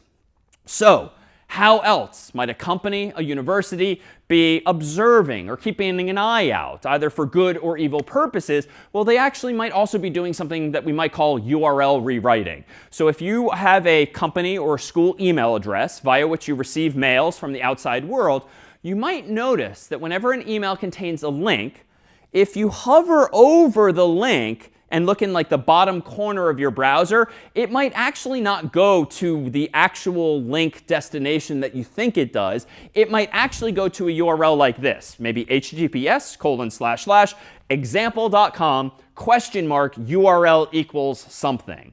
And the implication of this here is that what companies and schools might do to combat malware, maybe malicious software that could be accidentally installed or sent your way via URLs, or to prevent you from accessing phishing websites that are trying to steal your or the company or the school's information, they might automatically, through some kind of proxy server, acting in this case on email, change every URL in an email you receive to be example.com, and then embed at the end of that example.com URL the actual URL so that you can still reach your destination. But the implication of this is that if you click on this link here, you're first going to visit example.com. That's going to include some data from that proxy server that has added URL equals something, where something might be gmail.com, amazon.com, whatever the actual URL is. But because the company or the school in the story controls example.com, they know what URL you're trying to visit. Now, one, they could minimally just log that information and know that, oh, David seems to be visiting Gmail again. Or they could actually check in their database, is gmail.com or whatever this URL is known to be malicious? Is it known to be a phishing website? And they can just prevent you from accessing it altogether. So this is another form of proxying that's actually very explicit because you're embedding the machine in the middle quite literally as example.com or whatever your university or your company's domain name is. But it's all toward an end of trying to help protect you from potentially malicious phishing type websites. But the implication too is that now the company, the school, the machine in the middle knows every link you're clicking on as well. Let me pause here and see if there are now any questions about these techniques of proxying. I just want to know what's the difference between VPN and also Tor network in a higher level, like, just the difference. Because what I do know is that these two networks are used to encrypt or anonymize our activity or, the data that we're sending. The second question is that, let's say that I'm using a network at a university or a company, and they also have their own, CA, which means that they've got their own databases, like which websites I can get in and which websites I cannot get into. If I'm using VPN, does that mean that, the university or the company know what I'm doing? Good question. So Tor is the anonymization software I was alluding to a moment ago in my previous answer, and we'll talk about that in our final lecture. Tor really is about privacy preserving. So it's about covering your tracks so that, kind of like the Hollywood movies, when you're here, your data is bouncing sort of across all of these different servers in the world, and it's sort of difficult to trace it back to its origins by design. So more on that in a couple of weeks' time. VPN is an encrypted connection just between one point A and another point B.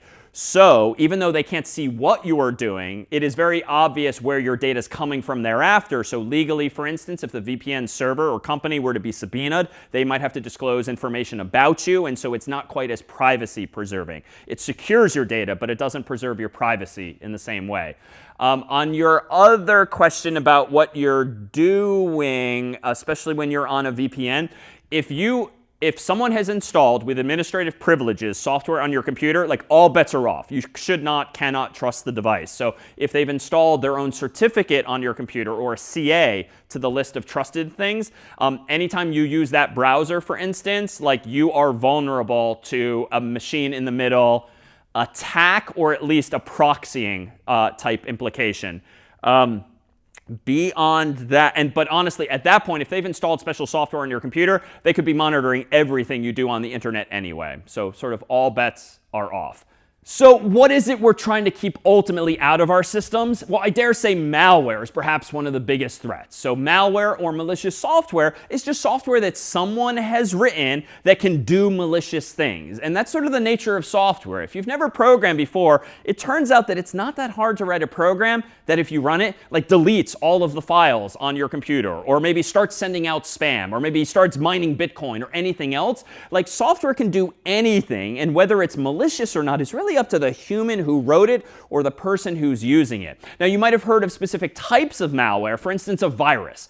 A virus is a piece of software that attaches itself to a host, just like in the human physiological world. The catch with a virus in the digital world is that you, the human, usually have to do something to get infected. You have to open a file that's infected with the virus and start running it on your computer and loading it into your computer's memory and CPU or brain. You have to click on an attachment in an email that's perhaps infected. So viruses generally require human intervention and really human mistakes. You're exposing yourself unintentionally to a piece of software that can now do anything. And a virus can literally do anything that a piece of software can. So it can delete all the files on your hard drive. It can send spam. It can start Bitcoin mining. It can email all of your files to an adversary. Like once you have a piece of software running on your computer, all bets are off. So you might wonder then, well, what's the line between a virus and like Microsoft Word or Spotify or some other piece of software you install on your computer? I mean, really, it's ethics at the end of the day.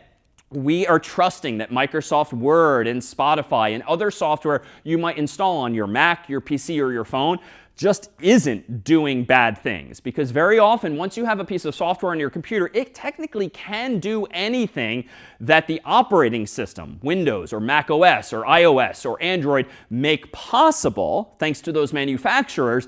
And it really is a code of ethics. It really is perhaps capitalistic pressures that ensure that companies aren't necessarily infecting us with software that's doing bad things. Why?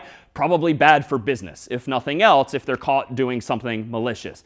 But with that said, for historically, it's quite possible for software to be written, even within the constraints of an operating system, that does bad things. And heck, maybe it's even accidental. It has absolutely been the case that sometimes software deletes things that it shouldn't because some human made a mistake. Now, with that said, gradually the world is getting better at designing better and better operating systems that try to sandbox things. And iOS, which runs on iPhones and iPads and the like, is actually particularly good at this, whereby sometimes annoyingly, apps can't do something without your explicit permission. Now, you and I might not give much thought to just saying, OK, OK, OK, because we want the software to do its thing. But more so than operating systems past, you and I are increasingly being allowed to weigh in on whether some piece of software can use the network, can turn on the camera, can turn on the microphone. So thankfully, we're getting more and more building blocks to mitigate some of these concerns. But there are still viruses in the world, and you can be infected by them, whether it is some file you've downloaded and run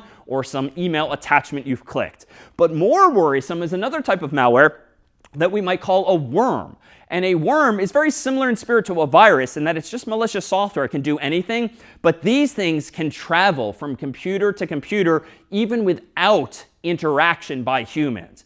Now, how does this work? Well, a worm, theoretically, once it's installed on one computer, having infected it and running, well, it could do that technique called port scanning from earlier. And maybe it can use that infected computer's internet connection and just start scanning the local network or a broader network for IP addresses of other computers and ports of other computers. And if one of those computers' ports happens to be listening, and for unfortunate reasons, that computer is not using encryption, it's not using authentication, and it's vulnerable somehow, theoretically, that worm can travel from computer to computer to computer by making these network connections via these ports at these IP addresses. And that is quite often how they have spread. It's the result of mistakes in software. It's the result of there having been holes in our firewalls, in our systems, by allowing them through via these techniques. So what's the downside, really? Well, beyond just wreaking havoc on your own computer by deleting all of your files, spamming people, Bitcoin mining, and the like, actually what adversaries have increasingly been doing over the years is creating botnets, so to speak. That is, it turns out it's more valuable to an adversary not to completely disable your system, because that doesn't really serve them long term, but maybe to install software on your computer that's just constantly running. And it's not actually doing anything bad to you. None of your files are deleted, no spam is being sent, but you are infected. And there's just some piece of software constantly running on your computer. But maybe this adversary has somehow figured out how to infect not just your computer, but my computer and your computer and your computer and your computer and hundreds, thousands of other computers in the world. Now, if this software is smart and it's constantly listening for commands, an attacker can send some kind of command, not unlike those virtual envelopes, to this entire botnet of computers and say, OK, computers, now everyone at the same moment start attacking some server. Or everyone at this moment start sending emails. Everyone at this moment start mining Bitcoin. And so you can leverage the network of hundreds or thousands of computers all at once and have a much more powerful attack, therefore, possible. And what form do those attacks take? Well, quite often what we'd call a denial of service attack, or DOS. And this is exactly as the name suggests. Sometimes adversaries' goal in life is just to deny service to everyone else, whether it's for political reasons, financial reasons, or the like. It's one thing for me on my laptop or my phone to maybe visit, maybe I'm a little annoyed at Google today. So I go to google.com, and then I keep hitting reload, reload, reload, reload, or faster, reload, reload, reload, reload. I'm trying to deny service to other people, but realistically, Google has way more resources than me. So a denial of service attack only really works if you have a lot of resources yourself, more resources than the site you're attacking. But with botnets, When you control multiple computers, you can actually wage a distributed denial of service attack, whereby, again, you send a command to this whole network of infected computers, and you say, all right, everyone go visit google.com right now and reload, reload, reload. And when it's hundreds or thousands of computers doing it to Google, or maybe not someone as big as Google, but maybe a small business that they're annoyed at or they're competing with, you can, via distributed network, try to deny service to actual customers or users of that site. Why? Well, a computer, long story short, only has so much memory, only can do so much per unit of time. And if you completely distract a computer or server by all of these requests that are sort of bogus, then the good requests from the real users, the real customers, can't necessarily squeeze in. And so you're denying service to other people. And distributed is particularly malicious. Why? Well, once a company figures out what's happening, like Google, they could just block with their firewall my IP address, for instance, coming from my phone or my laptop or other device. Once they know where the attack is coming from, they can just deny or they can block service there. But if it's distributed, if it's coming from all of us or thousands of people, thousands of IP addresses, then it gets a little harder. Like technically, they could just block all of our IP addresses, thousands of IPs. But very often, you and I share IP addresses if we're on the same campus, on the same corporate network. Even though locally we might have unique addresses, to the outside world, we might all share one public address from our whole company or school. And at some point, it's not going to be in Google's best interest in this story to block all of those IP addresses, because then we might be denying service to actual good people on this campus at this company who just happen to be on the same network as this attacker or as this infected computer.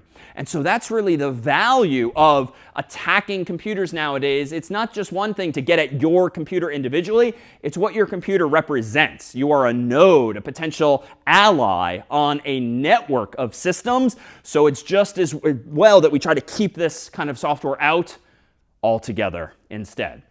So how? How do you keep it out? Well, for years you've probably heard about, maybe you've been using antivirus software, and that's exactly what it does. Antivirus software is software you either download for free, maybe pay for, install on your computer, and it's generally constantly running. Or maybe it runs on a schedule to check, are there any known viruses or worms on this computer? And if so, let's delete them, or let's somehow remove them safely. And maybe you have to reboot to get them out of memory, but then maybe you're back in business. To be fair, that might be too late, because the emails, the spam might have been sent, the files might have been deleted, but it at least gets it out of there for the future time at least. But there's a problem with antivirus software alone, in that it has to actually be current for the attacks that you're facing. That is to say, the antivirus software to work has to know about the virus, has to know about the worm. Now, how can you make sure you're always current? Well, you can enable automatic updates with your antivirus software or even your operating system more generally. And in recent years, the world has kind of realized that even though there are downsides of automatic updates, it's generally proving to be, it seems, a net positive for society. Why? Because it ensures that you and I and everyone else are generally running the latest versions of software, which generally means we've fixed security holes, that is, security-related bugs in previous versions, so that at least we're not vulnerable to yesterday's mistakes. You know, we're still vulnerable to today's and tomorrow's mistakes when people continue to write software that's buggy, but at least we're staying current. This also ensures, too, that companies can focus their resources generally on the newest versions of software, and they don't have to worry about being backwards compatible and spending time and effort and distraction on software that might be older and older and older. So enabling automatic updates is generally proving to be a good thing, I dare say.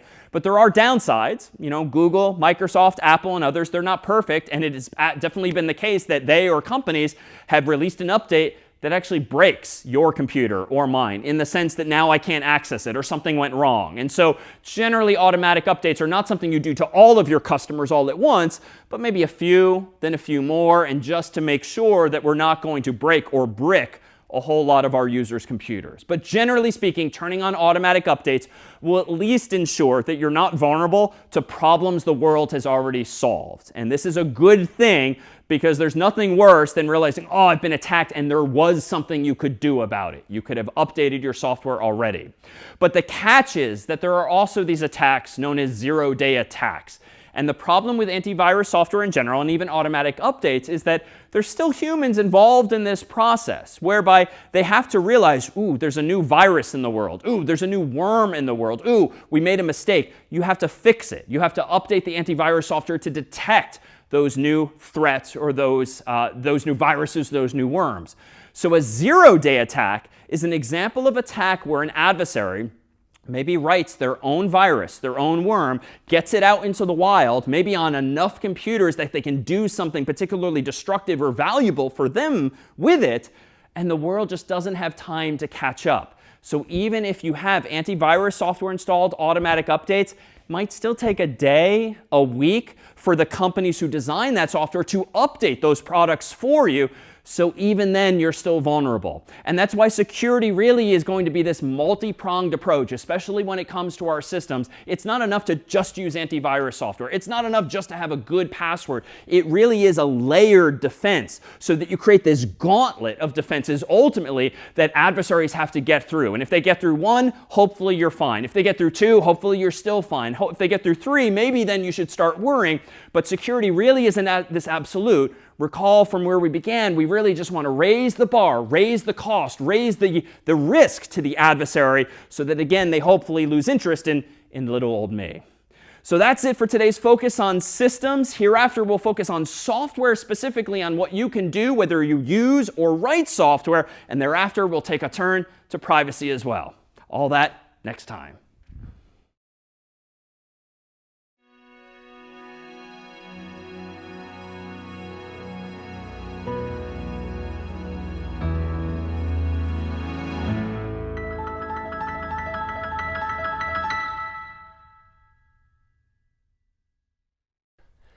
All right, this is CS50's Introduction to Cybersecurity. My name is David Malan, and this week let's focus on securing software, whether it's the software you use or whether it's the software you write as a programmer. Consider, for instance, one of our topics from earlier in the class, namely phishing, this attempt by an adversary to phish or obtain information from you. Let's consider today how you might go about implementing this kind of attack, and equivalently how you as the user might go about noticing an attack like this. Well, here again is a language called HTML, Hypertext Markup Language, and it's the language in which web pages are written. This is maybe the simplest example that we could put together that represents the kind of text that a web server would send to a web browser when it wants to display information on your screen, be it the day's news, your email inbox, or anything else that is web-based. ... is where I've put placeholders just to represent where some additional code might actually go, like the content of this actual web page. Well, for instance, suppose that we consider in the abstract just a simple example of these so-called tags. And in fact, recall that everything that you just saw sort of had these open brackets, but also the same words again and again. For instance, if we wanted to have a paragraph in this language called HTML, we would have this thing here called a tag, or an open tag, or a start tag, and then this thing here at the end, a end tag or a close tag. And those are meant typically to be symmetric. This one sort of begins a thought for the browser. Hey, browser, here comes a paragraph. And this one here with the / inside of those angled brackets means, hey, browser, that's it for the paragraph. So anytime you see HTML in a file, it's really telling the browser what to start doing and what to stop doing. So here is how a browser, therefore, might know that it needs to display a paragraph of text, maybe separated by some white space by other paragraphs of text. Here, for instance, is how a browser might know that there's some code inside of the web page, typically written in a language called JavaScript. So this script tag opening here, and this close script tag here would be, hey, browser, here's some code to execute, ... and hey, browser, that's it for the code to execute.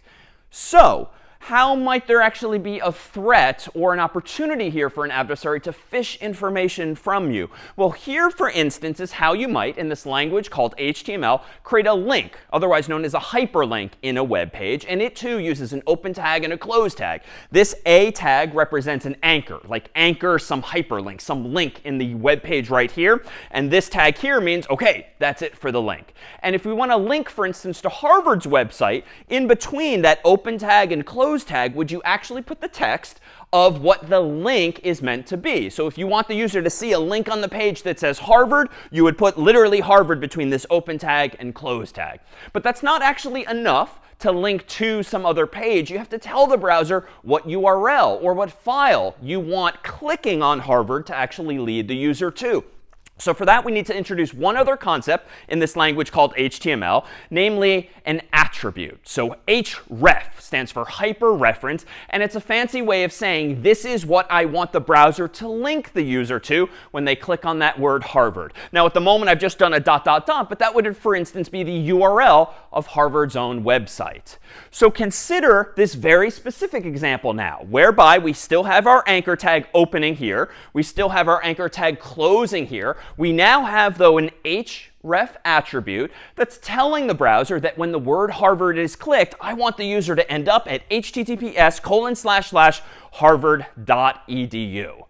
So that all seems fine and good, and this is the way the web is supposed to work, and this is what links in your own web pages will look like if you poke around underneath the hood. So where's the actual danger? Well, hopefully there is none, and hopefully when you open this kind of HTML in the context of a larger file with even more tags than just this anchor tag, you'd see a browser window that looks a little something like this. You'd see a link, typically underlined, though not necessarily, to Harvard, and then and only then, if you hover over that link, can you see where you will go, even if you don't actually click the link. So suffice it to say, if you just click the link, you're going to end up on Harvard's own website.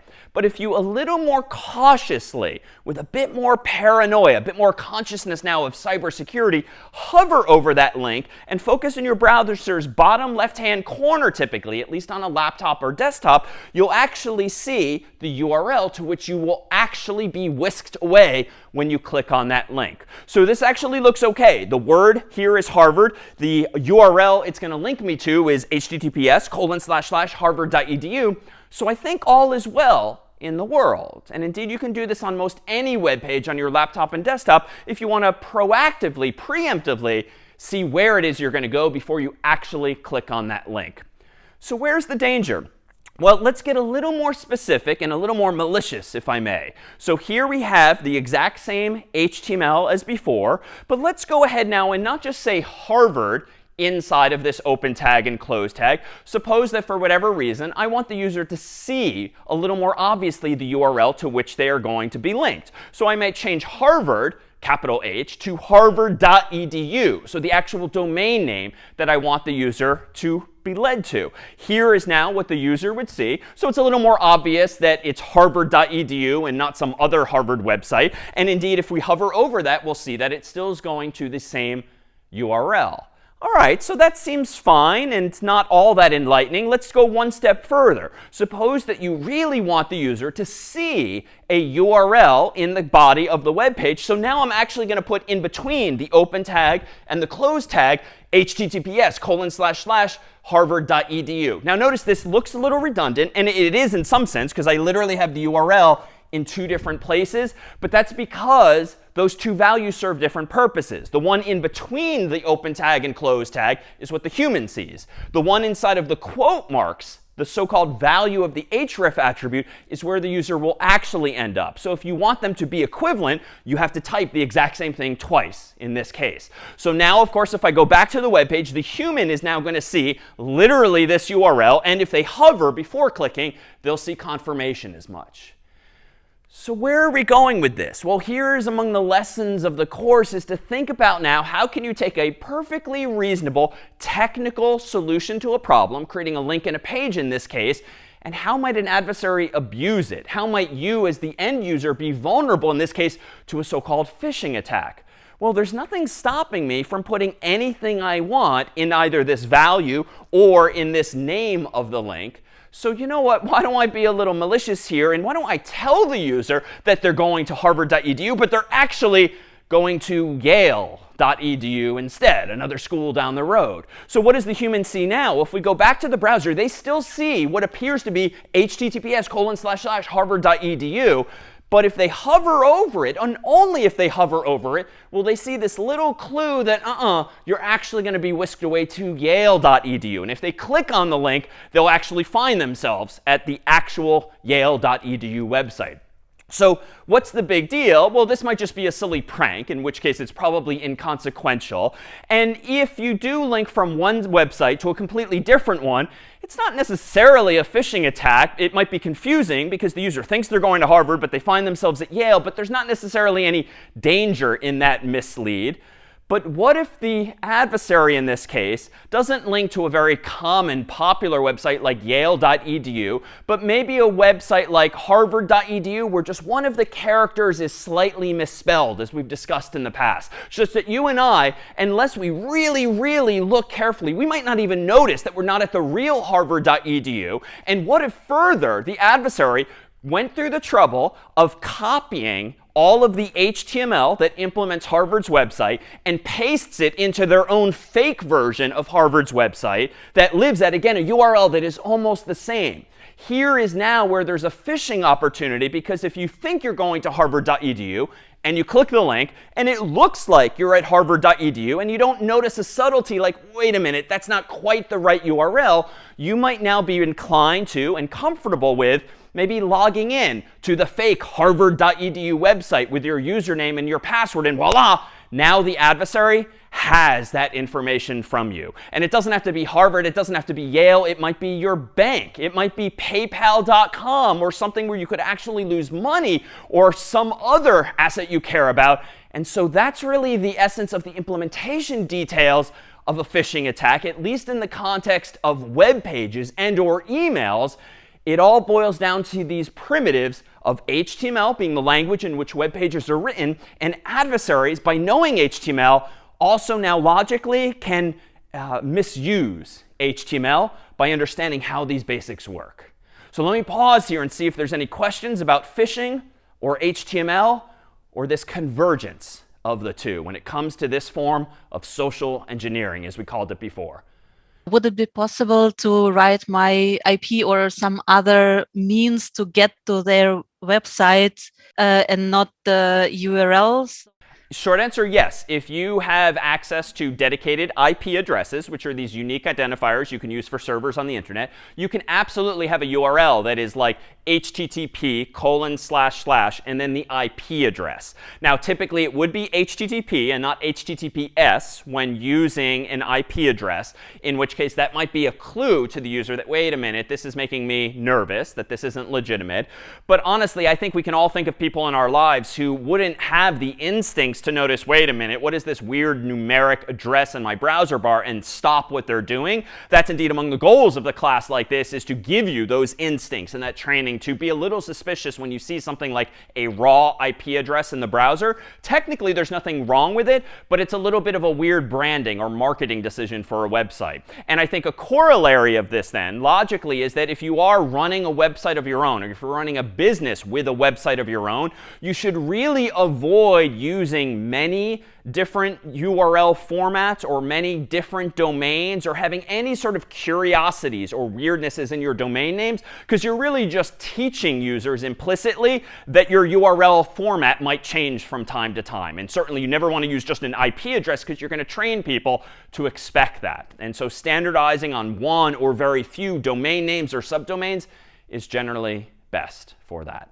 So what are some other attacks that we should be mindful of when it comes to our own software? Well, a class of attacks or category of attacks are generally known as code injection, which is an opportunity for an adversary to somehow inject code into your software and often trick your software into executing that code, even if you yourself didn't write it. Well, let's consider one example of this. A common attack on the web in particular, too, is what's known as cross-site scripting, or XSS for short.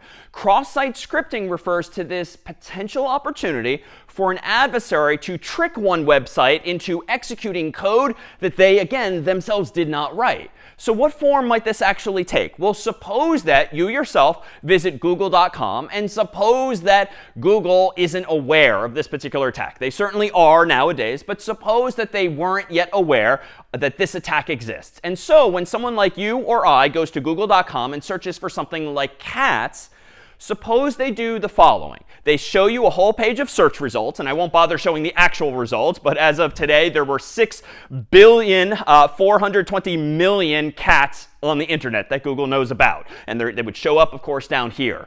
Now, notice a few characteristics about google.com as it typically behaves. Well, one, you still see a text box containing what it is you searched for so that you can change it or at least see what it is. And notice, too, that in smaller text here, in this particular version of Google, it tells you not only how many results there are, but specifically how many cats there are. So that is to say, if Google is using your own input, not only to remind you of what you searched for in the search box, but also in the body of the web page, that very simple idea is vulnerable to an attack. Why? Because who wrote the word cats, C-A-T-S? Well, it wasn't Google per se, it was me. Now, fortunately, cats in and of itself is not dangerous, but suppose I knew a little something about HTML and browsers and how the internet works, and suppose that I now, an adversary, did something like this.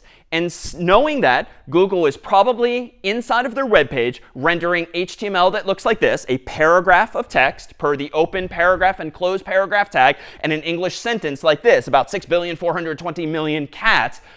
If I know they're putting my input, cats, into HTML that looks like this, let me see if I can try to trick Google into outputting something that they might not have anticipated. So instead of cats, let me type something a little weird that looks like this. Now, what are we looking at?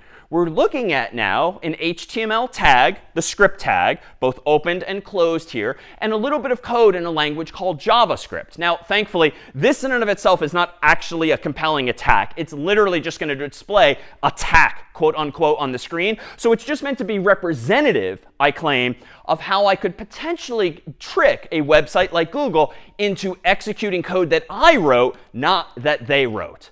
So what do I mean by that? Notice that I've got this open script tag here and the closed script tag here, which means everything in between there is script. That is JavaScript, this particular language. Well, it turns out this particular language, in the context of browsers, comes with a function, a feature known as alert. And if you want to alert the user with some message, you literally write the word alert, and then an open parenthesis and a closed parenthesis on the left and right. And then inside of single quotes or double quotes, you put whatever word or words that you want to alert the user to. So this is often used for displaying messages to the user. Not actual attacks, but useful messages. And there's more elegant ways to do this as well. But this is the simplest representation of an attack that I could propose here. Now, I haven't yet hit enter on this page because indeed we still see that we're on the page relating to cats as my search result. But as soon as I hit enter, after searching for this string of JavaScript code, or really HTML inside of which is JavaScript code, what might happen? Well, this could potentially happen. Now, again, this is not a bad thing in this specific case. It's just throwing up an alert to the user. And in this sense, too, I'm really only attacking myself. Because if I'm the adversary, and this is my browser, and I've just tricked Google into executing some JavaScript code such that a pop-up appears saying attack, well, I'm just like hacking myself. So this is inconsequential. But again, it's representative of how we could potentially trick a website into executing code that they did not intend. Now, why is this displaying? But notice no more cats and no input here that I typed myself. Last time when I searched for cats, I saw the word cats here. But now I'm seeing nothing at all. Now, why is that? Well, underneath the hood previously, I claimed that Google was probably rendering HTML like this. A paragraph of text, open tag, close tag, and then the sentence about 6,420,000,000 cats. So HTML, and they were just plugging in whatever I, the human, typed in. Well, this time I conjecture that if I typed in what looks like and is HTML with a bit of scary JavaScript code in between, what Google is probably going to try to output in the body of the web page they send to my browser is this: an open paragraph tag and a closed paragraph tag. Still the beginning of a sentence, assuming that there are this many attacks in the world, 6,420,000,000. But notice this. Because I, the user, literally typed in the script tag and the closed script tag, and then that JavaScript code in between, the browser doesn't know that that came from me and not Google. So the browser is just going to read this as, hey, browser, start a paragraph about 6,420,000,000. Hey, browser, here comes a script. That is a program that you should execute. What do I execute? Alert, quote unquote, attack. Hey, browser, that's it for the script. Hey, browser, That's it for the paragraph. So if Google is just blindly copying and pasting what I, the human, am typing in, I might trick Google into rendering HTML that Google did not intend. And the side effect in this case is that I see this alert, but really that's indicative of a potential exploit in Google's website if they were not detecting this on their own. So this is the code that's dangerous. And what then is the fundamental problem? They are just literally outputting what I, the adversary, typed into their page. So how do we go about mitigating something like this to avoid this kind of attack? Well, let's first propose that what we want the effect to be is something a little more like this. Assuming, again, that there are 6,420,000,000 attacks in the world, what I want to see is literally that English sentence here. I don't want any sort of pop-up. So this, I would propose, is the correct behavior, assuming we see more search results down below. I have searched for this. Google is telling me or reminding me what I searched for, but there's no pop-ups in this case. So somehow or other, based on this screenshot alone, there must be a way of ensuring on Google's end that even if the human types in HTML with perhaps some JavaScript code in the middle, that they don't actually treat it as HTML and JavaScript code in the middle. They just display it literally, character by character, whatever I, the user, typed in. So what is our concern with this particular symptom? Well, it turns out that an adversary can wage what we would call a reflected attack, whereby we could leverage this symptom in such a way that maybe we could construct a URL that, if clicked by a user, actually triggers this kind of behavior. But moreover, doesn't just trigger this fairly innocuous behavior like alerting the user with a message like attack just to scare them. But what if we wrote even more malicious JavaScript code that maybe steals their cookies or does something more than that? Well, how do you wage what's called here a reflected attack? Well, let's first consider what a basic link in a web page or an email looks like. It's, again, an anchor tag that starts and ends. It has an href attribute that represents the URL or file to which we're going to link the user, and then some text that the human will actually see in the web page. And now let's notice, when we correctly search for cats as we did before, that not only do we see cats in the text box here, not only do we see cats in the body of the web page, but notice now the URL. It turns out when you search for something on Google, you end up at a URL that looks essentially like this. It might actually be a little longer, but a lot of those parameters, so to speak, in the URL aren't strictly necessary. So this is the shortest possible URL that will work on Google if you want to search for cats. And notice what it is. https://www.google.com/search Q equals cats. So this is to say that the way Google works is that if you want to search for cats, you simply visit a URL that looks like this. If you want to search for dogs, you visit a URL that looks almost like this, but instead has Q equals dogs. Which is to say there's just a very standard format on google.com and a lot of other websites too for searching for things or really sending input to a web server. And this web form or this text box that you typically use to type in cats or dogs or anything else is just generating a URL that looks like this, and then Google knows what to do with it. So how can we leverage now that reality a little more maliciously? Well, let's go back to our HTML, and let's again assume that the adversary is trying to construct some HTML for their own email or for their own website in order to attack some unsuspecting users. Well, instead of the ... let's be more specific. Let's actually, in a good way, in an honest way, say that we're going to let the user click on a word, cats, which is in between my open tag and close tag. And if they click on that, they're going to end up at the legitimate Google website where it's https://www.google.com/search Q equals cats. So this is correct. This is not yet an attack. But what if I am a little malicious, and instead of using the legitimate URL there for searching for cats, suppose I construct something a little more cleverly that says we're going to give them cats, but actually we're going to bring them to this URL. Now this is a bit of a mouthful, and in fact it wraps onto 2 lines this time, but notice the URL starts the same, https://www.google.com/search Q equals, and then some weird text, %3c, script, %3e, alert, wrapping onto the other line, and so forth. So I dare say you're seeing some familiar phrases now, script and alert, but there's also some weird syntax there as well. Now, that weird syntax is just a representation of URL escaping. It turns out that certain characters in URLs, like angled brackets and other syntax, is not good to include in URLs because it might be mistaken by the browser for something else. And so URLs typically escape punctuation symbols and other characters using this % syntax. Now, it looks a little weird to the user, but what's more worrisome is what this is going to be used for on Google's end. If the Q value equals this whole bunch of text, and it's just the browser that's encoding those special characters in this way, what Google's really going to see on its end is the actual script tag with the actual alert and the actual close script tag that you and I constructed earlier. That is to say, what Google's going to receive from that URL is no longer cats, quote unquote, but this, quote unquote, because the server's going to automatically convert the % signs and those weird characters back to the original automatically. That's how URL encoding works. So what the server is going to receive is this. And again, if the server is vulnerable to naively just outputting literally whatever the human typed in, the risk is that they're going to now execute that code. And what if the code isn't just an alert? Maybe it's something like this, which still isn't in and of itself a bad thing because it's just an alert. But this is actually some JavaScript code now, alert, open parenthesis, document.cookie, close parenthesis, that would actually throw up a dialog window that shows the user the value of the cookies they have there on Google's website. Okay, not such a big deal. It's not all that different from just saying quote unquote attack.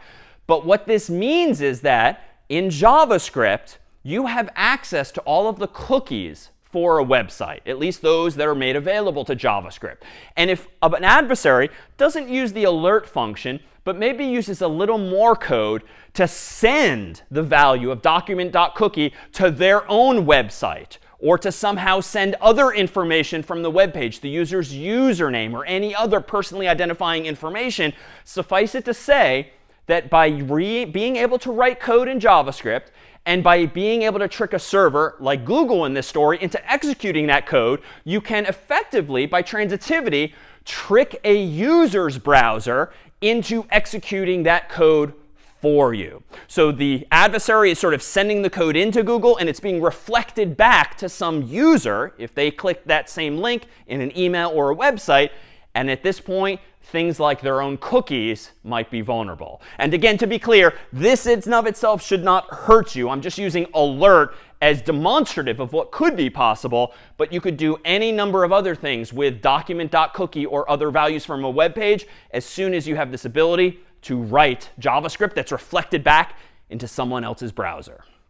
Any questions then on this particular attack? I just wanted to ask a question about the JavaScript blockage, because many of the browsers uses to block the JavaScript. How can you use the website and browser which blocks the JavaScript without getting tricked into the JavaScript?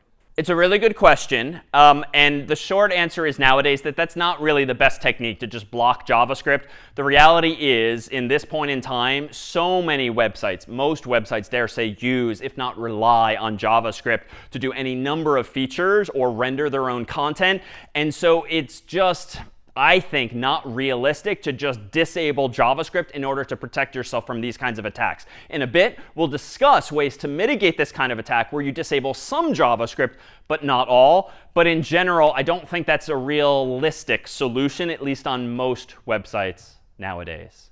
So how else might these same principles be misused? Well, it turns out there's another class of attacks known as stored attacks, whereby the adversary's input isn't just immediately reflected back from the server to some unsuspecting user, as it might be when you're using the URL to contain the code. But suppose that a website were vulnerable to actually storing the user's input, even if the user's input includes HTML with some JavaScript inside. Well, that would be a stored attack, and it might work as follows. And at the risk of picking on Google, suppose that when using Gmail, suppose that if you sent someone an email with that exact same code, whereby you're just alerting quote unquote attack. Again, that in and of itself isn't going to hurt anyone, but it's representative of what you could do with code. Now, presumably, when you send an email in Gmail or Outlook or any other service, that email is going to be stored on a server until it's read and until it's deleted, perhaps by the user. And if it's never deleted, it's going to stay stored on the server. So this type of attack assumes that the server might actually be saving in a database or a file somewhere the user's input. Now, suppose that here too, Google didn't know about these kinds of cross-site scripting attacks, and they just allow you and me to input HTML and JavaScript into an email, and they just blindly save it into their database. And then when the recipient opens this email, they just show the recipient the contents of that email. Well, what could go wrong? Well, if the recipient opens that particular email, and Google is literally rendering the script tag with the JavaScript inside, the recipient of that email, when they open their inbox, may very well suffer some kind of an attack. Again, it just says attack on the screen, but it represents being tricked into running code that someone else wrote. And in this case, someone else sent you. Ideally, what we would want to have happen instead is not have Google show us the attack message here, but rather I would like my inbox to show me the code I was sent, but not execute it. That is, just like I wanted to know that there are 6,420,000,000 cats among the search results, so would I want Gmail to just show me what it is the adversary typed in without actually interpreting it or executing it as HTML with some JavaScript inside. So that could be a stored attack and would be a stored attack if, thankfully, Google weren't actually protecting us against this, which they are. So how do you go about preventing an attack like this in software? Well, the general answer is character escapes. That is, taking any characters in users' input that might potentially be misinterpreted at best, or at worst might be dangerous to the users. Now, what characters might be worrisome? Well, in something like HTML, anything with an angled bracket, a less than sign, would probably potentially be mistaken for the beginning of an HTML tag. So I dare say that a less than sign is a dangerous character. Similarly, might a greater than sign represent the end of a tag, so that too might be something to give us concern. And there's probably a few other characters as well. So what should servers be doing? What should software be doing to avoid this kind of cross-site scripting attacks, whether reflected or stored? Well, ideally, something like this would not just be blindly outputted by Google or by Gmail, but rather it would be escaped in this very weird looking way. But let me highlight just a subset of these characters. Highlighted in yellow now are only the character escapes to which I'm referring. It turns out that this language, HTML, has standardized some special sequences of characters that represent the less than sign, that represent the greater than sign. They're a little more verbose to type. You have to type out like 4 characters in this particular case. But browsers are designed to know that when they see ampersand, LT, semicolon, they should not show on the screen ampersand LT semicolon. They should show a less than sign. And similarly, when browsers see ampersand GT semicolon, they should display not literally that, but a greater than sign. So this is to say, if Google were smart, they would take any user input you and I give them, but they would make sure to escape any potentially dangerous characters with these kinds of escape sequences, so to speak. And Google's got to look it up in a book or on a website or in the specification to know what escape they should use, but these are very well documented and standardized. And indeed, we have one here for the open script tag, and then another here and here for the closed script tag. But notice we don't have to escape all of the punctuation like the slash or the English letters in the tag name or the like. We're only escaping a certain list of these characters. Well, what is that list? Here are the 5 that minimally we should generally be escaping depending on the context.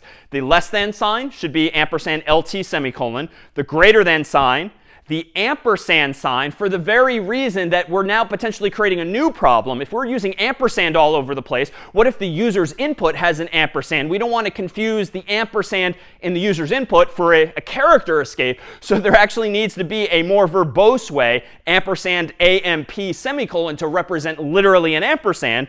Then there's one for a double quote, ampersand QUOT semicolon, and a single quote or apostrophe, ampersand APOS semicolon. And there's more as well, but generally these are the 5 that could otherwise get you in trouble. So all of the examples we've seen thus far where Google is somehow reflecting back or storing potential attack code will not happen if Google is just smart, whereby they're escaping that input from a user before sending it back out as output to google.com search results or to Gmail inboxes.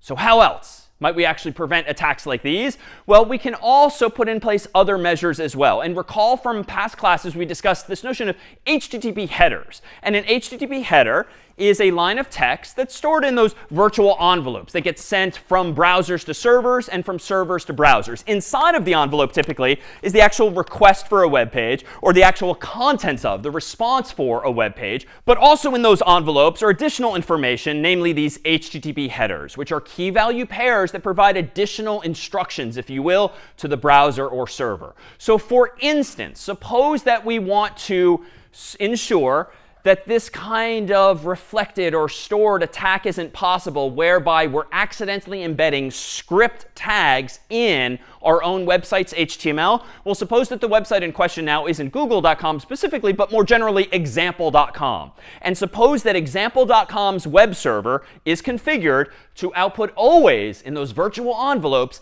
an HTTP header that is content-security-policy : so that string of text is the key, and the value of that key is script-source, then the URL that we want to allow scripts from only. So what does this mean? Albeit fairly cryptic, if you configure a web server with this HTTP header, this will ensure that you can only load JavaScript code from actual files, typically ending in .js, that are sent separately from the server to the browser.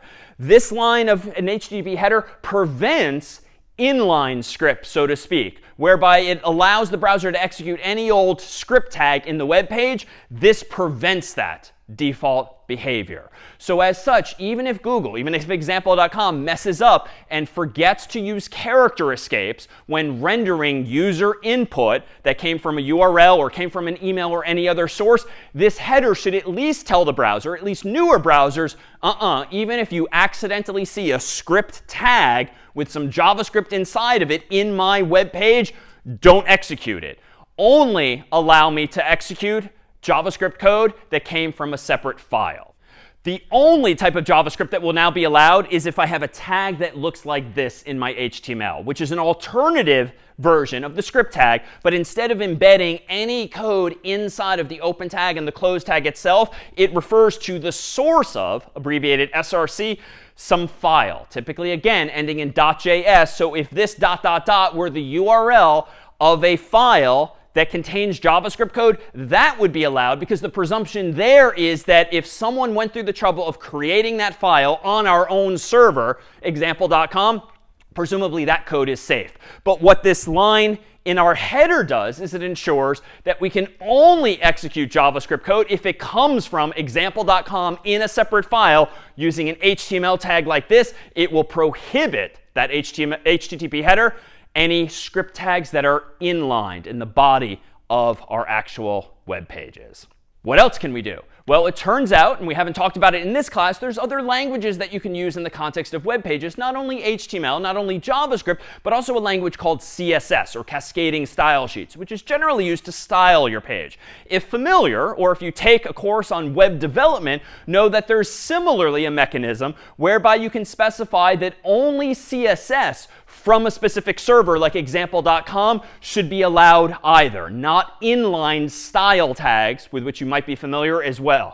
So here, instead of script source, we see style source, which is just another way using this HTTP header mechanism to just ensure that the browser, at least if it's new enough, will not blindly execute script tags in the first case or style tags in the second case when these kinds of headers are present. It's an additional layer of defense against these kinds of reflected or stored attacks.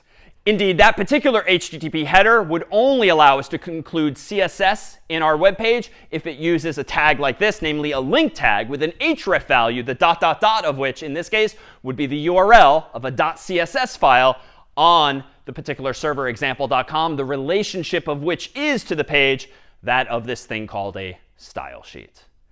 Questions then on this use of HTTP headers to prevent these kinds of stored or reflected attacks, or anything else thus far? What do the \T and \A escape sequence do?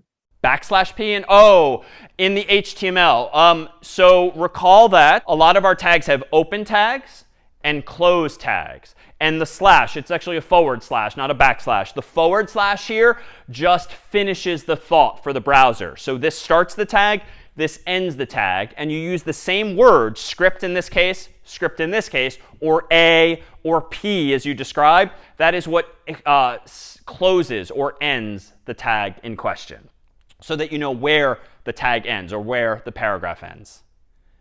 Other questions? Pertaining the React framework, as far as I understand, on the JSX format, you use interchangeably both JavaScript and HTML. How that isn't a security risk for this kind of attacks?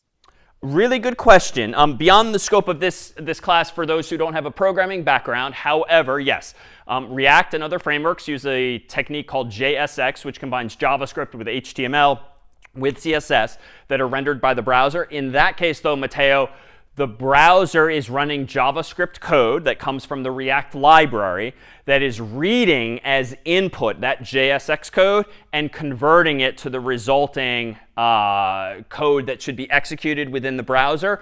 So long as all of that code comes from .js files or .css files or the like, all is well. But if you just inline it, and you're outputting headers like this, it won't execute at all. So the same rules apply. You would have to use an external file. So when it comes to code injection, there are other types of attacks, particularly in the context of what's called SQL, or structured query language, which is a language that's typically used with databases. So again, on a server. So let's consider how you might also trick software into executing SQL code, that is code written in this particular language, when it comes to databases specifically. Well, here, for instance, is some representative code in this language called SQL, whereby you have a line like select star from users, where username equals quote unquote, and then username in curly braces. Now consider this to be pseudocode of sorts, because I'm mixing some SQL syntax with some Python syntax in this case, because it turns out that when you're using this language SQL or SQL, you typically use it in combination with some other language, be it Python or PHP or Java or something else. And you use that other language typically to construct queries dynamically based on values that humans have typed in. So for instance, if you're logging into a website and you type in your username and hit enter, very often if that website is implemented in Python or PHP or Java, it might use one of those languages to construct a SQL query that is then actually sent to the database to look up that specific user who's trying to log in. So what I have here then is mostly SQL syntax, except for, in these curly braces, some Python specific syntax. And what this curly brace with username inside of it represents is, hey server, plug in whatever the human typed in as their username into that part of the string. So the curly braces and the word username should be replaced with literally something like Malan if that is the user who's trying to log in. And that will then the resulting code will be sent to the database to select everything we know from the user's table, so to speak, in that database about that particular username. So what could potentially go wrong here? Well, it all has to do with, again, trusting input from the user. And that should now be emerging as a theme. You should generally always mistrust input that comes from users. You should do something with it, but you should sanitize it or scrub it in such a way that any potentially dangerous characters are somehow escaped. And that's exactly what the solution was to those cross-site scripting attacks, whereby so long as we escaped the user's input and changed the less than sign and the greater than sign and maybe some other symbols as well to the equivalent character escapes, all was well. So here, too, is an example now in the context of databases where a bit of paranoia will go a long way to keeping your software secure. Why? Well, suppose that my username is indeed Malan, but suppose that's not what I type into the website when trying to log in, for instance. So instead of typing just my username, suppose I am suspicious, as the adversary, that this website is probably using a database, and that database is probably using this language SQL. So what could I do to kind of mess with the owners of this website and try to trick their database into executing my code and not just their own? How do I inject code of my own? Well, instead of Malan, let me a little cryptically type this in to the website where I'm prompted for my username. Now, this does look cryptic, and odds are an adversary is not going to know exactly what to type the very first time they try to hack into a server.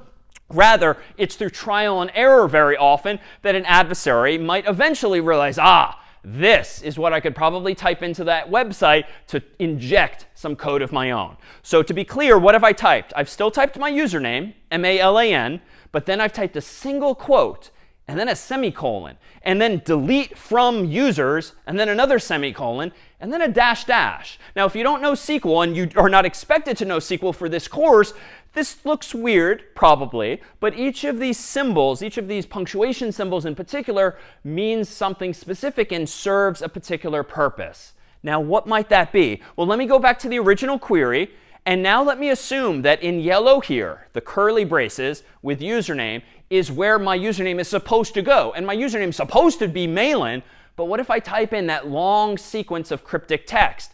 Here's what's going to happen on the server. Because it's using a language like Python or PHP or Java, this yellow value is going to be interpolated. That is, replaced with whatever the human typed in. So let's do that. Let me paste in what I, the adversary, typed in.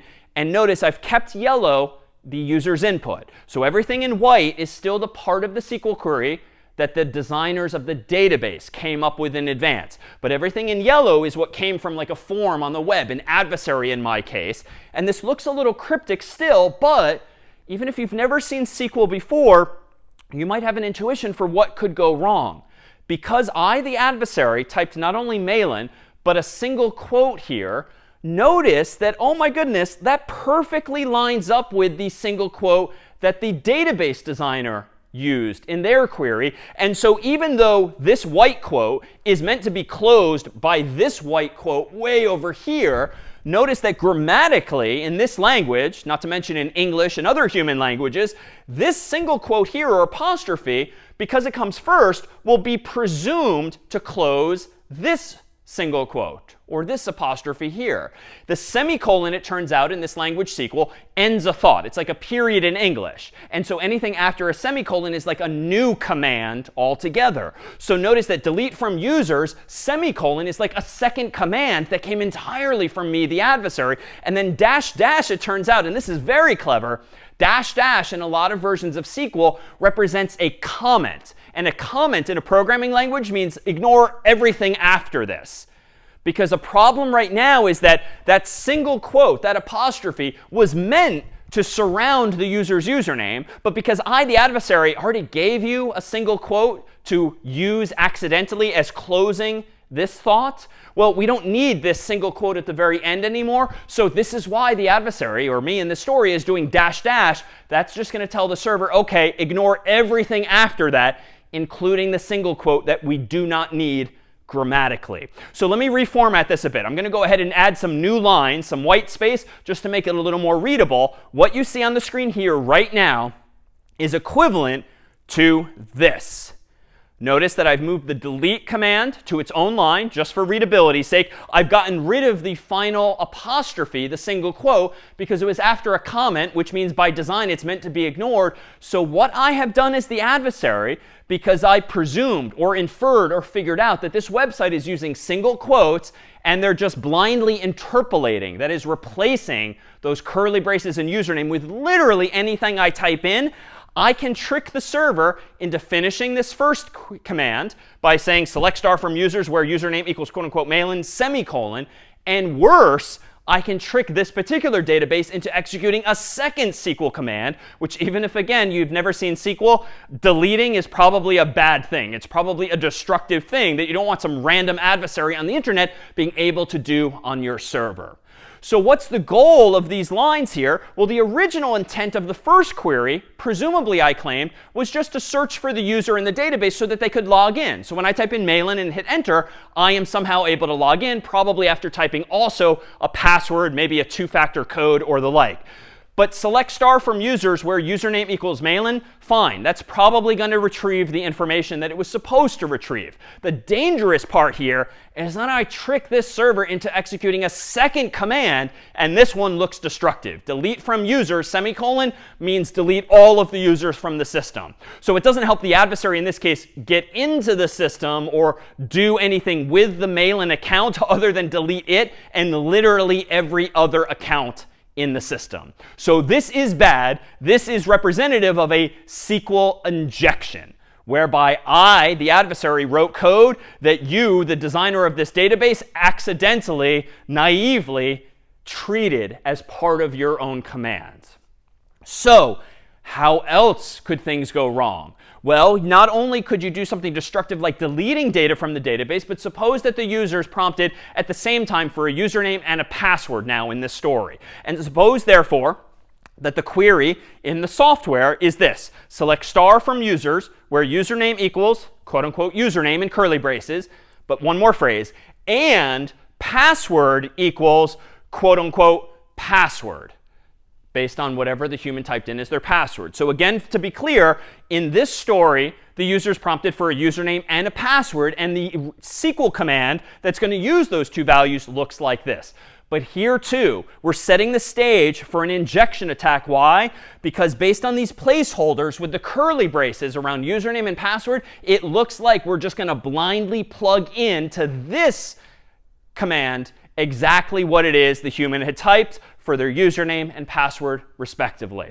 So what could a more sophisticated adversary now do?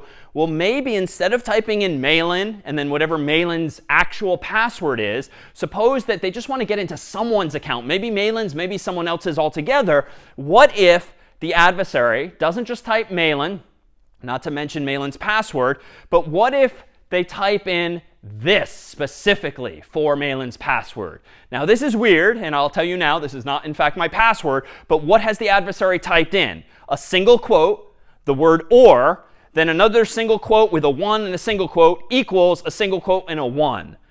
So this looks very, very weird, but let's see what happens. And again, most adversaries wouldn't figure this out the first time they try. Odds are they'd be trying a whole bunch of techniques and heuristics to figure out what might actually work for them. So we're fast forwarding to the end of the story where the adversary has figured out that this weird sequence of characters can hack into this server by tricking it into executing code that wasn't intended. So here again in yellow is exactly what the adversary has typed in. Malan, which may very well be a legitimate username, but then for the password in yellow, single quote, or single quote 1, single quote equals single quote 1.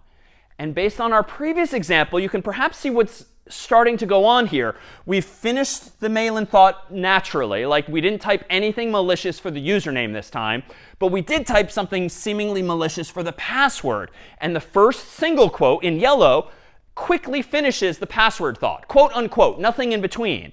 But then we're saying or, quote unquote, 1 equals quote 1. Why? Well, the adversary in this case kind of figured out or knew or guessed that the SQL command ends with a single quote itself.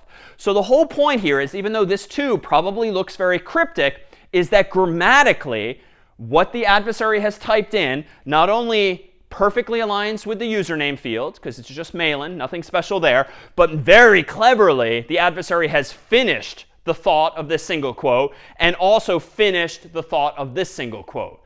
So we've made everything balanced, just like you would not only in SQL, but in a language like English. So let me go ahead and clean this up a little bit too to make clear why this is dangerous. This command now, once formed by the server based on that adversary's input, is really the same as this. And I'm just going to add, again, a new line and some white space just to help us wrap our minds around what's going on. So I've just moved the or line to the bottom. And just like in math class years ago, let me go ahead and put parentheses around things here that makes clear what the precedence is of things like and or. It turns out that and, like multiplication, binds at a higher precedence. It's more important. You're supposed to do it first. So I'm going to add parentheses now to this first expression. They're not strictly necessary, they're implied. I'm just making them explicit now to show you, just like in math class, the order of operations. Now, what does this mean? This means that the database is going to say select star from users, so select everything from the users table where the username is Malan and the password is quote unquote. Now, that is probably not my password. My password is definitely not nothing. It's not empty. But that doesn't matter now. Why? Because even if this first clause, where username equals Malan and password equals quote unquote, even if that doesn't find anyone in the database with the username of Malan and a password of quote unquote, it doesn't matter because we've tricked the database command into including an or, which is so stupid that it's always true. Or 1 equals 1. Well, 1 always equals 1, which means that now, logically, this query is going to return everything we know about users from the database. And why is this problematic? Well, when you're logging users into a database, logging users into a website or application, you're typically searching for them in the database. And typically, if you get back one or more users, you're going to assume that the very first user is the one that you want. And maybe in this case, it's Malan, but it's also very common in servers for the very first user that was created to be you, the person that designed the site. And you probably have administrative privileges, that is, access over everything in the system. And so if a query like this is returning all of the users, including you as the very first one, if there's additional code in the system that we won't put on the screen here or bother hypothesizing about, it means that you could be now letting the adversary log in maybe as Malan, but worse, maybe as you. All because you trusted user input. But you should never trust that your users, if called Malan, are going to type in just Malan. You should always assume that there's someone out there, very annoyingly, very maliciously, that's going to try using some single quotes, some semicolons, or in HTML we saw a less than sign, a greater than sign. You should always expect that someone on the internet will have enough time and interest in hacking your website or application that this might indeed happen to you and your software.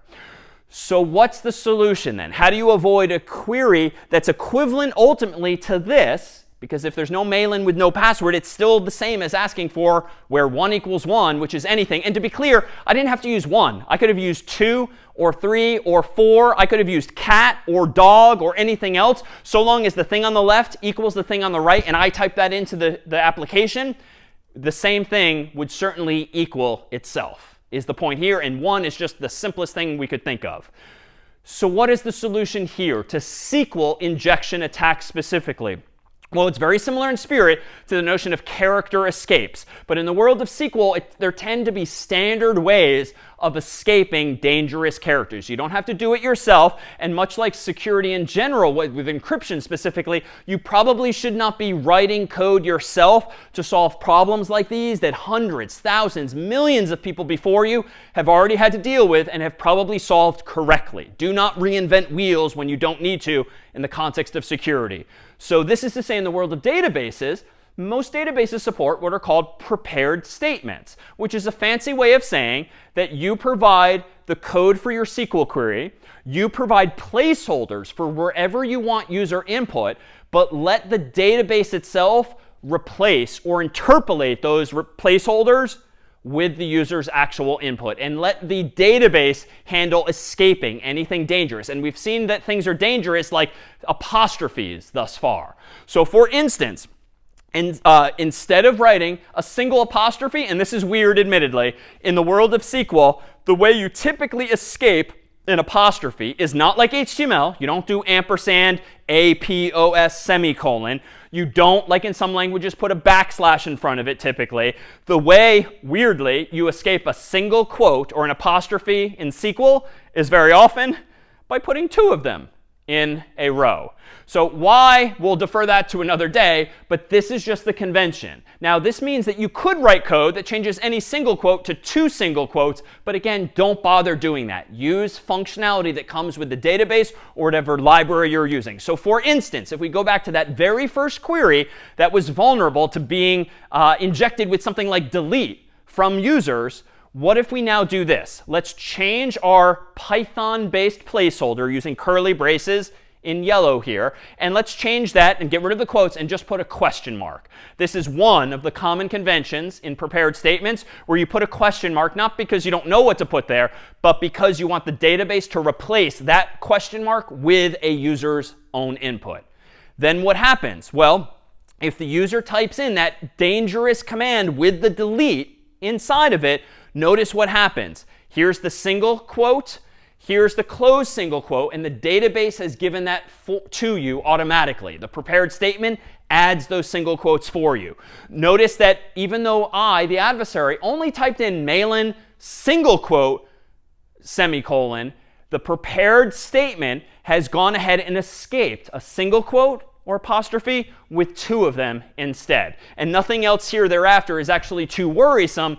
That alone is sufficient to solve the problem. Now, this looks a little weird, right? Because it kind of looks like logically, well, you still have this quote and this quote which line up, and you still have this quote and this quote which line up. So it looks like we haven't really fundamentally solved the problem, but we have. It turns out in SQL databases, anytime they see two single quotes back to back, they don't try to pair them with something to the left or something to the right. They just treat it as one special escape sequence, so to speak. So that would then fix this query. And if we go back to the second query, which had two placeholders, username and password using this Python syntax, let me go ahead and change that to prepared statement syntax using, in this case, question marks without quotes, and trust that the database itself will add any necessary quotes and escape any potentially dangerous characters. Now, what did the adversary type in that second scenario? Well, it was just innocuously Malan. And so that comes back from the prepared statement as being prepared with quote unquote on the outside. No problem there. But this other input from the user, from the adversary's password, which was very cryptic with lots of single quotes, notice that every single quote in the adversary's so-called password has been escaped. So that the single quote here becomes 2. The single quote here becomes 2. The single quote here becomes 2. The single quote here becomes 2. And the prepared statement automatically adds a final single quote at the very end. But I've kept highlighted in yellow everything that represents the user's input now that it's been properly escaped, because again, even though you might try mentally to pair this quote with this one with this one, this one with this one, and so forth, that's not what the database does. Whenever it sees, in this case, two apostrophes back to back, they are treated as special escape sequences. And so the only quotes that ultimately are treated as lining up are the two around the username and the two around the entire password here. So the characters are still in there, but they've been escaped, sanitized, or scrubbed, so to speak, in such a way that now the database is smart enough not to mistake those for quotes that should be matched with ones that we might have otherwise written previously. Now, there is another class of attacks that similarly involve injection into your software, particularly command injection. Those of you familiar with a command line interface in the context of a terminal window or the like might be familiar with how on a system you type commands as opposed to always using your mouse to point and click on menus and buttons. The problem with command injection is that it's all too easy in a lot of today's programming languages to write code that invokes commands on systems, whether it's to copy files, delete files, move files, execute other commands altogether. And that's because a lot of programming languages come with functions. That is a feature called system, which is literally a feature of some programming languages that allow you in your program to execute a command on the underlying system, a command on the underlying operating system. And that might be useful for you because in addition to writing your own code in some higher level language, you can occasionally run a command on the system itself. But the problem is that if you, the programmer, somehow take user input and you just blindly pass that user's input to the command line, so to speak, to the terminal window, to the underlying operating system, that is yet another context in which potentially dangerous characters like semicolons or the like could accidentally finish your thought, but then start a completely new one from the adversary so that they too on your system can not only delete things like data from your database, but even files from your file system. They could perhaps send email or spam or do anything in a command line environment that you yourself could do on the same. In other programming languages, the same idea exists in the context of another function called eval, which evaluates whatever you pass to it. So there too, if you're in the habit of using system or eval, taking user input and passing that user input as part of the input to system or eval without having sanitized it or scrubbed it or more generally escaped potentially dangerous characters, you're putting your entire system at risk and any and all software that's installed on or running on the same. So what's the solution here? In any of those programming languages to which I'm alluding that have functions like system or eval, they almost always come with another function or built into these functions, a way of escaping the user's input. So I would always take care to read the documentation if you yourself are or want to become a programmer, that whenever you take user input, you always figure out and think to yourself, wait a minute, how can I escape this properly so that I can't be tricked into executing some command, some SQL, or some HTML and JavaScript within my own software. All right, that's been a lot. Let's go ahead here and take a 5-minute break. And when we resume, we'll look at a whole other category of potential attacks on software.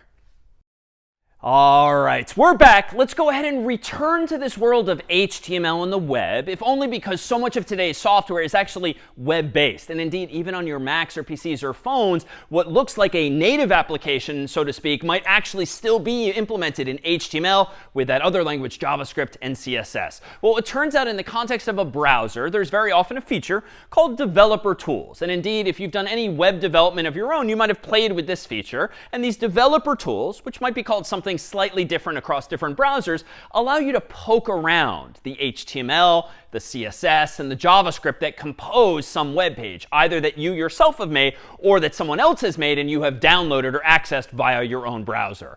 Let's consider now, though, what you can do if you have access to these developer tools. So for instance, here is some HTML using a tag called input, which would create a checkbox on a website. We haven't seen this one yet, but it's similar in spirit to the paragraph tag and the anchor tag, in which case it is interpreted as the browser as meaning, hey browser, here comes a checkbox. The only thing different that's worth noting here is that some HTML tags don't actually need a close tag. Because whereas a paragraph starts somewhere and then ends somewhere else after some number of words, a checkbox is either there or it isn't there. So there's really no conceptual notion of it starting and stopping. So some HTML tags don't even need end tags or close tags. This, then, is one of them. This, then, is an input tag that gives us a type of input, namely a checkbox. And another curiosity about this is that some HTML attributes don't need values. We saw the href attribute for the anchor tag earlier, and that, of course, had a value. In quotes was the URL that you want to link to. Here we see that same paradigm, type equals quote-unquote checkbox, to give us specifically a checkbox type of input. But you'll also notice here another attribute, specifically for this input tag, that's literally called disabled. And strictly speaking, you don't need to give it a value because it's either there or it isn't. And if it is there, that just means that this checkbox is exactly that, disabled, which means you can see it, but it's not checked and you can't actually check it. It's disabled and lightly grayed out typically on a browser. So why might this be? Well, maybe there's some feature in the browser that you don't want to give some users access to. Maybe based on who has logged in, they should or should not have access to some feature. The problem, though, with HTML and CSS and JavaScript, or really anything that is web-based or using those languages, is that you're sending this HTML to the user's own device, to their browser on their phone or laptop or desktop, which means they can not only see this HTML code, but theoretically they can edit it. They can't edit it on the server because that's your own copy, assuming they can't hack into the server, but they can edit their own copy thereof. Now, usually that's not such a big deal because what's the worst that can happen? They can hack themselves by changing HTML on their own computer or phone.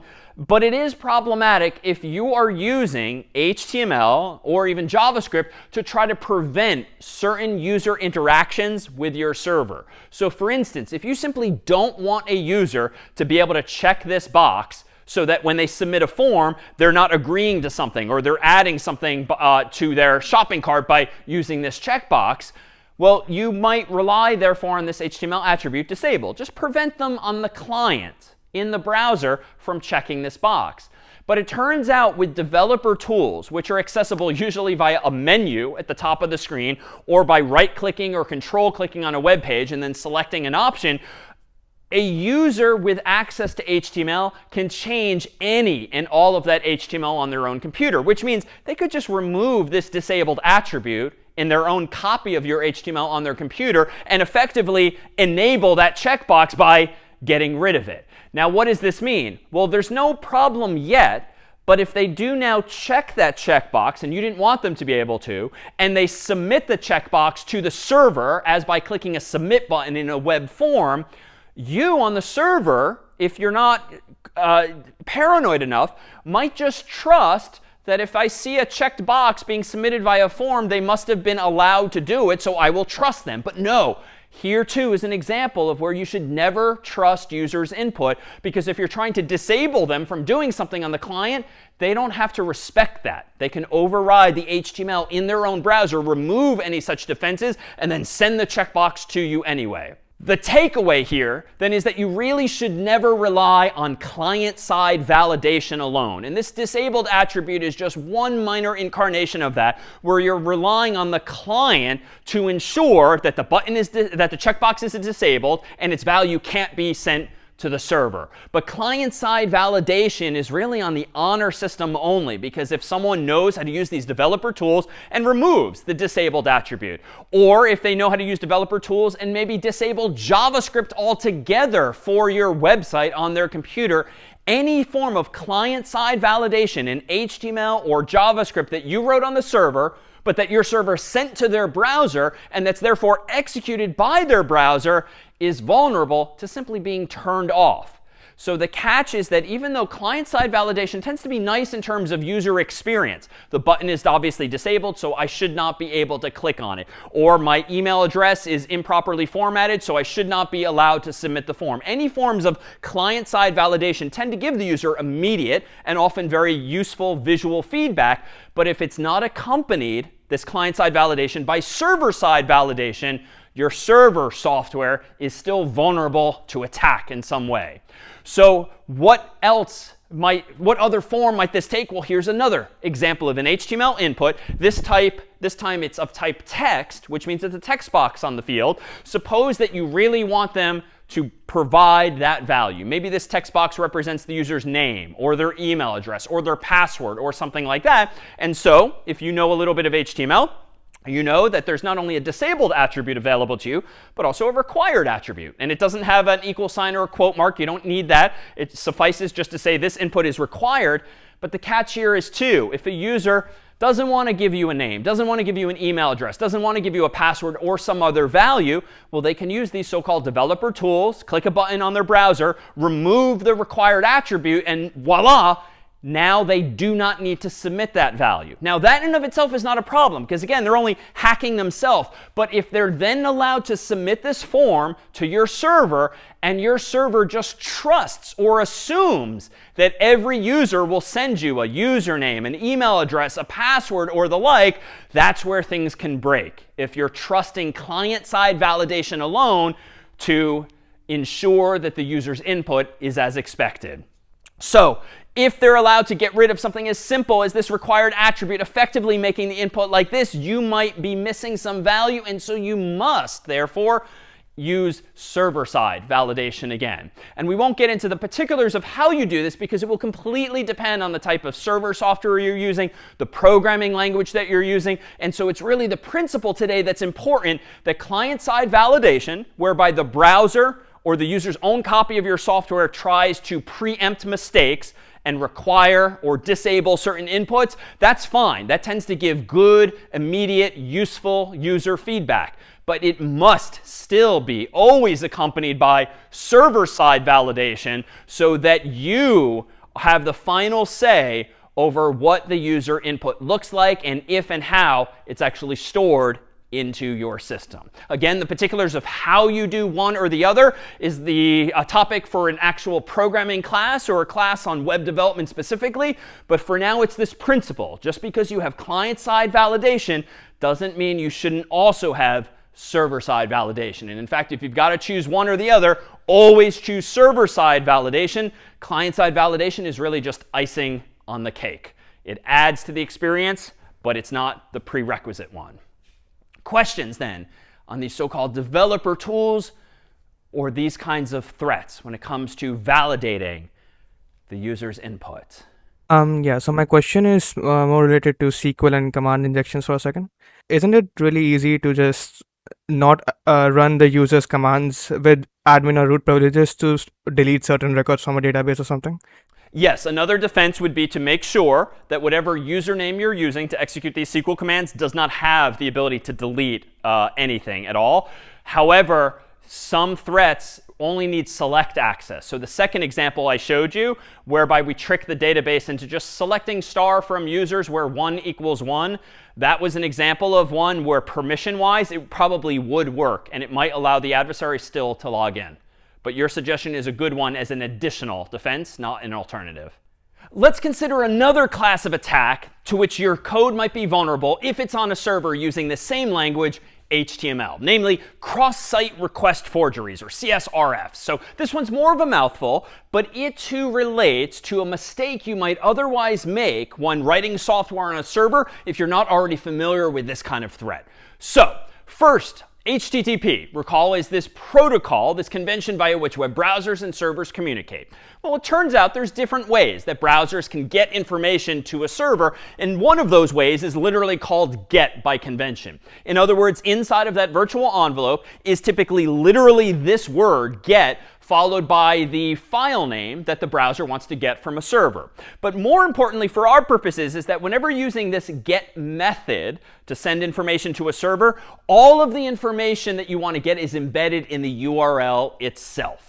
So what does that mean? Well, consider, for instance, this sample link in HTML. Here's my anchor tag beginning. Here's my anchor tag ending. Notice here is the text buy now. Well, let's suppose that you're in the US here, and on Amazon.com in the US, there's actually this feature where you can buy now. That is to say, when you visit the page of a product on Amazon's website in the US, if not beyond, you can skip the steps of having to add an item to your shopping cart and check out and choose your payment method, and then some number of clicks later actually buy the product. Rather, if you configure your account in advance, you can go to any product's page, literally click a link or a button that says buy now, and that's it. In a single click, for better or for worse, that product will be shipped to your home.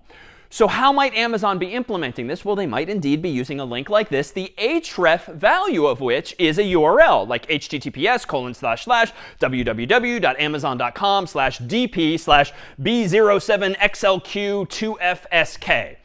In other words, that seems to be enough information in the URL alone via which to buy the product whose unique identifier is apparently that string of text at the end. Now that's all fine and good, and that actually seems very user-friendly, because with a single click on buy now, I can indeed buy that product. But the danger here is that if this link is not just on Amazon.com, but is in some adversary's website, or maybe in an email that is sent to you, if it's that easy to buy something now, you could trick someone potentially into buying things that they didn't actually intend in this case, or doing anything else on a web server into which they're already logged in if GET is the method being used to get something from that server. Well, why is this exactly, that this URL is problematic? Well, consider, for instance, the following HTML instead. Suppose that you visit an adversary site who just likes to create havoc in the world, and that adversary site doesn't even have an anchor tag or a link that they want you to trick, so it's not even as deliberate as a phishing attack that they want you to click some link. Suppose they're using something like an image tag, which it turns out in HTML, IMG for short, is how you embed an image on a web page. And how do you specify what image? You specify the source thereof, src for short, the value of which can be the URL of or the name of the image you want to display. But strictly speaking, that URL doesn't have to actually lead to an image. It could actually lead to an Amazon product page. But the way images work on web pages, recall, is that typically when you visit a web page, the images automatically load. You don't have to click or do anything typically for the images to appear on a web page. Maybe in emails, and that's an anti-phishing mechanism, but in web pages, you typically don't have to click on anything to see the images. That is to say, the value of these source attributes are just automatically downloaded and displayed to the user. Now, this, in fairness, is not an image, but the browser doesn't necessarily know that from the get-go. And so if this HTML is in some adversary's website that you've somehow been tricked into visiting, and you don't even click a link, you just visit that web page, that means this image tag is going to try to download this source, and even though it's not going to get an image, it is going to buy that product for you. Why? Because if you're logged into your Amazon account, even though this is in another tab, it's as though your browser requested that URL via that GET method, because all of the relevant information for buying that product is in the URL alone. So it turns out that using GET is actually not a good thing when it comes to changing state on the server. To get technical, the GET method is meant to be safe. Safe whereby it does not change any state or values on the server. So it would actually be incorrect, or definitely bad practice by Amazon, if they were implementing their buy now button simply with a simple URL and a simple GET request. It should not be that easy to buy things on the internet, let alone change state on the server in other ways. So there are thankfully other methods, but even these are potentially vulnerable to this kind of attack. There's a post method, which is typically used by browsers when you want to post your credit card information or your password to a server. You don't want your credit card, you don't want your password typically ending up in the URL of your browser for privacy's sake. So rather, post will kind of hide it more deeply in that virtual envelope to which we keep alluding. Post might also be used if you want to upload images or video files to a server, because those don't really fit in URLs, it would seem. And so post is an alternative that is meant to change state on the server. For instance, buy products for you. But even this can perhaps be abused. Well, let's take a look how. Here is now some HTML, and it's more HTML than we've seen thus far, but we'll wrap our minds around each piece of it, that represents an alternative implementation of the Buy Now button on Amazon that's no longer a simple anchor tag with everything that's needed in the URL. This is more of a traditional web form. And it's fine if the form is super short and only has a single button. It doesn't need text fields or anything like that, but there's a lot going on here. So let's see. So here's the form tag, the opening tag. Here's the close tag. So everything in between must be implementing this form. The action of this form, I claim, is going to be to submit the information to this Amazon.com URL here. But the method that we're going to use is explicitly post. So it turns out in an HTML form, if you don't specify a method, it will use get by default. So explicitly, I'm at least using post because I don't want everything to be in the URL alone. Well, I've got two inputs here, one of which is of type hidden. Well, what's going on here? Well, it turns out that in HTML forms, you can create like key value pairs to send input to a server. So if you recall previously, I used the DP part of the URL as separating Amazon.com from the product ID. And here, and now I'm making this up for the sake of discussion, I'm supposing that Amazon supports a web form name called DP whose type is hidden, because it can be, the user doesn't need to see this, but the value is that same product ID. So this is an alternative to embedding that product ID in the URL. Instead, I'm saying there's an HTTP parameter called DP, the value of which will be this. But it's hidden, so the user doesn't even see it, which is fine, because the whole point is a nice, simple Buy Now button. How do we get that button? We use a button tag in HTML, the type of which is to submit, because its purpose in life is to submit this form. And the text that the user sees for this button is indeed Buy Now. So what am I doing? This will make more sense, admittedly, to those of you who've already studied a bit of web development, who have written HTML yourself. But I'm essentially making it harder for an adversary to automate an attack on a user's Amazon account. Why? Because I am not just using a link anymore that the user might click, or a URL that could be subtly hidden in an image tag. Now I have an actual web form. And at least based on my naive understanding of HTML at the moment in this story, this would seem to require that a human click an actual button. Like, I cannot use this as the source of an image. It's not a URL. It's all of this complexity. So if you're familiar with get versus post, you might be inclined to think that, OK, post surely solves the problem by using this web form, because you make sure in this way that someone clicks the button before they can buy anything. Now, why is that indeed naive?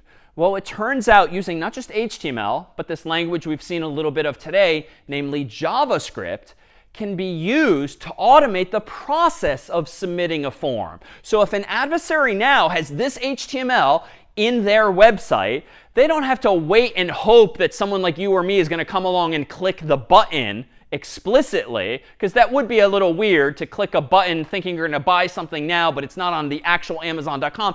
That alone doesn't matter. If the adversary can just trick you into visiting their website, and their website contains this HTML and this additional JavaScript, they can immediately submit this form for you to Amazon without you clicking a thing. Why? Well, inside of this script tag that I've added down below, I've simply said document.forms bracket 0. So this means get me the first form on the page, and I'm presuming there's only one in this story, and then submit it.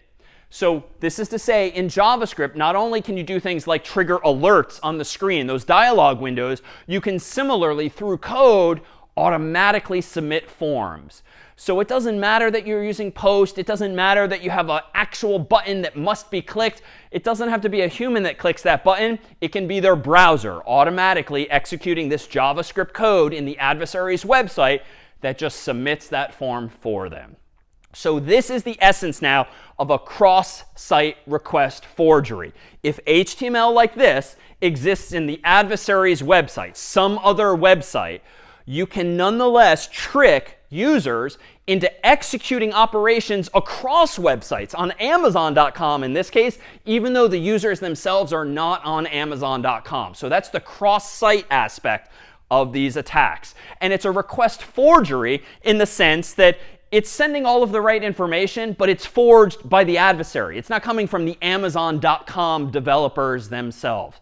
But it is this simple, because if Amazon does not defend against this attack, there is nothing stopping you or me or any adversary from including code like this on our websites, somehow tricking users into visiting our websites, and boom, having products sent to them automatically, assuming they have an Amazon.com account and they're also already logged into it in another tab, or at least earlier in the day, for instance. All right. Any questions now on this particular attack, these cross-site request forgeries, whether implemented using get with simple URLs or even implemented with post using actual forms? How can AI model and quantum computing change the way that we look at cybersecurity? Quantum computing? Let me address that another time, because I dare say that's a bit far from today's goals. But quantum computing is bad if the bad guys have it and you and I don't. I'll put it that way.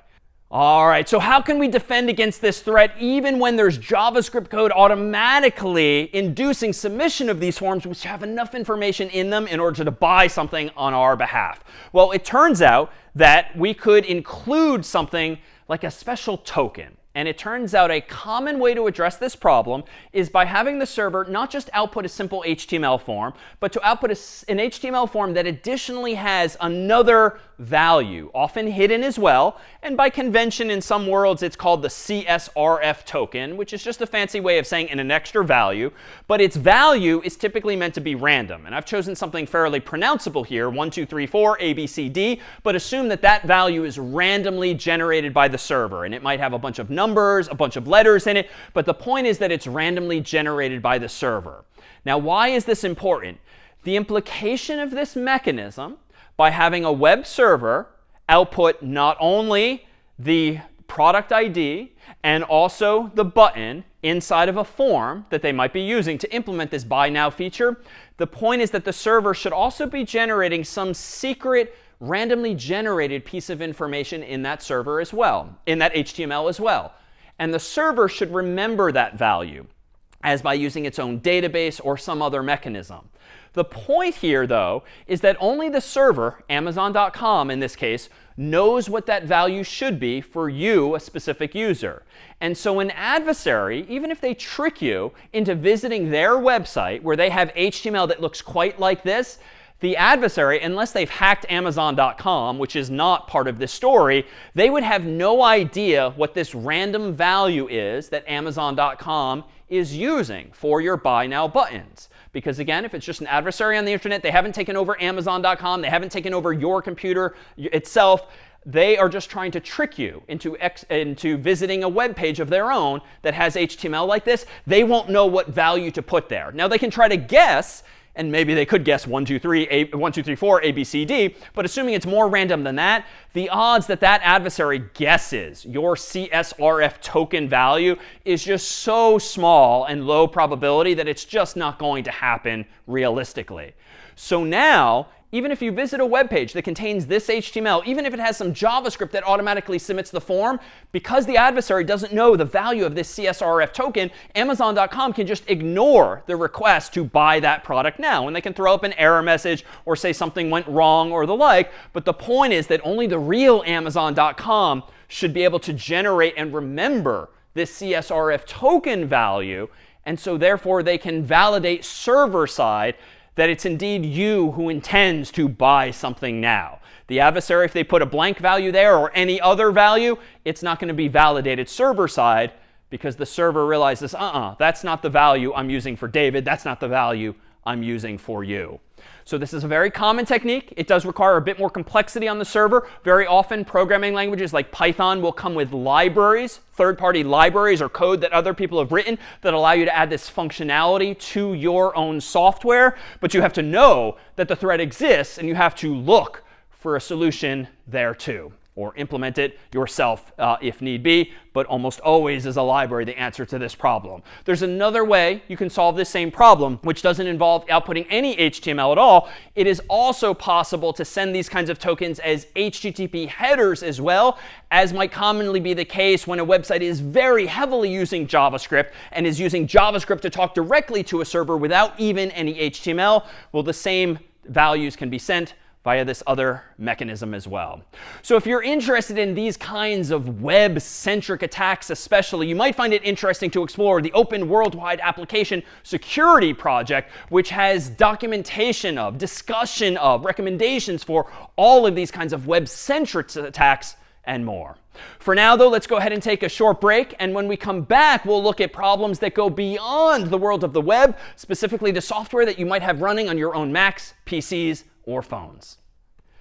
All right, we're back. Let's now consider a class of attacks that is particularly common when it comes to software that's running on your own Mac or your PC or your phone. So not web-based, but local instead. And the first of those is generally called arbitrary code execution. The potential for an adversary to somehow trick your own computer into executing code that you, the adversary, have written and that's not embedded in the actual software that's meant to execute it. This is an example more generally of what might be called remote code execution, whereby the same attack can happen even if the adversary is somewhere else in the world, perhaps connected to you somehow via the internet.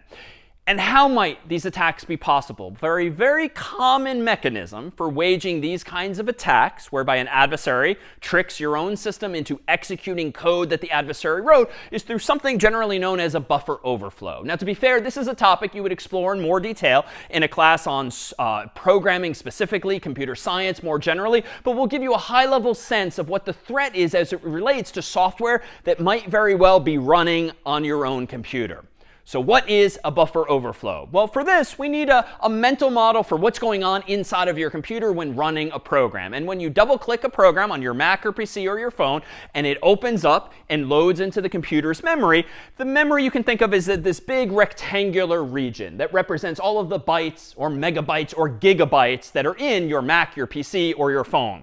And the computer, or device more generally, uses different parts of this memory for different purposes. And this is just because humans came up with conventions years ago to lay out the computer's memory in this way, using some of it up here for one purpose, using some of the memory down here for another purpose instead.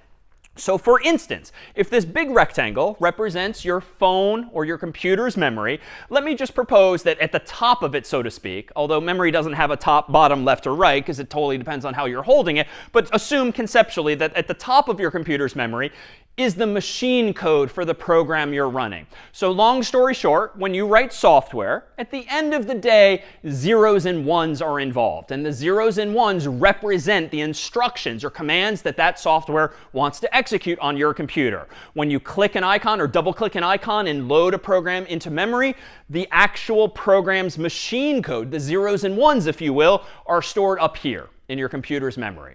Meanwhile, while a program is running, it might need more or less additional memory as it executes instructions therein. So what does this mean? Well, if the program is prompting you for input, or if it needs to load a new level from a game, it might need more and more memory, but eventually it might not need that memory anymore. So the memory requirements of a program tend to go up and down all the time based on what you, the human, are doing with the software and based on what the software is designed to do. So computers typically use this bottom area of the computer's memory for a so-called stack. Very similar in spirit to any physical thing that you might stack one on top of the other, like clothes in a closet or trays in a cafeteria. Stacking means literally from bottom on up. But the weird thing is about a computer's memory is that by convention, when the computer needs memory, it first uses some memory from the very bottom. And then if it needs more, it uses more above that. When it needs more, it uses more above that. So instead of just going top to bottom, it actually deliberately by design goes bottom up for reasons we won't get into in this course, but just take on faith that indeed this stack of memory grows upward.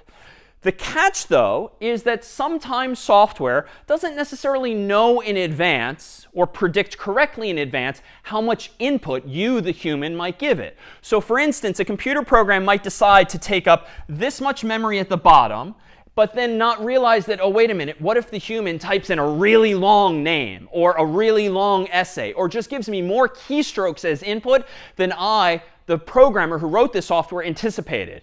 That might mean that even as you allocate what are called frames of memory on this stack, the user's input might not stay confined to that particular frame. If they type in too many characters at their keyboard, what's supposed to go here might end up going down here. So overflowing these frames of memory. So the computer or the programmer makes hopefully an educated guess as to how much input the user might have. But if they're wrong, that input might be too tall and therefore overlap other parts of the computer's memory. Now, there are ways to defend against this. So the scenario we're worried about here is often when programmers don't know how to anticipate this, or when you are using software written by programmers who didn't anticipate or implement the solution properly. So what might go wrong? Well, for instance, when a program first starts running, one of the first things it does, if it's calling another routine or another function, when you click on a button, when you start typing keystrokes, the computer might start using some of this memory, and it might be moving around among these zeros and ones, executing different instructions. If you click this menu option, it'll use this code. If you click on this menu option, it'll use this code. So in other words, the computer logically is kind of moving around among all those zeros and ones and executing them accordingly. So one of the first things your computer does when a program is running is it just jots down at the bottom of the computer's memory, what is the address to which I should return after doing this? So it's kind of like in the real world, if you go off and do something over there, eventually you want to remember to come back over here to pick up where you left off. And that's what we mean by return address. It's a little reminder to yourself that no matter what you go off and do right now, you got to come back and resume where you left off. And what this return address then does is it refers to some specific location in the machine code, some specific pattern of zeros and ones that eventually the software should come back to pick up when the user leaves off. So for instance, if you open the file menu and go to print, and you go through the steps of printing a document, the return address might be to go back to whatever you were doing in that document before you initiated the print command. So the software is constantly jumping around in this sense. Suppose now that the user just clicks some button within the software to search for something. Maybe it's like cats. Well, because this is a new function that's being called, the search function, what the computer might do inside of its memory is this. It might put a little note to self to say, go back to this location in the machine code once the user is done searching, just like the user might be done printing. And then suppose the user types in cats. Well, cats is stored in the computer's memory just above this frame on the stack, because again, I said by convention, whenever the software uses memory, it starts at the bottom, then goes up, then goes up, then goes up. So after now this software is done searching itself for cats, then that frame on the stack is sort of removed because we don't need to know about cats anymore. We're done searching for them. So the last thing in memory is this reminder, go to machine code. And this is how the software knows to go back to a particular location in code, where maybe it's just sitting there waiting for me to click some other menu option instead. But what if an adversary is the one at the keyboard, so to speak, and it's not a good user just typing in short phrases like cat, but maybe it's an adversary who's typing something more. So suppose that an adversary actually pulls up the search feature, and in general, therefore, the software is going to remember to put the return address there. So specifically something like go to this location in the machine code. But suppose that the adversary doesn't type in cats, doesn't type in dogs, but types in, for the sake of discussion, some pattern of zeros and ones that represents actual code. Maybe it's the pattern of zeros and ones that represents delete everything from a server, or start sending emails, or the like. Or maybe, more cleverly, maybe it means skip whatever menu keeps prompting me to register or activate my software. In other words, the adversary wants to trick the software into running zeros and ones that didn't come with the software. Now, in practice, you can't just type zeros and ones at the keyboard. It would be a different way that the adversary inputs this data. But for the sake of discussion, assume that the adversary is not typing in cats, but is typing in these zeros and ones. And they know enough about binary, zeros and ones, that they know what patterns to choose. Now, suppose that this code, this so-called attack code, is way longer than CATS, and it's many more characters or bytes long. It is possible, by definition of how memory is used, that this attack code might be so big that it takes up not only this space that's been allocated for it, but it overflows other things in memory. You can now think of this frame, this rectangular region on the stack to which I keep referring, is like a buffer, a room for some amount of information. But if the adversary provides so much information, so much attack code, zeros and ones, that it overflows that buffer, it might actually overwrite that note to self with ... something else. And what's clever here, though, is that if the adversary is smart enough, and this is often through lots and lots of trial and error, they don't often just get it the first time. If the adversary is ultimately clever enough, they can actually put not just some random zeros and ones there, but they can put the equivalent of a note to self that says, go to attack code. In other words, instead of typing in cats, they type in two things that are pretty long. One are the zeros and ones that represent some form of attack, like circumvent the registration or the activation for the software so I can use it for free, or do something else that's malicious. And if the second thing they provide in just so happens to be cleverly the address of their own attack code, which they can figure out mathematically, perhaps through trial and error, the adversary can trick the computer into not going back up here and running the machine code that came with the software. The adversary can trick the software into executing code that the adversary themselves injected. Now, what does that mean? If you are running the software under your username, whatever you can do on the software and the system, be it your Mac or PC or phone, so now can the adversary. And maybe they'll now delete all of your files. Maybe they will now all register the software. Maybe they will now start sending spam. Anything at all is possible based on what the adversary has passed in here. So if you've ever heard of a website called stackoverflow.com, which is a popular website for programmers to ask questions and get answers of a community, that specifically is the allusion to exactly this kind of bug or mistake, whereby, if not programmed properly, the stack can overflow. And if the software or programmer does not anticipate or detect it, bad things can happen. You can have arbitrary code executed, or you can have remote code executed if the adversary isn't even at that keyboard, but is somehow sending this code into your software via some network connection. What then might this mean? So if you've ever heard of the term cracking, which typically refers to figuring out someone's password, or in this case, breaking into software, cracking might refer to eliminating the need for a serial number or an activation code or the like, because if you can inject any software, any code that you want into someone's software, you could tell that software to just skip the lines of code, the zeros and ones that represent asking you for that activation code, or they can do something much more malicious. So this is an example in some sense of what we might also call reverse engineering. Reverse engineering refers to the ability for someone to figure out how something was engineered, how it was built. Now, at the end of the day, most of the software that you and I install on our Macs or PCs or phones is pretty much just zeros and ones. So it's very non-obvious to an adversary even what is actually going on. But with certain techniques, with certain trial and error, they can actually figure out what those zeros and ones represent. And depending on the language that was used to generate that software, they might be able to glean even more information than that. Now, there's a good side of reverse engineering, whereby if you and I are in the business of figuring out how malware was implemented so that you and I can contribute solutions to antivirus software and the like, well, malware analysis uses these same kinds of techniques, trying to figure out what's going on underneath the hood of software as by reverse engineering it. So using trial and error, maybe injecting some code of our own to figure out exactly what instructions are embedded among all of those zeros and ones. Now, how might you hedge against these kinds of threats of remote code execution, arbitrary code execution with software of your own? Well, you could start using open source software, for instance. Open source software just means that the code that implements that software, be it in Python or PHP or Java or C# or C++ or any number of other languages, is itself open source. That is, you and I and anyone on the internet typically can read the source code and see exactly what instructions will be executed on your computer or phone.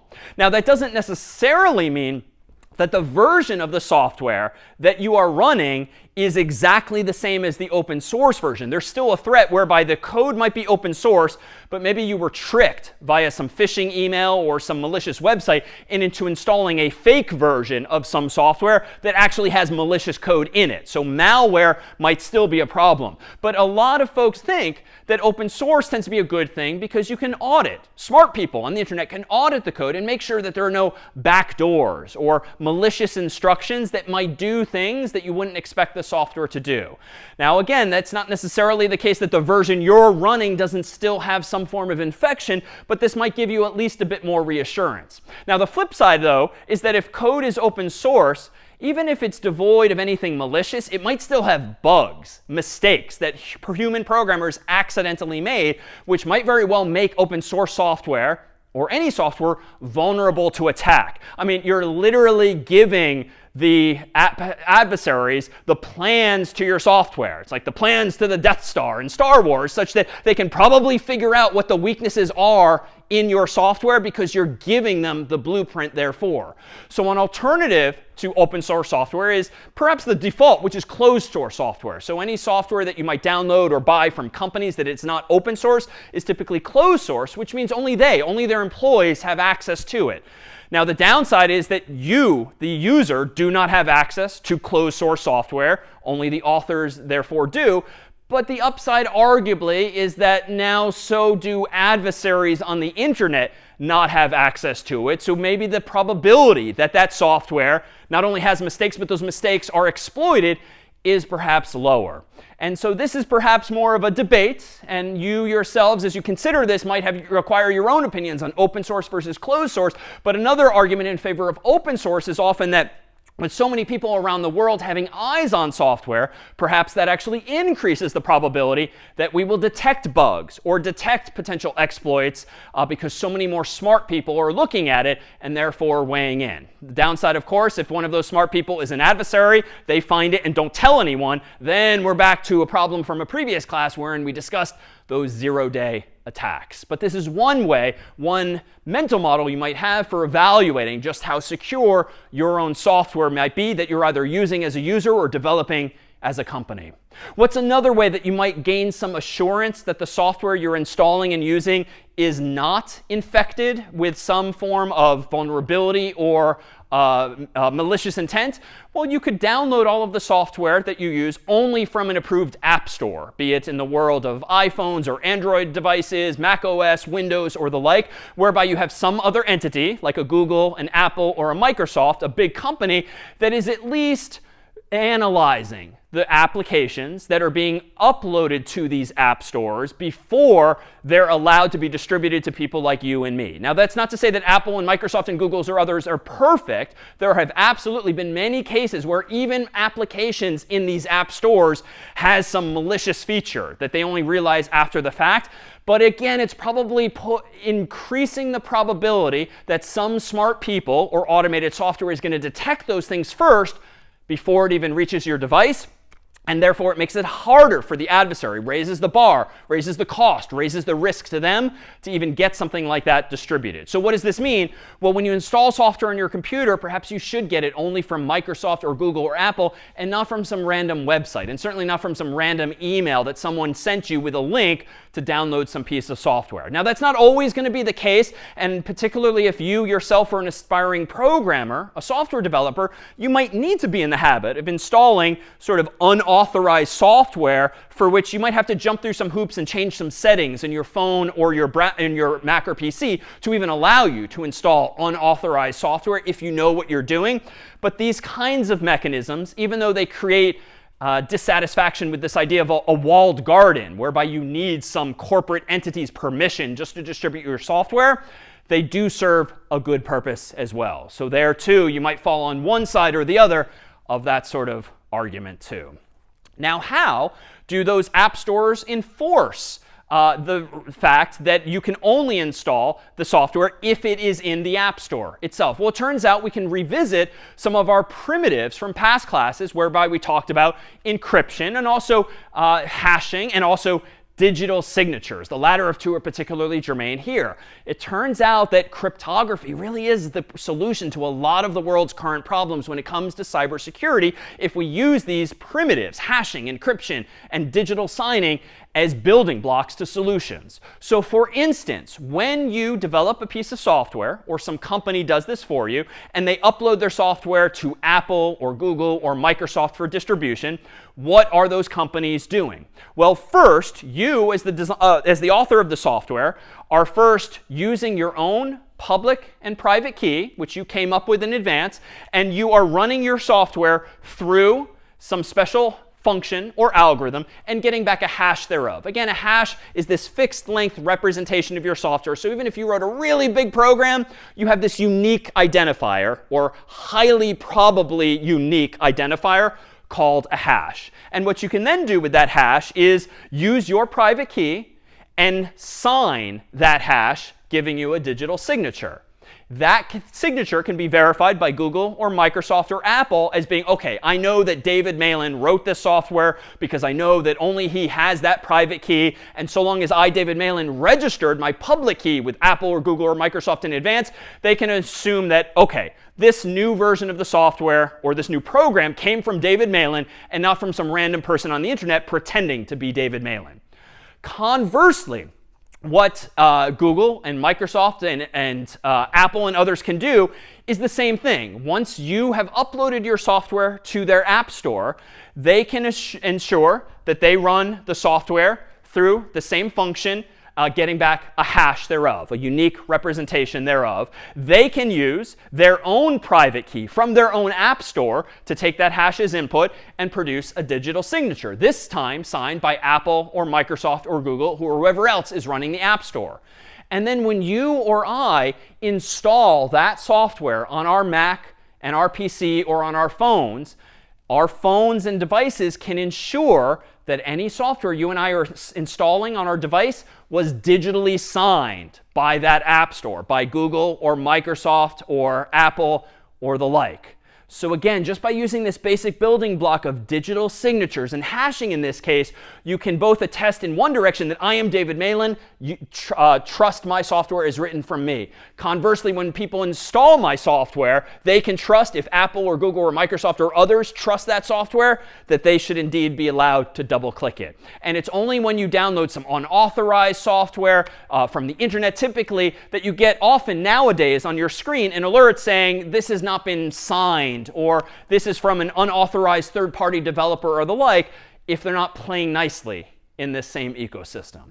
But again, digital signatures take us a long way there. So another mechanism you can consider, which is similar in spirit, but typically terminology that's used in the world of Linux computers or or similar, are package managers. And different programming languages also come with an ecosystem of libraries, third-party code that people write and they make freely available, often as open source, but there's standard ways via which these package managers can let you and me install the software on our own Macs, PCs, phones, or the like. And it's using tools like pip for Python, gem for Ruby, npm for Node.js, and there's others as well, apt for Linux. These package managers, though, typically adopt a very similar mechanism whereby they are digitally signing these packages so that you and I can have our computers verify those signatures before they're actually allowed to be installed. And in general, this involves operating systems as well. The operating systems that you and I are running nowadays, at least if you stayed current and are in the habit of automatic updates or frequent manual updates, odds are today's more modern operating systems are increasingly building in native support for these kinds of checks. Downside is it's getting a little more difficult, a little more annoying to install third-party software on our devices. But the upside is that if you trust these app stores, these package managers, then by transitivity, you can, with higher probability, trust the software being distributed there too. Now this too, though, is not fail-safe. And it has often happened that even once software has been uploaded to these app stores or package managers and made available to folks, and version 1 might be perfectly safe, version 2 might be perfectly safe, version 3 might be malicious for some reason. Maybe the developer finally decided to do what their intention was all along. Maybe the developer, and this has happened too, sold their software to someone else and the third party now is adding ads or something malicious to it. Or someone has hacked their computer or account and gained access to their private key and not just their public key, and therefore are masquerading as them. So even now, you can't necessarily trust the software you're running on your computer. But again, that brings us back to some of our earliest lessons in the class where what we're really trying to do is raise the bar to the adversary, increase the cost, increase the risk to them, and conversely decrease the probability to us that any one of these pieces of software might actually be malicious. Now, there are models that the world has been experimenting with over time to try to figure out how best to reduce these probabilities further. And there's this notion of bug bounties, whereby some companies will actually steer in to the reality that there are people out there with the skills not only to do malicious things with their software, but also good things as well. For instance, people who might very well want to try to find bugs in software, particularly ones that relate to security, if they know that the company in whose software they're discovering these bugs is willing to pay for it. And not in a ransom sense, not in a malicious ransom sense, but in a bounty sense, whereby there tends to be this marketplace for some companies and some products, whereby if you do discover a bug in their software and you disclose it only to the designers of the software, at least during some window of time before you tell the world about it, they will pay you. So that once they can therefore fix the bug, then pay out because it's a net positive for everyone. Win-win. You have benefited, they have benefited, and hopefully no adversaries have found it first. And depending on the severity of these bugs, you might get paid more or less based on the same. And so the idea here of these bug bounty programs is to try to leverage the collective intelligence and technical skill of people who, frankly, without these programs, maybe would be using their skills for evil and trying to hack these systems and monetize them through ransomware. But perhaps we could channel those funds instead toward paying people to do this kind of work. So this too is something to consider, not so much as a user using software, but perhaps a company developing software. So where can you learn more, and what has the world come up with to keep track of all of these possible threats? And what we focused on today really are representative attacks using some languages and technologies that are quite omnipresent and fairly accessible, at least at the level we've explained them. But it turns out that there is a whole inventory of vulnerabilities that have been detected over the years, common vulnerabilities and exposures, or CVE, such that a lot of the kinds of attacks we've been talking about today, and more specifically bugs and flaws in specific software and versions thereof, are often assigned a unique identifier, a CVE number that system administrators, companies, and even end users can keep track of to make sure they are always current with the latest threats out there.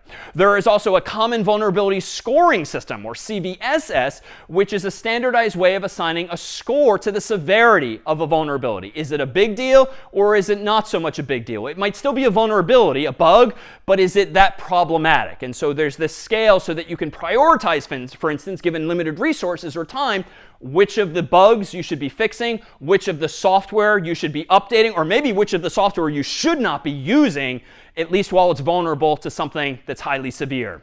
There's an exploit prediction scoring system out there, EPSS, which refers to what do people in the real world think the probability is that this particular bug or mistake in software will be exploited is. And this then might give you a sense of just how problematic it is. Even if there's something very severe, is it more of a hypothetical threat or an actual threat? Something that IT people might indeed take into account when designing how to respond to some system.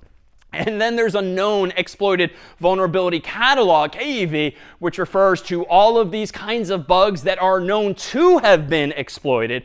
So suffice it to say, here we're now seeing evidence of just how big of a world, how big of a space cybersecurity is, that we have all of these lists and taxonomies for keeping track of things. Because if you're feeling a little overwhelmed with just some of the concepts, imagine just how many hundreds, thousands of actual threats and vulnerabilities there are in the actual wild.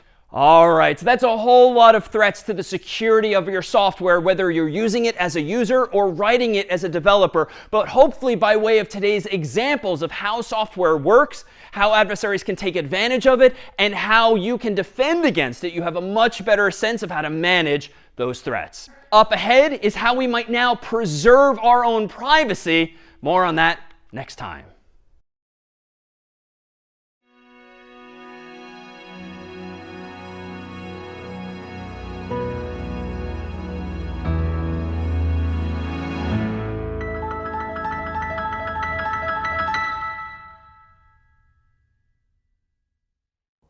All right, this is CS50's Introduction to Cybersecurity. My name is David Malan, and this week, let's focus on preserving privacy. Indeed, over the past several weeks, we've focused on securing your accounts, your data, your systems, your software, and all of that is really about keeping communications between points A and B, for instance, secure, so that no one in between can actually access the information you're trying to share. But what if you, A, don't even want B to have some of that information? So indeed, today, let's focus on some of the technologies that you and I use every day and some of the technologies that underlie the software and applications and more that you and I are going to use tomorrow and beyond, and consider exactly what information we're sharing now, perhaps even without our knowledge, and also empower you with certain mechanisms via which you can perhaps restrict all the more of this information if you indeed do not want to share it beyond yourself. So let's consider first some of the obvious features that you and I probably use every day, like your web browsing history. Whether you're on a laptop or desktop or mobile device, odds are you know by now that your browser tends to keep track of pretty much everywhere you go on the World Wide Web. That is to say, if you click on your URL bar, you can sometimes browse through the past few URLs that you visited. If you go up to your browser's history via some menu, you can probably see everything you've done earlier today, yesterday, last week, last year, or perhaps even the entirety of your history, particularly if you're logging into your Google account, Microsoft account, or something else. So the web browsing history is sort of both a concern when it comes to your privacy, but also a feature. Well, let's first consider the feature. Well, why is that useful? Well, one, I mean, even I occasionally go back through my history trying to find some web page that I know I was looking at earlier in the day or yesterday or some previous time in the past, because it just helps me find information more quickly. So in that sense, it might solve a problem for me. Moreover, you probably have noticed that your web browsing history is often used for features like autocomplete. So when you start typing a URL, or maybe even a keyword that was in the name of a page, your browser might remember much more quickly what it is you're looking for, so you can just hit enter or click, and voila, you're at that same page. But of course, this is a concern potentially for your privacy, whereby you might not want someone else who has physical access to your device to start poking through where it is you've gone. You might not want someone else to have access if you just so happen to visit that website or those websites on maybe a computer in a lab environment or an internet cafe or the like. So you could imagine quite a few scenarios in which this is, yes, a feature, but quite a few other scenarios in which this is not really a desirable feature because it invades your privacy in some sense, or at least puts it at risk for being invaded by someone else. So we'll consider how we might at least sanitize this history or remove it altogether in ways that you might already know about. For instance, you're probably already familiar with some option in your browser whereby you can clear your browser history. And that forgets, therefore, all of the places that you've been, all of the cookies that you might have accumulated, all of the usernames and passwords that might have been remembered by your browser. Although that tends to be a fairly heavy-handed solution, because when you clear your browser history, assuming you check all of those boxes, like all of it is gone. And that might mean negatively that you're now logged out of Google, you're now logged out of Outlook, or some other account that you actually still want to use, even if you just wanted to clear your history from something else altogether. So we'll consider then what else might be a concern when it comes to your privacy beyond your own browser. And in fact, it doesn't even matter if you sanitize your own web browsing history and delete the entirety of it, because it turns out that typically any website you visit is itself, on the server side, also keeping track of a lot of that same information. That is to say that servers typically have logs, and these are not only for diagnostic purposes, in case anything goes wrong. The IT staff can use those logs to sort of reconstruct history and figure out who was doing what and when, and how that might explain some problem. It might be used for auditing purposes if they want to keep track of exactly what was accessed on a system. It might be used for advertising purposes or analytical purposes more generally, to kind of mine or analyze that data to figure out how we might monetize it or do something else with that same information. But what do we mean concretely when we say that information is logged on a server? Well, it's very similar to your own web browsing history, but it's even more detailed. So here, for instance, is a representative piece of configuration that captures what it's a very common convention for information that servers log, web servers specifically, when you visit them with a browser. And I'll highlight just a subset thereof. This log format, the so-called combined format, indicates to me that it's very common for a server, when you visit some web page on it, that the server will log, that is, remember your remote address, otherwise known as your IP address. It will remember the day and time at which you access that page. It will remember exactly what you requested, so the name of the file or folder on the server specifically that you sought to download or look at. It'll remember the referrer, that is, the URL from which you came, and it will even remember the user agent that you use, that is to say, your browser. So perhaps unbeknownst to you, every time you use your browser to visit some website, inside of that virtual envelope is quite a bit more than just the request that you're making of the browser, of the server rather. It includes, yes, your IP address, and on the outside of the envelope as we've described it in the past. It includes some number of HTTP headers as we've discussed in the past, but in particular, it includes information that you might not want being stored on servers in perpetuity,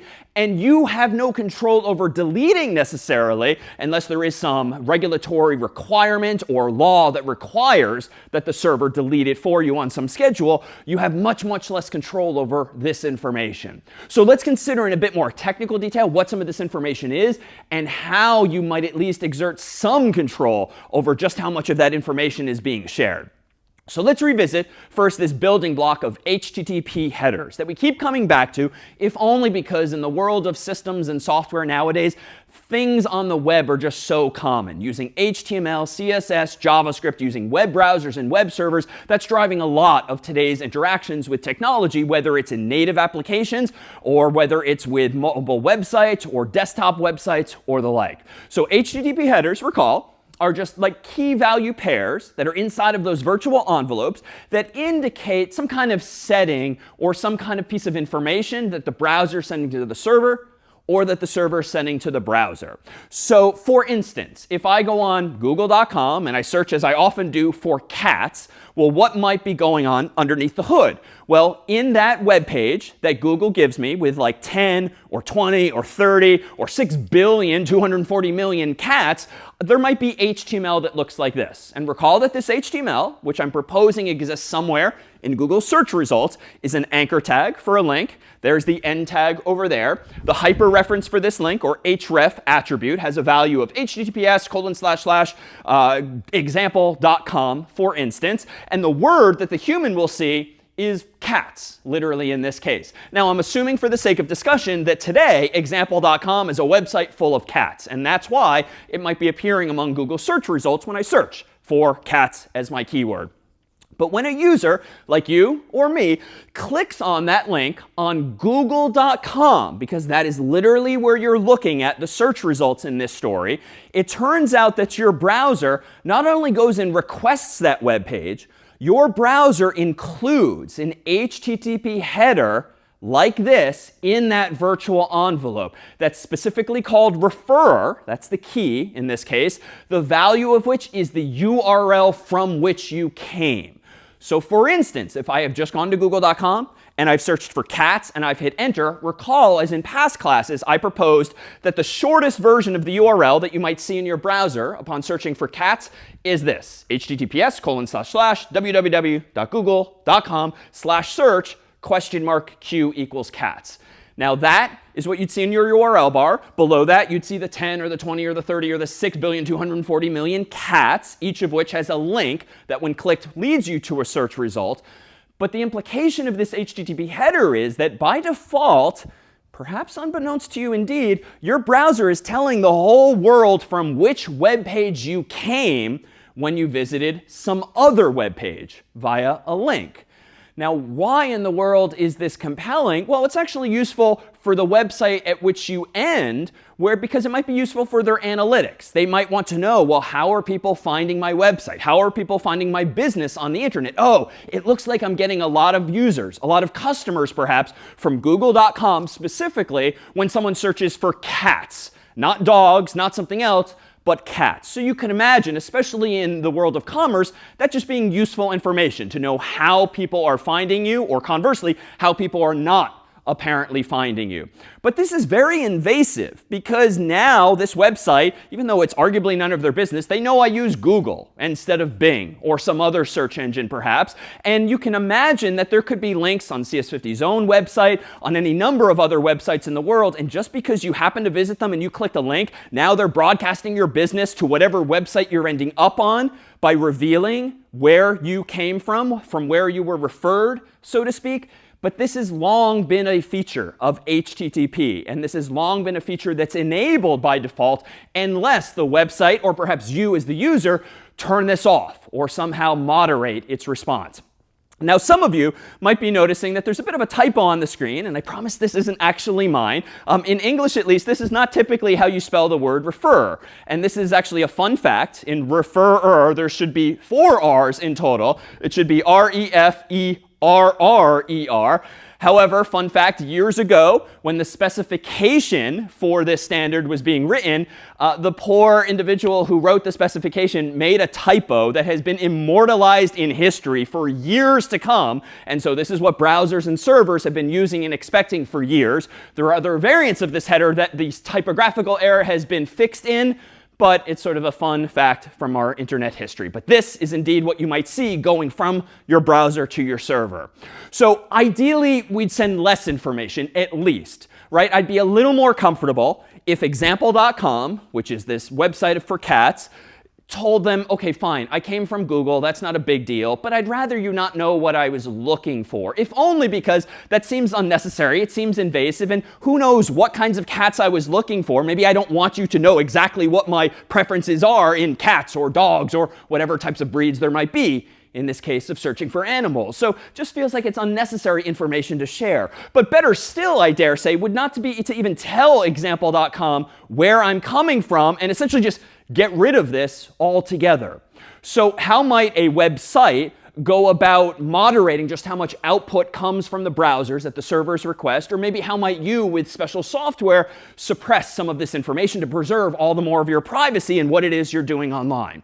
Well, for instance, this is a common tag that web pages can put in their own HTML code that indicates to the browser that, yes, you may send the referring address, but only send the origin. That is https://www.google.com/.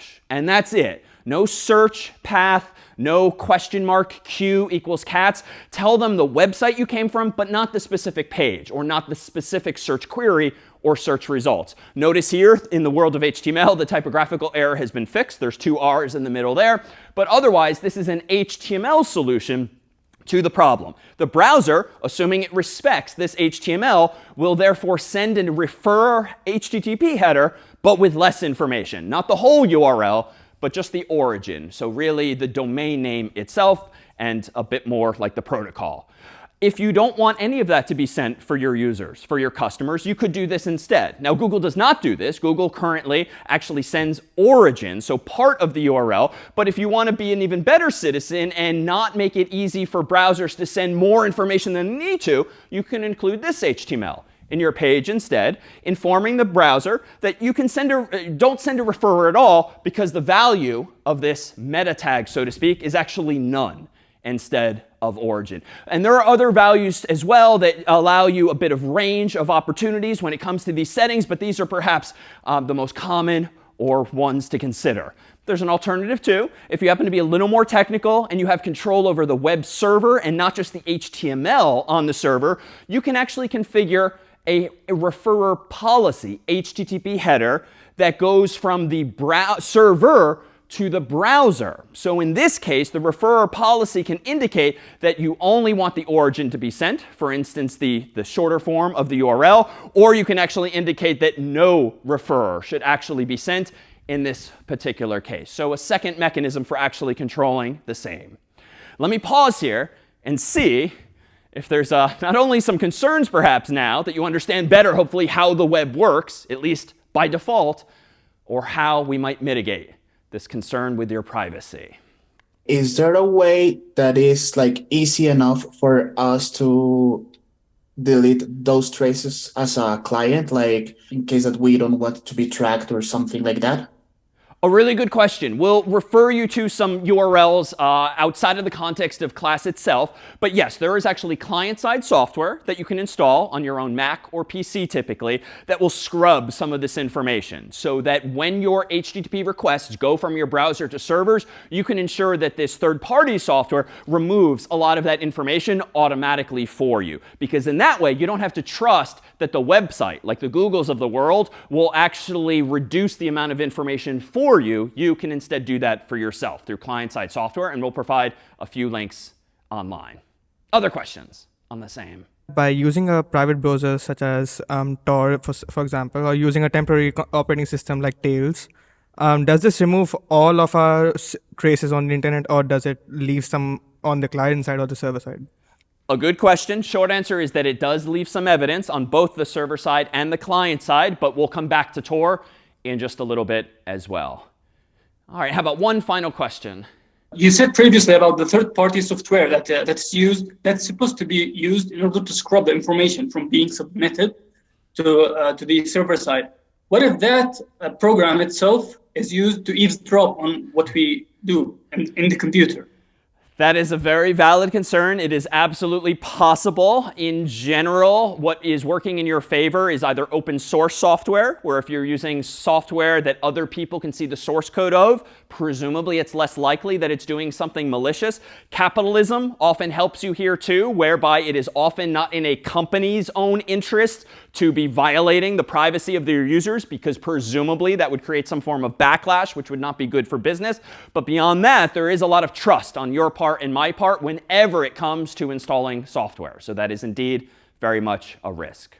Now, it turns out there's other information that your browser might be sharing without your realizing that it's making it available. And that information is enough via which servers can even fingerprint you, so to speak. That is to say, there's this technique, generally called fingerprinting, that in the context of the web means to take as input a whole bunch of characteristics of the request from the internet that's coming in and see if you can use those characteristics to create a profile of sorts for the user via which you can uniquely identify that user. Now, that doesn't mean you'll know specifically that that user is David Malan, but you will know, according to this system, if it's the same user today, as you see tomorrow, as you see the next day, because you can use this information to infer with high probability that, okay, we saw that exact same browser configuration again and again and again. Odds are it's the same person and not some twin on the internet who just happens to have precisely those settings. Now, how might this be implemented or achieved technologically?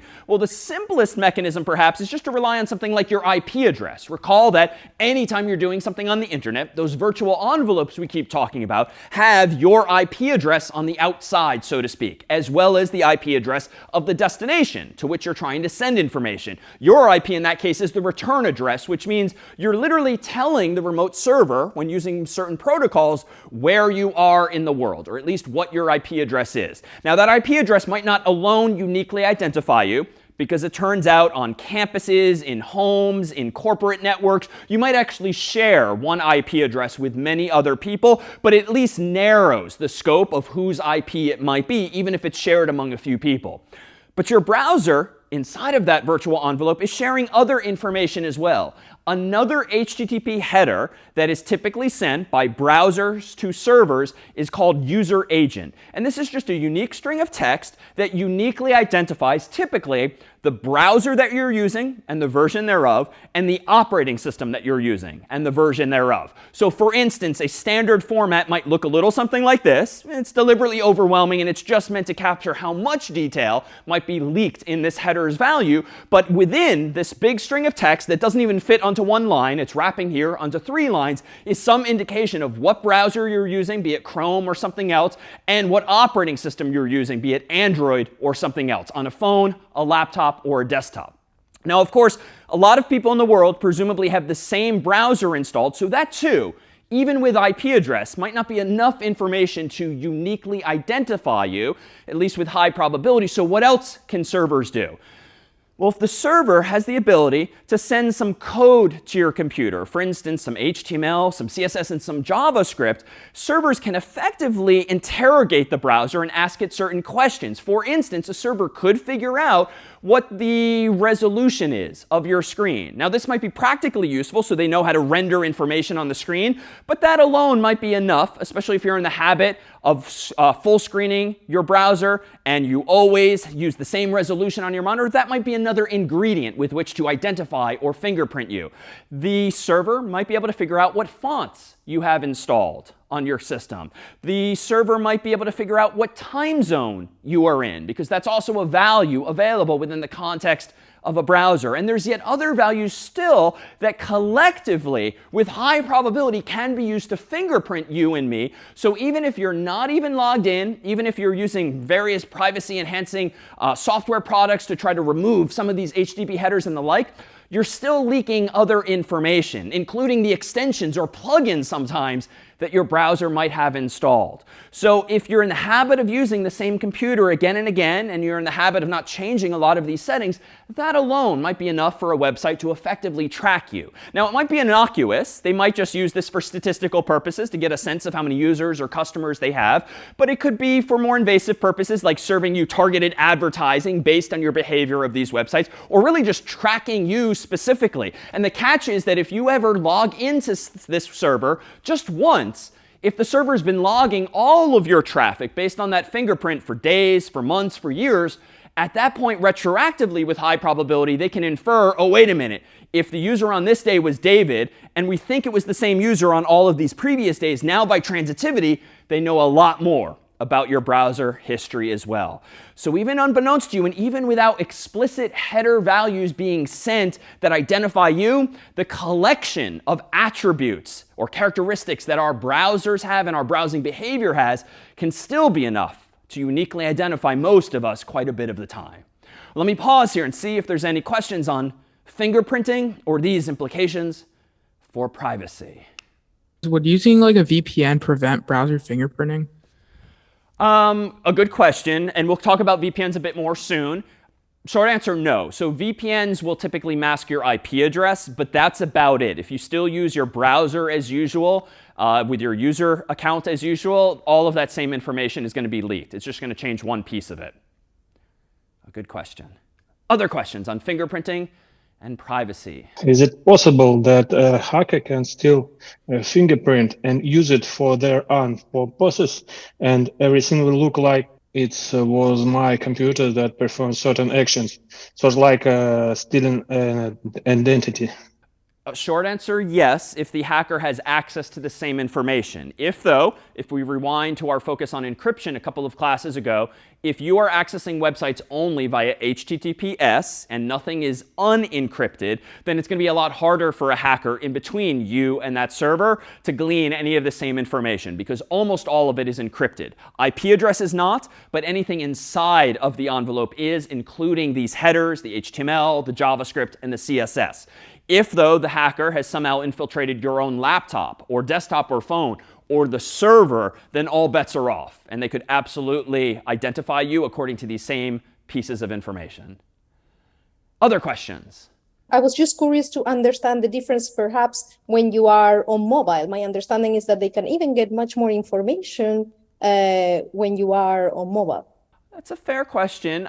I don't think I would answer yes to that. I'm hard-pressed to imagine what more your phone is doing than the browser is doing, except that there are, I suppose I could argue that your phone tends to have additional features nowadays, like GPS, like accelerometers, gyroscope perhaps, so other hardware features that theoretically can be interrogated by JavaScript code, typically on an opt-in basis, so you, the user, could deny access to these pieces of information. But those characteristics, I suspect, could be used to identify you a bit more uniquely, because laptops, at least today, have less of that functionality. Other questions? When storing and retrieving data on the front end, is it more secure to use cookies, local storage, or another alternative? A really good question, and we will come to this subject literally in like one slide, cookies. In general, local storage, because cookies by design are meant to be sent back and forth between browser and server. Theoretically, that should not be a concern if everything is encrypted, but we've talked in the past already how mistakes can be made. You might start on HTTP, be redirected to HTTPS. So in general, storing things in local storage at least prevent things from accidentally leaking out over the browser connection. That said, if you're storing things in local storage, they are literally available locally. So if you have a colleague, a friend, a sibling who gains physical access to the device, let alone an adversary, then they could see all of the information in not only your cookies, but also local storage. So at that point, physical access, generally all bets are off when it comes to your privacy. All right, how about one other question? There were calls being made from people's local phone numbers on cell phones to other local numbers. Obviously, the people weren't making the calls. And it happened to me too, and I was wondering how that kind of works, or if it's related to this at all. It is. We weren't planning to talk about it today, but in a nutshell, it is very easy to spoof telephone numbers. And this is how a lot of spam calls are sent, particularly internationally or abroad, where they might not be regulated in the same way as someone's home country. It's very common, too, for if your number starts, your own phone number starts with 555, for instance, very often you'll get fake calls from other numbers that also start with 555, because the presumption by the adversary is that, oh, Sabrina's probably more likely to pick this up if she thinks it's a neighbor with a similar looking phone number. But unfortunately, with the phone system, it's all too easy to fake phone numbers. And this is yet another reason why using phones, using SMS, is not a recommended approach for our earlier topic about multi-factor authentication. It's just not a secure network. That's not how Edison and others designed it 100+ years ago. This is why systems that use cryptography in some form are much safer when it comes to that information. All right, so beyond this user agent header, there's other headers that your browser is often sending back and forth with the server. And one of these we've talked about, and one of these you probably came into the course knowing about, namely cookies. But there are different types of cookies. But recall that in general, a cookie is a piece of information that a server puts on your computer to help remember who you are. So in the absence of these fingerprints, in the absence of specific headers like these, it can just put a small random value with numbers and letters or the like on your computer, or maybe even a bigger value if it has lots of users, and it uses that value to uniquely identify you if you return again and again to the website. It doesn't necessarily know that I am David unless I log in at some point, at which point then it can realize, oh, wait a minute, David's cookie is this value. Now I know who this user is. But in general, there are different types of cookies and different settings for cookies that are worth knowing a little something about. So we talked previously about what we'd more properly call session cookies. So session cookies are used by servers to maintain state, so to speak, between the server and the browser. That is to say, without getting too technical, HTTP is typically stateless, whereby when you visit a page, the browser icon might spin for a bit and then it stops because the transaction between the browser and the server is complete. But if you want to remember who the user is, therefore the second, the third, the fourth time the browser contacts the browser had better remind the server who it is. And this is why we use the metaphor of the virtual hand stamp, whereby that hand stamp is like the browser's way of reminding the server, you've seen me before, don't make me log in again.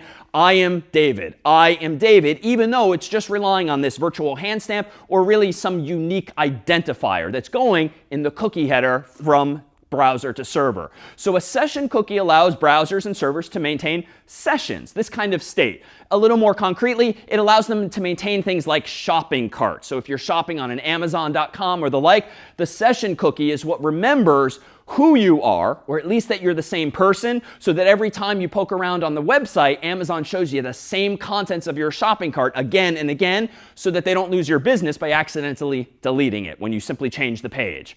So how do session cookies work? Well, when you first visit a website that wants to plant a cookie on your computer, the response might look a little something like this.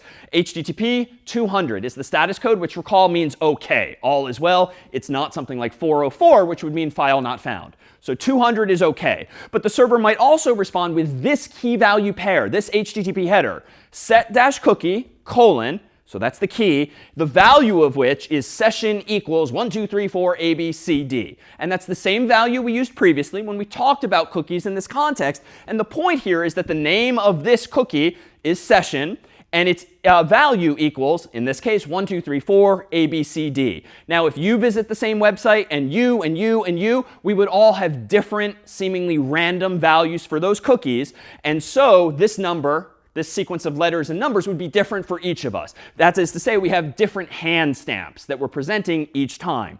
Now, this is a session cookie, and it's a session cookie in the sense that it is supposed to expire when you close the browser, when you quit for the night, when you reboot, or anything else. Now, with that said, that's a bit of an overstatement because browsers nowadays will frequently preserve your tabs for you. They might go to sleep. You might have to wake them back up. But increasingly, sessions are living longer than they once did. But the idea is that this is not meant to last for like a year or forever. It has a much shorter lifetime by design.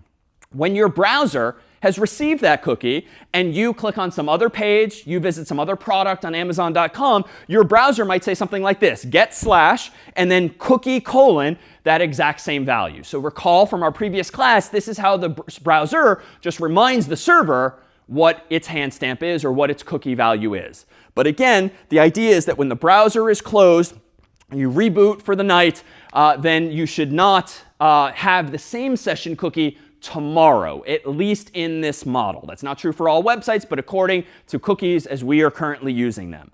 Now, that's pretty good for your privacy, because if the cookie is by design meant to be a session cookie, and it sort of expires pretty soon when you're done with that browser tab or done using the browser for the day, then that's pretty good, because it means if you go back to the same website tomorrow, that cookie might not exist anymore, so you might as well look like or be a brand new user. So they can't correlate, perhaps by default, as much information about you. But these are the cookies that you read about being bad for you and bad for your privacy. Tracking cookies, which are the exact same idea, key value pairs that are sent from server to browser to remember who you are, or at least that you're the same person, even if we don't know that you're David Malan specifically just yet. But as per the name, tracking cookies are really designed to track you and me. Why? Well, maybe analytical purposes, maybe debugging purposes so that they know where users were in case something breaks, maybe advertising purposes so that you get served different ads from me so that they can maximize their revenue by serving up ads that you and I are each more individually likely to click on. So tracking cookies are the ones that get a bad rap, and rightfully so. So let's consider an example of a cookie that's designed to track your behavior on a particular website. Here, for instance, is a set cookie header that Google specifically might send to your browser. In fact, they use a cookie that by convention is called _GA for Google Analytics, which they use for analytical purposes, and its value looks a little something like this.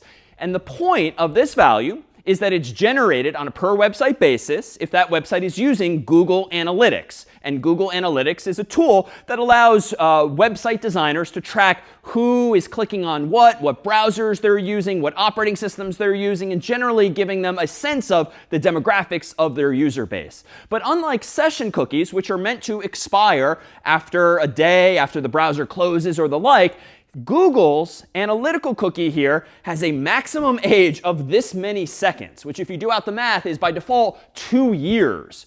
Which is to say, if you visit some website that is using Google Analytics by embedding a bit of Google's JavaScript code in their website, whenever that Google code is pulled from Google's website, Google has an opportunity to plant this cookie on your computer. And you'll get a unique ID based on you visiting for the first time, based on the specific website that is embedding Google Analytics. And that cookie is going to live in your computer, according to this HTTP header, for as long as 2 years. Now, that's useful for Google. It's perhaps useful for the website. It's perhaps a little more invasive for me and you. Now, Google has many other cookies that they use too, but this is perhaps one that you should keep an eye out for. And indeed, in the coming weeks or months, if you poke around some of your own browser settings, you might very well see values like this.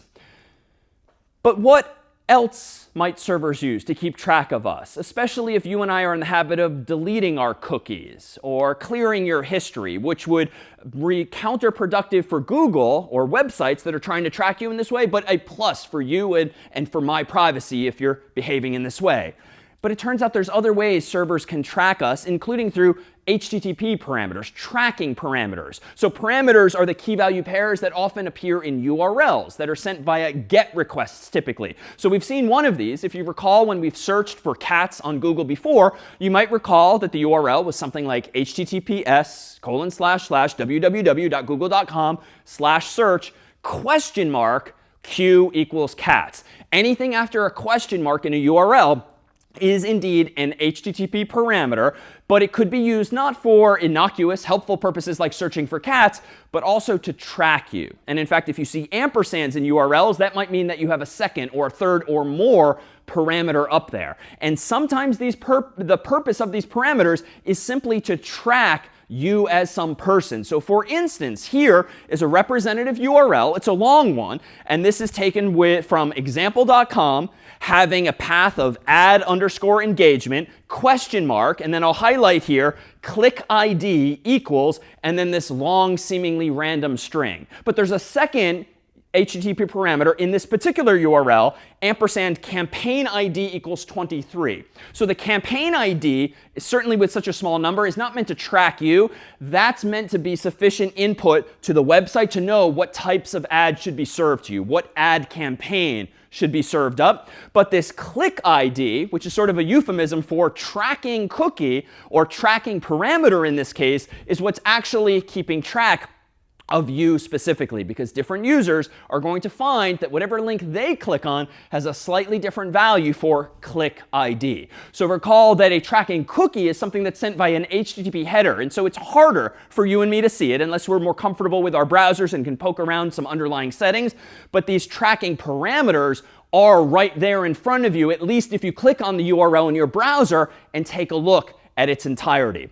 Now, wonderfully, at least for us end users who are concerned about privacy, browsers and even third-party software are increasingly removing values like this for us. As soon as the browser manufacturer or as soon as the third-party software developer knows that, wait a minute, click ID has no good purpose other than tracking our users, they can simply automatically remove it for you. After all, when you visit a web page and you get the HTML that represents that web page, the browser could certainly poke around there before you even have a chance to click on anything, and it could scrub or sanitize these kinds of tracking parameters.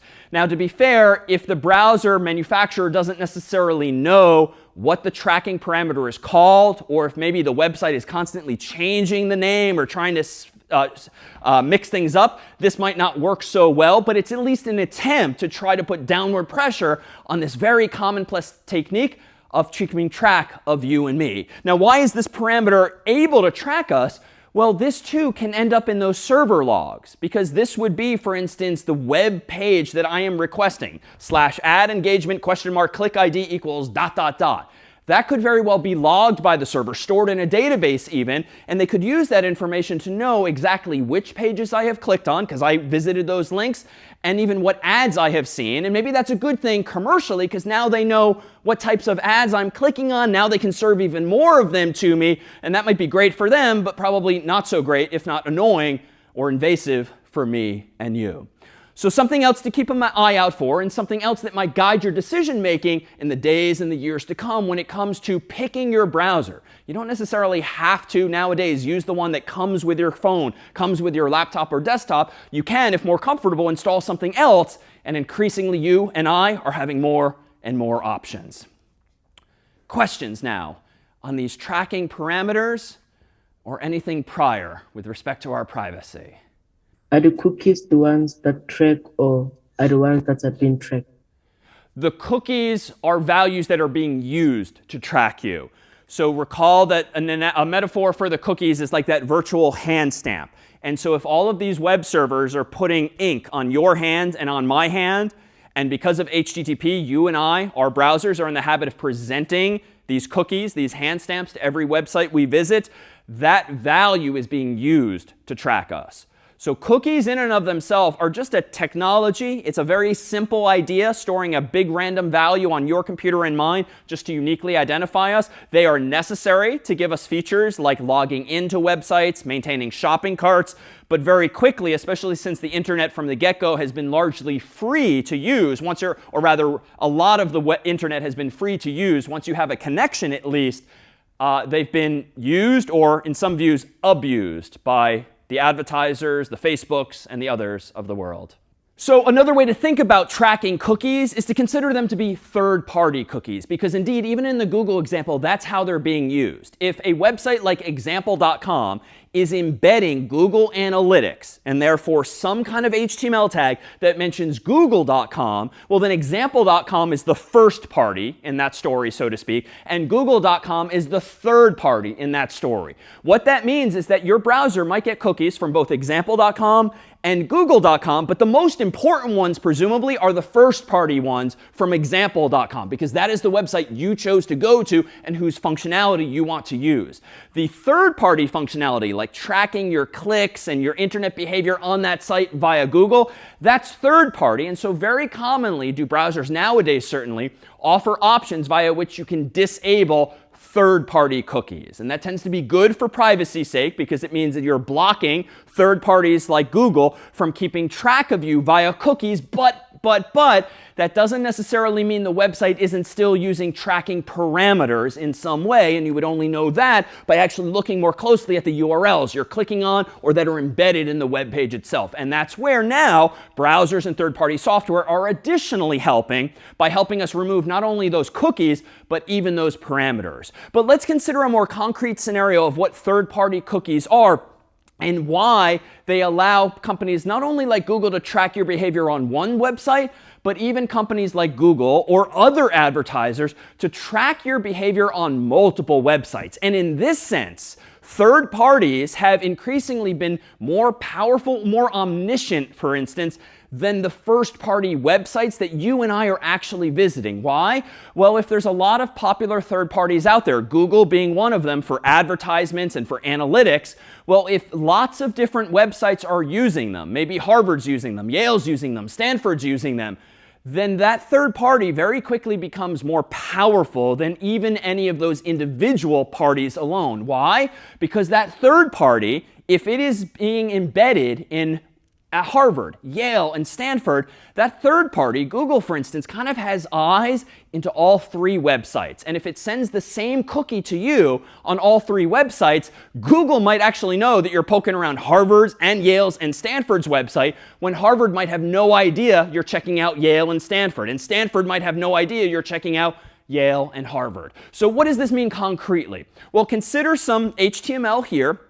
such as we've seen before, and I've highlighted a couple of salient characteristics in this particular example. Notice that I've given in this web page not only a body, which contains the body, the bulk of the web page, I've also included a head for the web page, inside of which is another tag called title. And I'm doing this just to, one, demonstrate there are more tags than we have seen in this language thus far, and specifically, this, I claim, is meant to represent harvard.edu's own website, the title of which would be Harvard, like in the tab along the top of the screen. And inside of the body of this page, for simplicity, let's assume that for now there's just one big advertisement. There's no content for the sake of discussion. There's just one advertisement. Well, where is that advertisement coming from? It's coming from, in this case, example.com, or our friends at Google, specifically a file called ad.gif.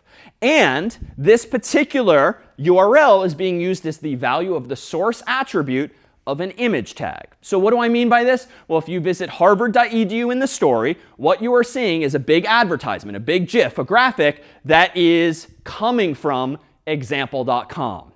Now, what is the implication of that? Well, suppose that Yale is doing the same thing. So here now, for the sake of discussion, is the exact same HTML, except it lives at yale.edu. So the title of the page has now changed to Yale. And moreover, just to make things really interesting, let's add Stanford to the mix. Same exact page. So the point of this story is that Harvard and Yale and Stanford are all using the same third party, example.com in this case, or maybe someone like Google in the real world. And they're requesting, moreover, the same GIF. And so the same file is being accessed, but that even alone isn't a strict requirement. The same website is being accessed by all three of these first parties. So what does that mean? Suppose that you open up your browser and you first visit harvard.edu.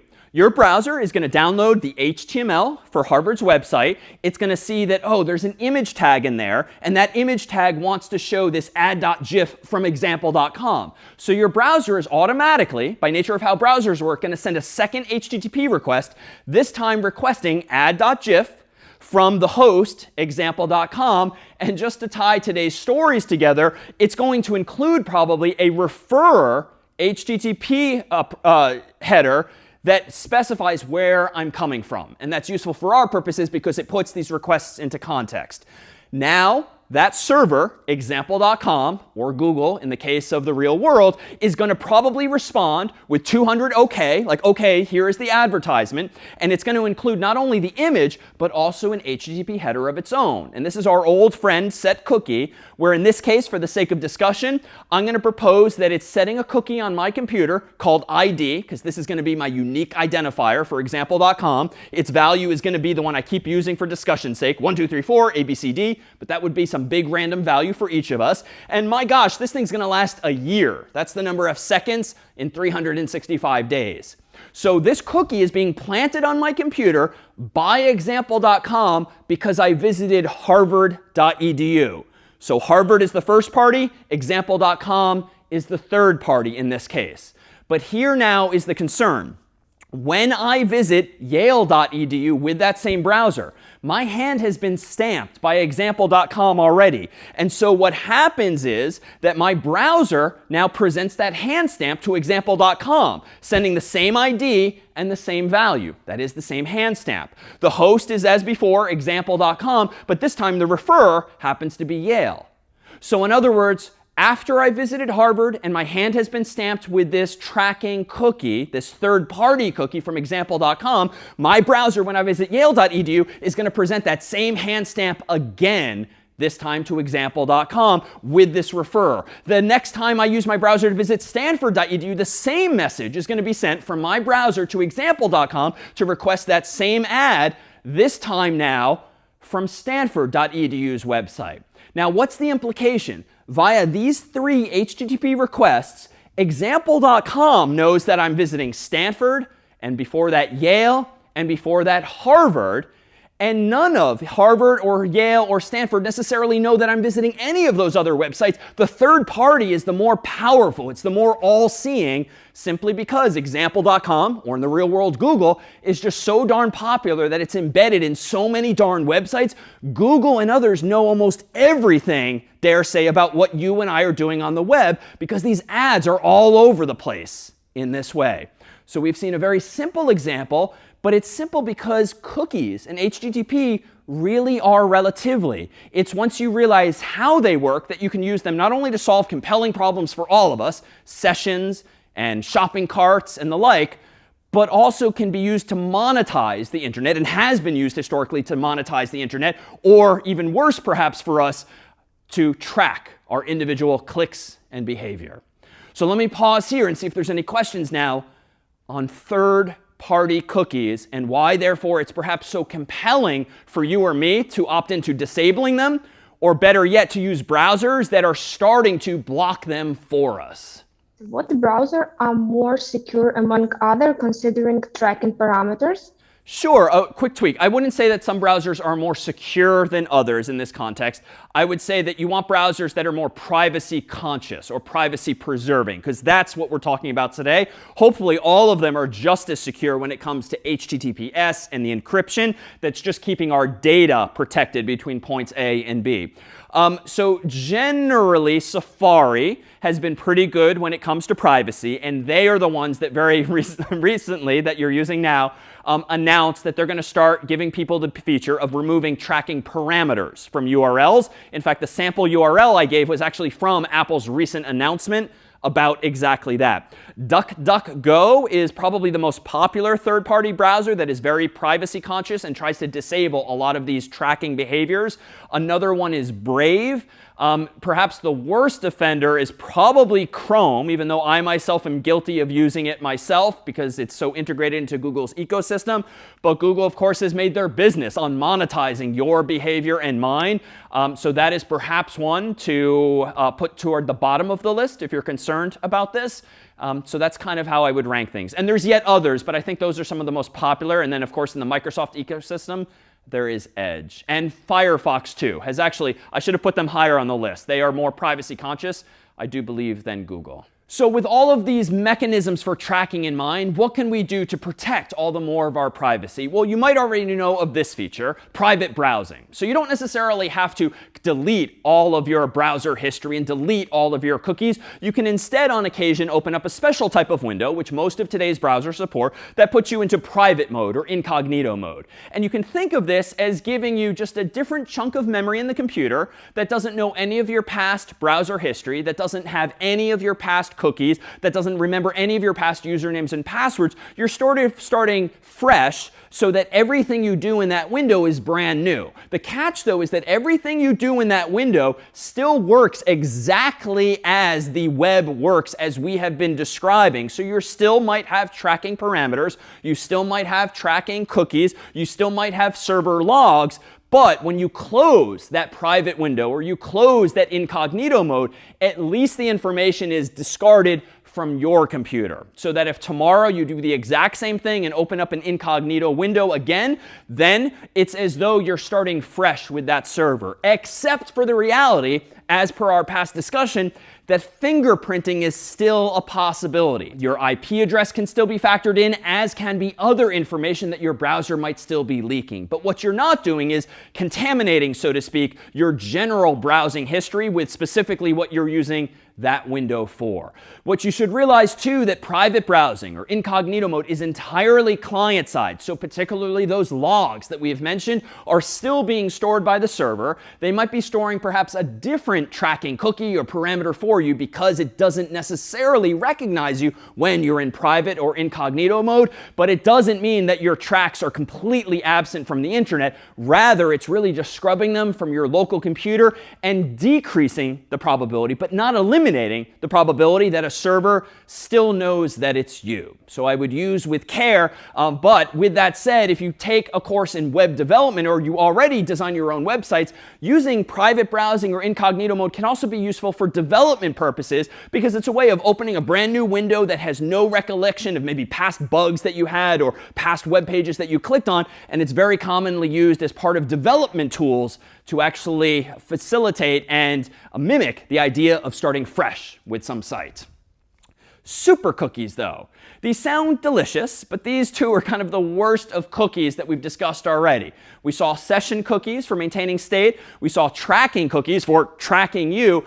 Super cookies are not so super really. These are cookies that are typically injected by a third party, like your company, your university, or your internet service provider into your HTTP requests. Which is to say, if you, from your browser, visit some website, that traffic, of course, goes from your laptop or phone through some internet service provider, whether it's on campus or home or wirelessly in the real world. And if whoever is providing you with that internet service can see the contents of that virtual envelope, there's technically nothing stopping them from opening up the envelope, so to speak, and adding one or more HTTP headers of their own. And so mobile phone carriers, for instance, in the past have been known to do this, whereby if you are just requesting a website like example.com from your phone, they might, halfway between you and that server, they might inject a cookie of their own. For the sake of discussion, I'm going to use the same name and value as before, ID equals 1234 ABCD. But what's noteworthy here is that that value is not coming from your phone. It is not coming from your browser. You can clear all of your cookies. You can clear all of your history. You can use incognito or private mode on your phone. You're not going to see any trace of that client side because the darn thing is being injected into your traffic between you, point A, and the server, point B. So this is sort of a canonical example of a machine in the middle attack, but your internet service provider in this telling of the story is doing it because they want to track you, or they want, because of advertising relationships they might have with some websites, they want to make sure that you can be tracked by that website, even if you have opted out or have been clearing proactively your very own cookies. So suffice it to say, these have been particularly controversial, and thankfully you and I do have a pretty good defense here. Just never use HTTP without encryption. If your URLs are always https:// and then something, theoretically this attack or this feature of your mobile phone carrier should not be possible. Why? Because if the contents of the envelope are encrypted, not only can't they see what's actually inside, they can't add anything to the mix because they don't have the key that's being used to encrypt that information. So simply using always HTTPS is one solution to this problem. And also, at least in the US, some of the mobile phone carriers got a lot of backlash for this. But so you can occasionally log into your cell phone provider's website, go through a bunch of menus, find an option to opt out of this feature. But I will say from experience that they typically bury these options too, and so it's not necessarily even the easiest thing to find. But again, this is just a natural result of the underlying technology that we're using being used, or if you prefer, abused, for alternative purposes. All right, let me pause here and see if there's any questions now on these super cookies, which indeed are not so super, or anything prior. Given that cookies store passwords and emails, can the adversary impersonate another person by copying that cookie and pasting it into his own computer and visiting that website? A good question. So cookies can be used to store usernames, email addresses, even passwords, though I would generally not recommend doing this. But they theoretically should be secure, even if you're storing those values in cookies, because they're going back and forth between the browser and the server using encryption, if HTTPS is indeed in use. A danger, though, is that if someone has physical access to your computer, it's very easy to poke around your own browser's cookies, at which point they're going to see your password, which is probably not a good thing. So an alternative would be, for instance, for a browser to encrypt the cookie or minimally digitally sign it so that it can be identified as belonging to that same server. But even better, I dare say, would be for servers to only plant big random values as cookies on your computer, like this virtual hand stamp, and then store recollection of your username, email, and/or password on the server. So stamp my hand to remember who I am and that I'm logged in, but don't bother expecting my browser to send my username, my email address, my password again and again. It should suffice to send that just once. Other questions here?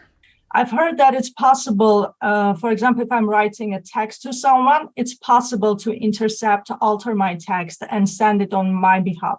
So it's going to be a different message. So it's possible to ask maybe for a sensitive information. So I was wondering, don't those messengers use something like cookies? How can this be possible? A good question. So SMS, or traditional texting, is generally insecure. It is very easy for someone to forge your phone number. And in fact, if you've gotten a lot of spam via text, that might be exactly what is happening.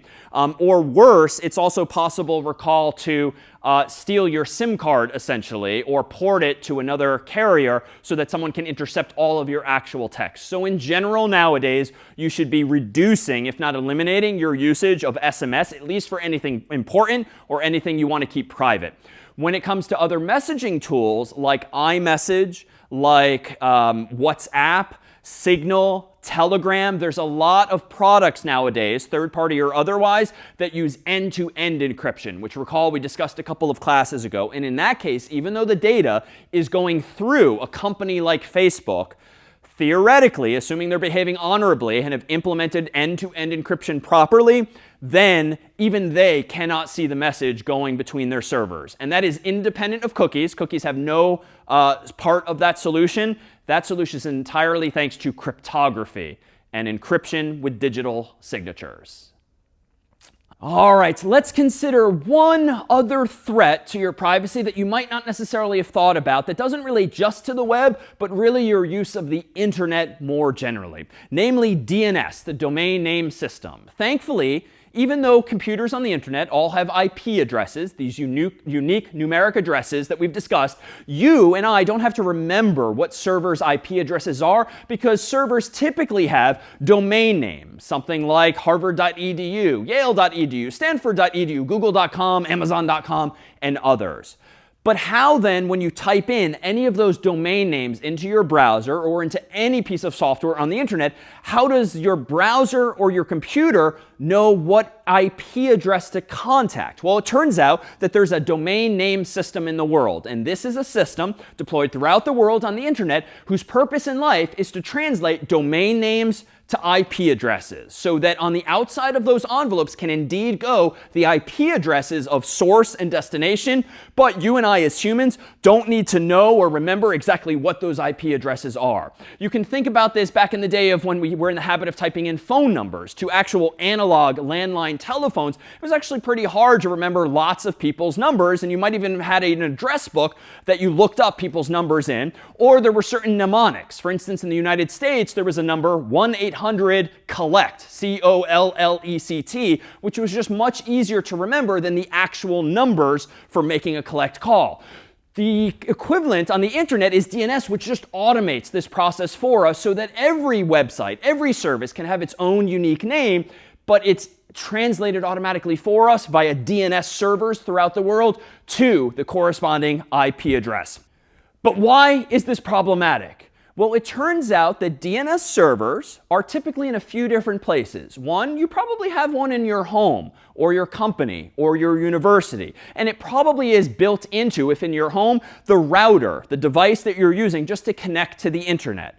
But your internet service provider also tends to have a DNS server. And that DNS server probably knows about way more IP addresses than your own home does, because why would your own home network know about all of the IP addresses in the world? But with that said, why would your internet service provider know about all of the possible IP addresses and domain names in the world? Well, suffice it to say, for our purposes, there's a hierarchical system. So even if your home router doesn't know, even if your internet service provider doesn't know, there's some other server on the internet that can eventually give you the answer to a question like, what is harvard.edu's IP address? What is yale.edu's IP address? And so forth. And for efficiency, once that answer has been figured out somewhere, then your internet service provider might remember or cache the answer, and even your home router, and heck, even your device or your browser might remember the same answer for efficiency, so that we don't have to keep asking this same question.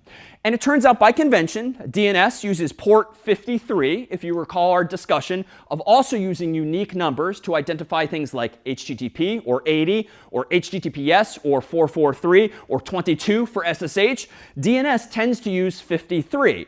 But the catch is that the traffic used for DNS is typically unencrypted, which means that when your phone or your laptop or your desktop is asking your home device or maybe your internet service provider or someone else, what is the IP address for harvard.edu or yale.edu or the like, you're actually announcing to the world what website you are about to visit. Why? Because you're waiting for a response from the DNS server to actually tell you the corresponding IP address. So this isn't great. And moreover, your internet service provider, therefore, knows all of this information about you, because every time you ask for a new website that you've never been to before, your home network probably doesn't know the IP address, so you have to ask your internet service provider. And again, they might ask someone else, but the internet service provider is going to know now that you asked. So your internet service provider, be it for your home network or for your cellular phone, pretty much knows every website you've ever been to, assuming they're logging this information, which they probably are,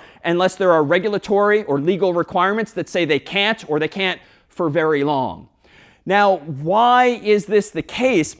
Well, the domain name system essentially requires that we ask these very questions. And if the internet service providers remember these answers, well, they can keep track of everywhere we've been, at least at a high level. DNS only gives them back a translation from the domain name to the IP address. What it does not include is the specific page that you're looking at, the specific URL, the folder, the file that you're looking at. So your internet service provider might know you're visiting somewhere on harvard.edu because you asked, of course, for its IP address, but they don't know what department you were looking for or what course you were looking at or the like.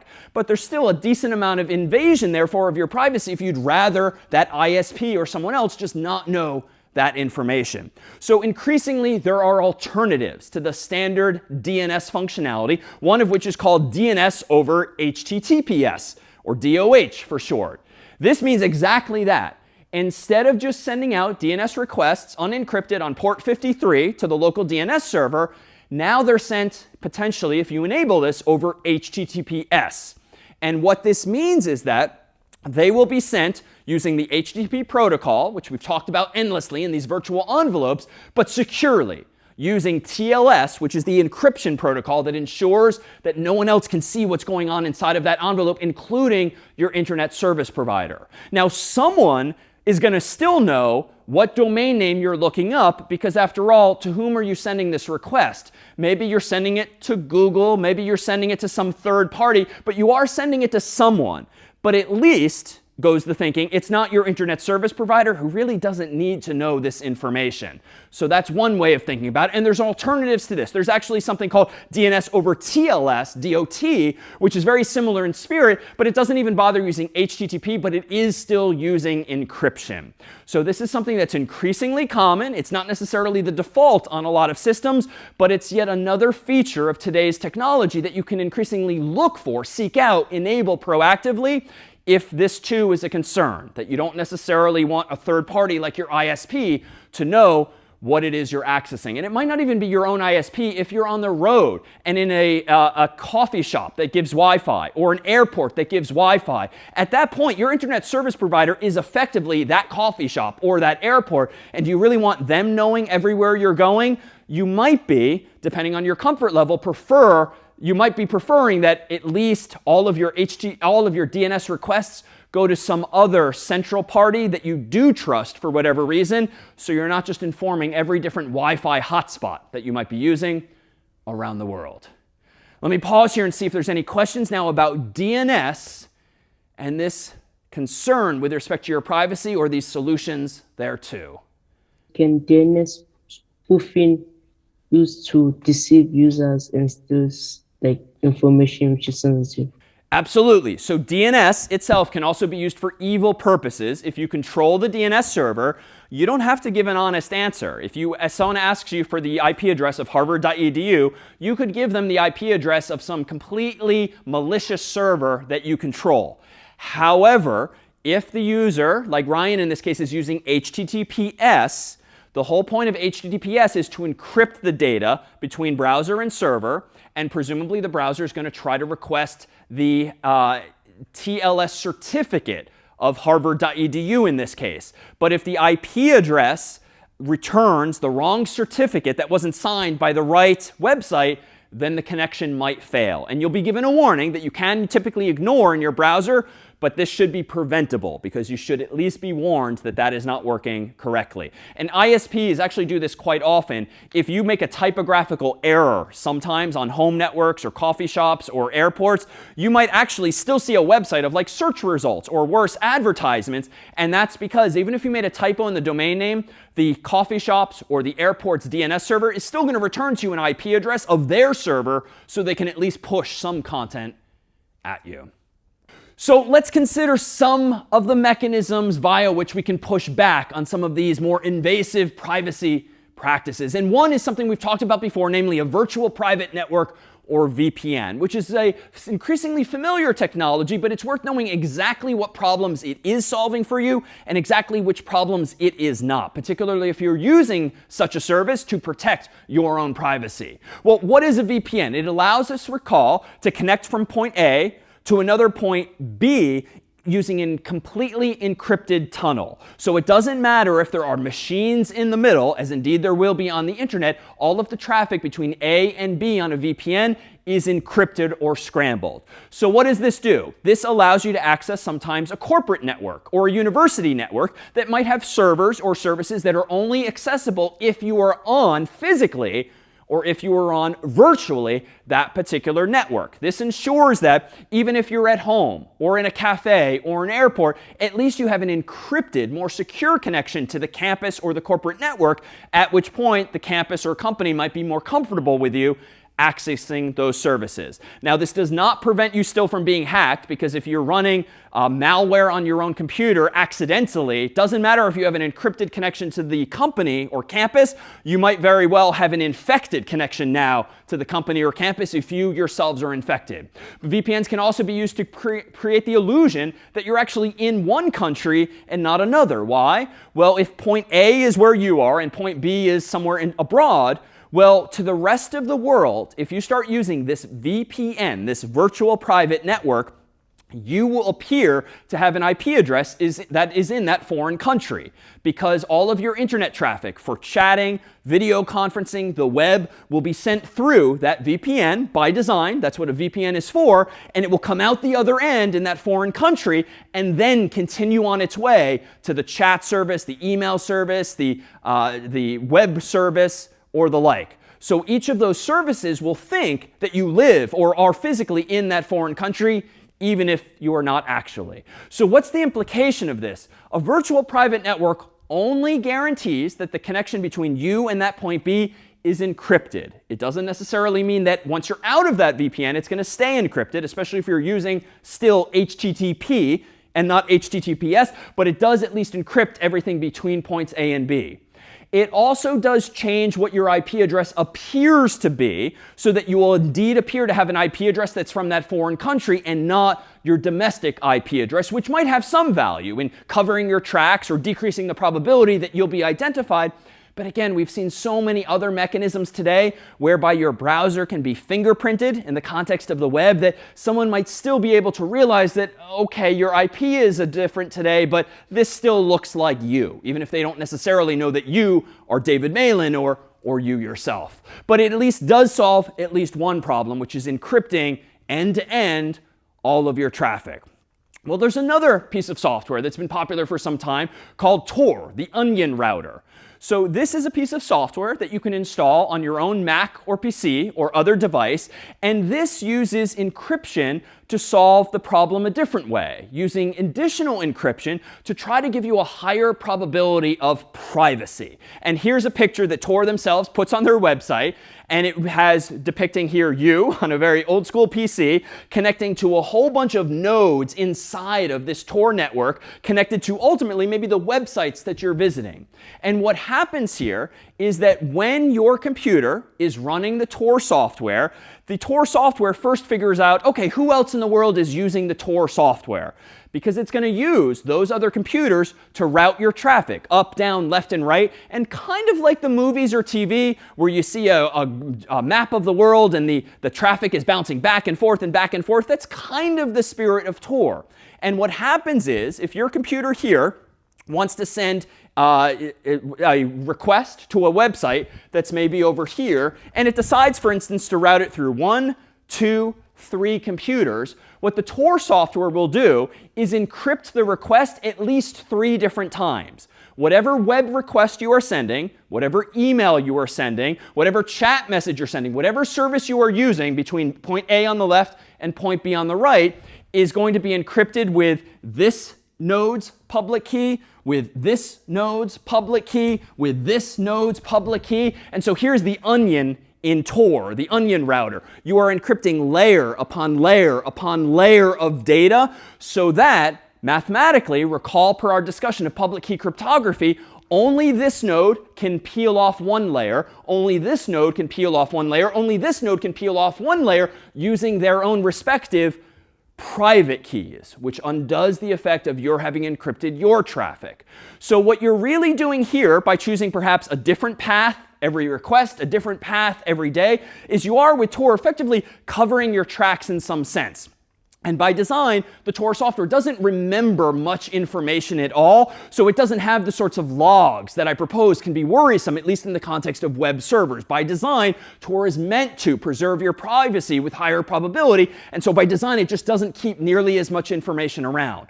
Now, this isn't to say that if you're doing this for malicious purposes, trying to evade the authorities, this isn't to say that this computer, this computer, this computer couldn't be subpoenaed, so to speak, by some government entity, and they could reconstruct the path that your data took.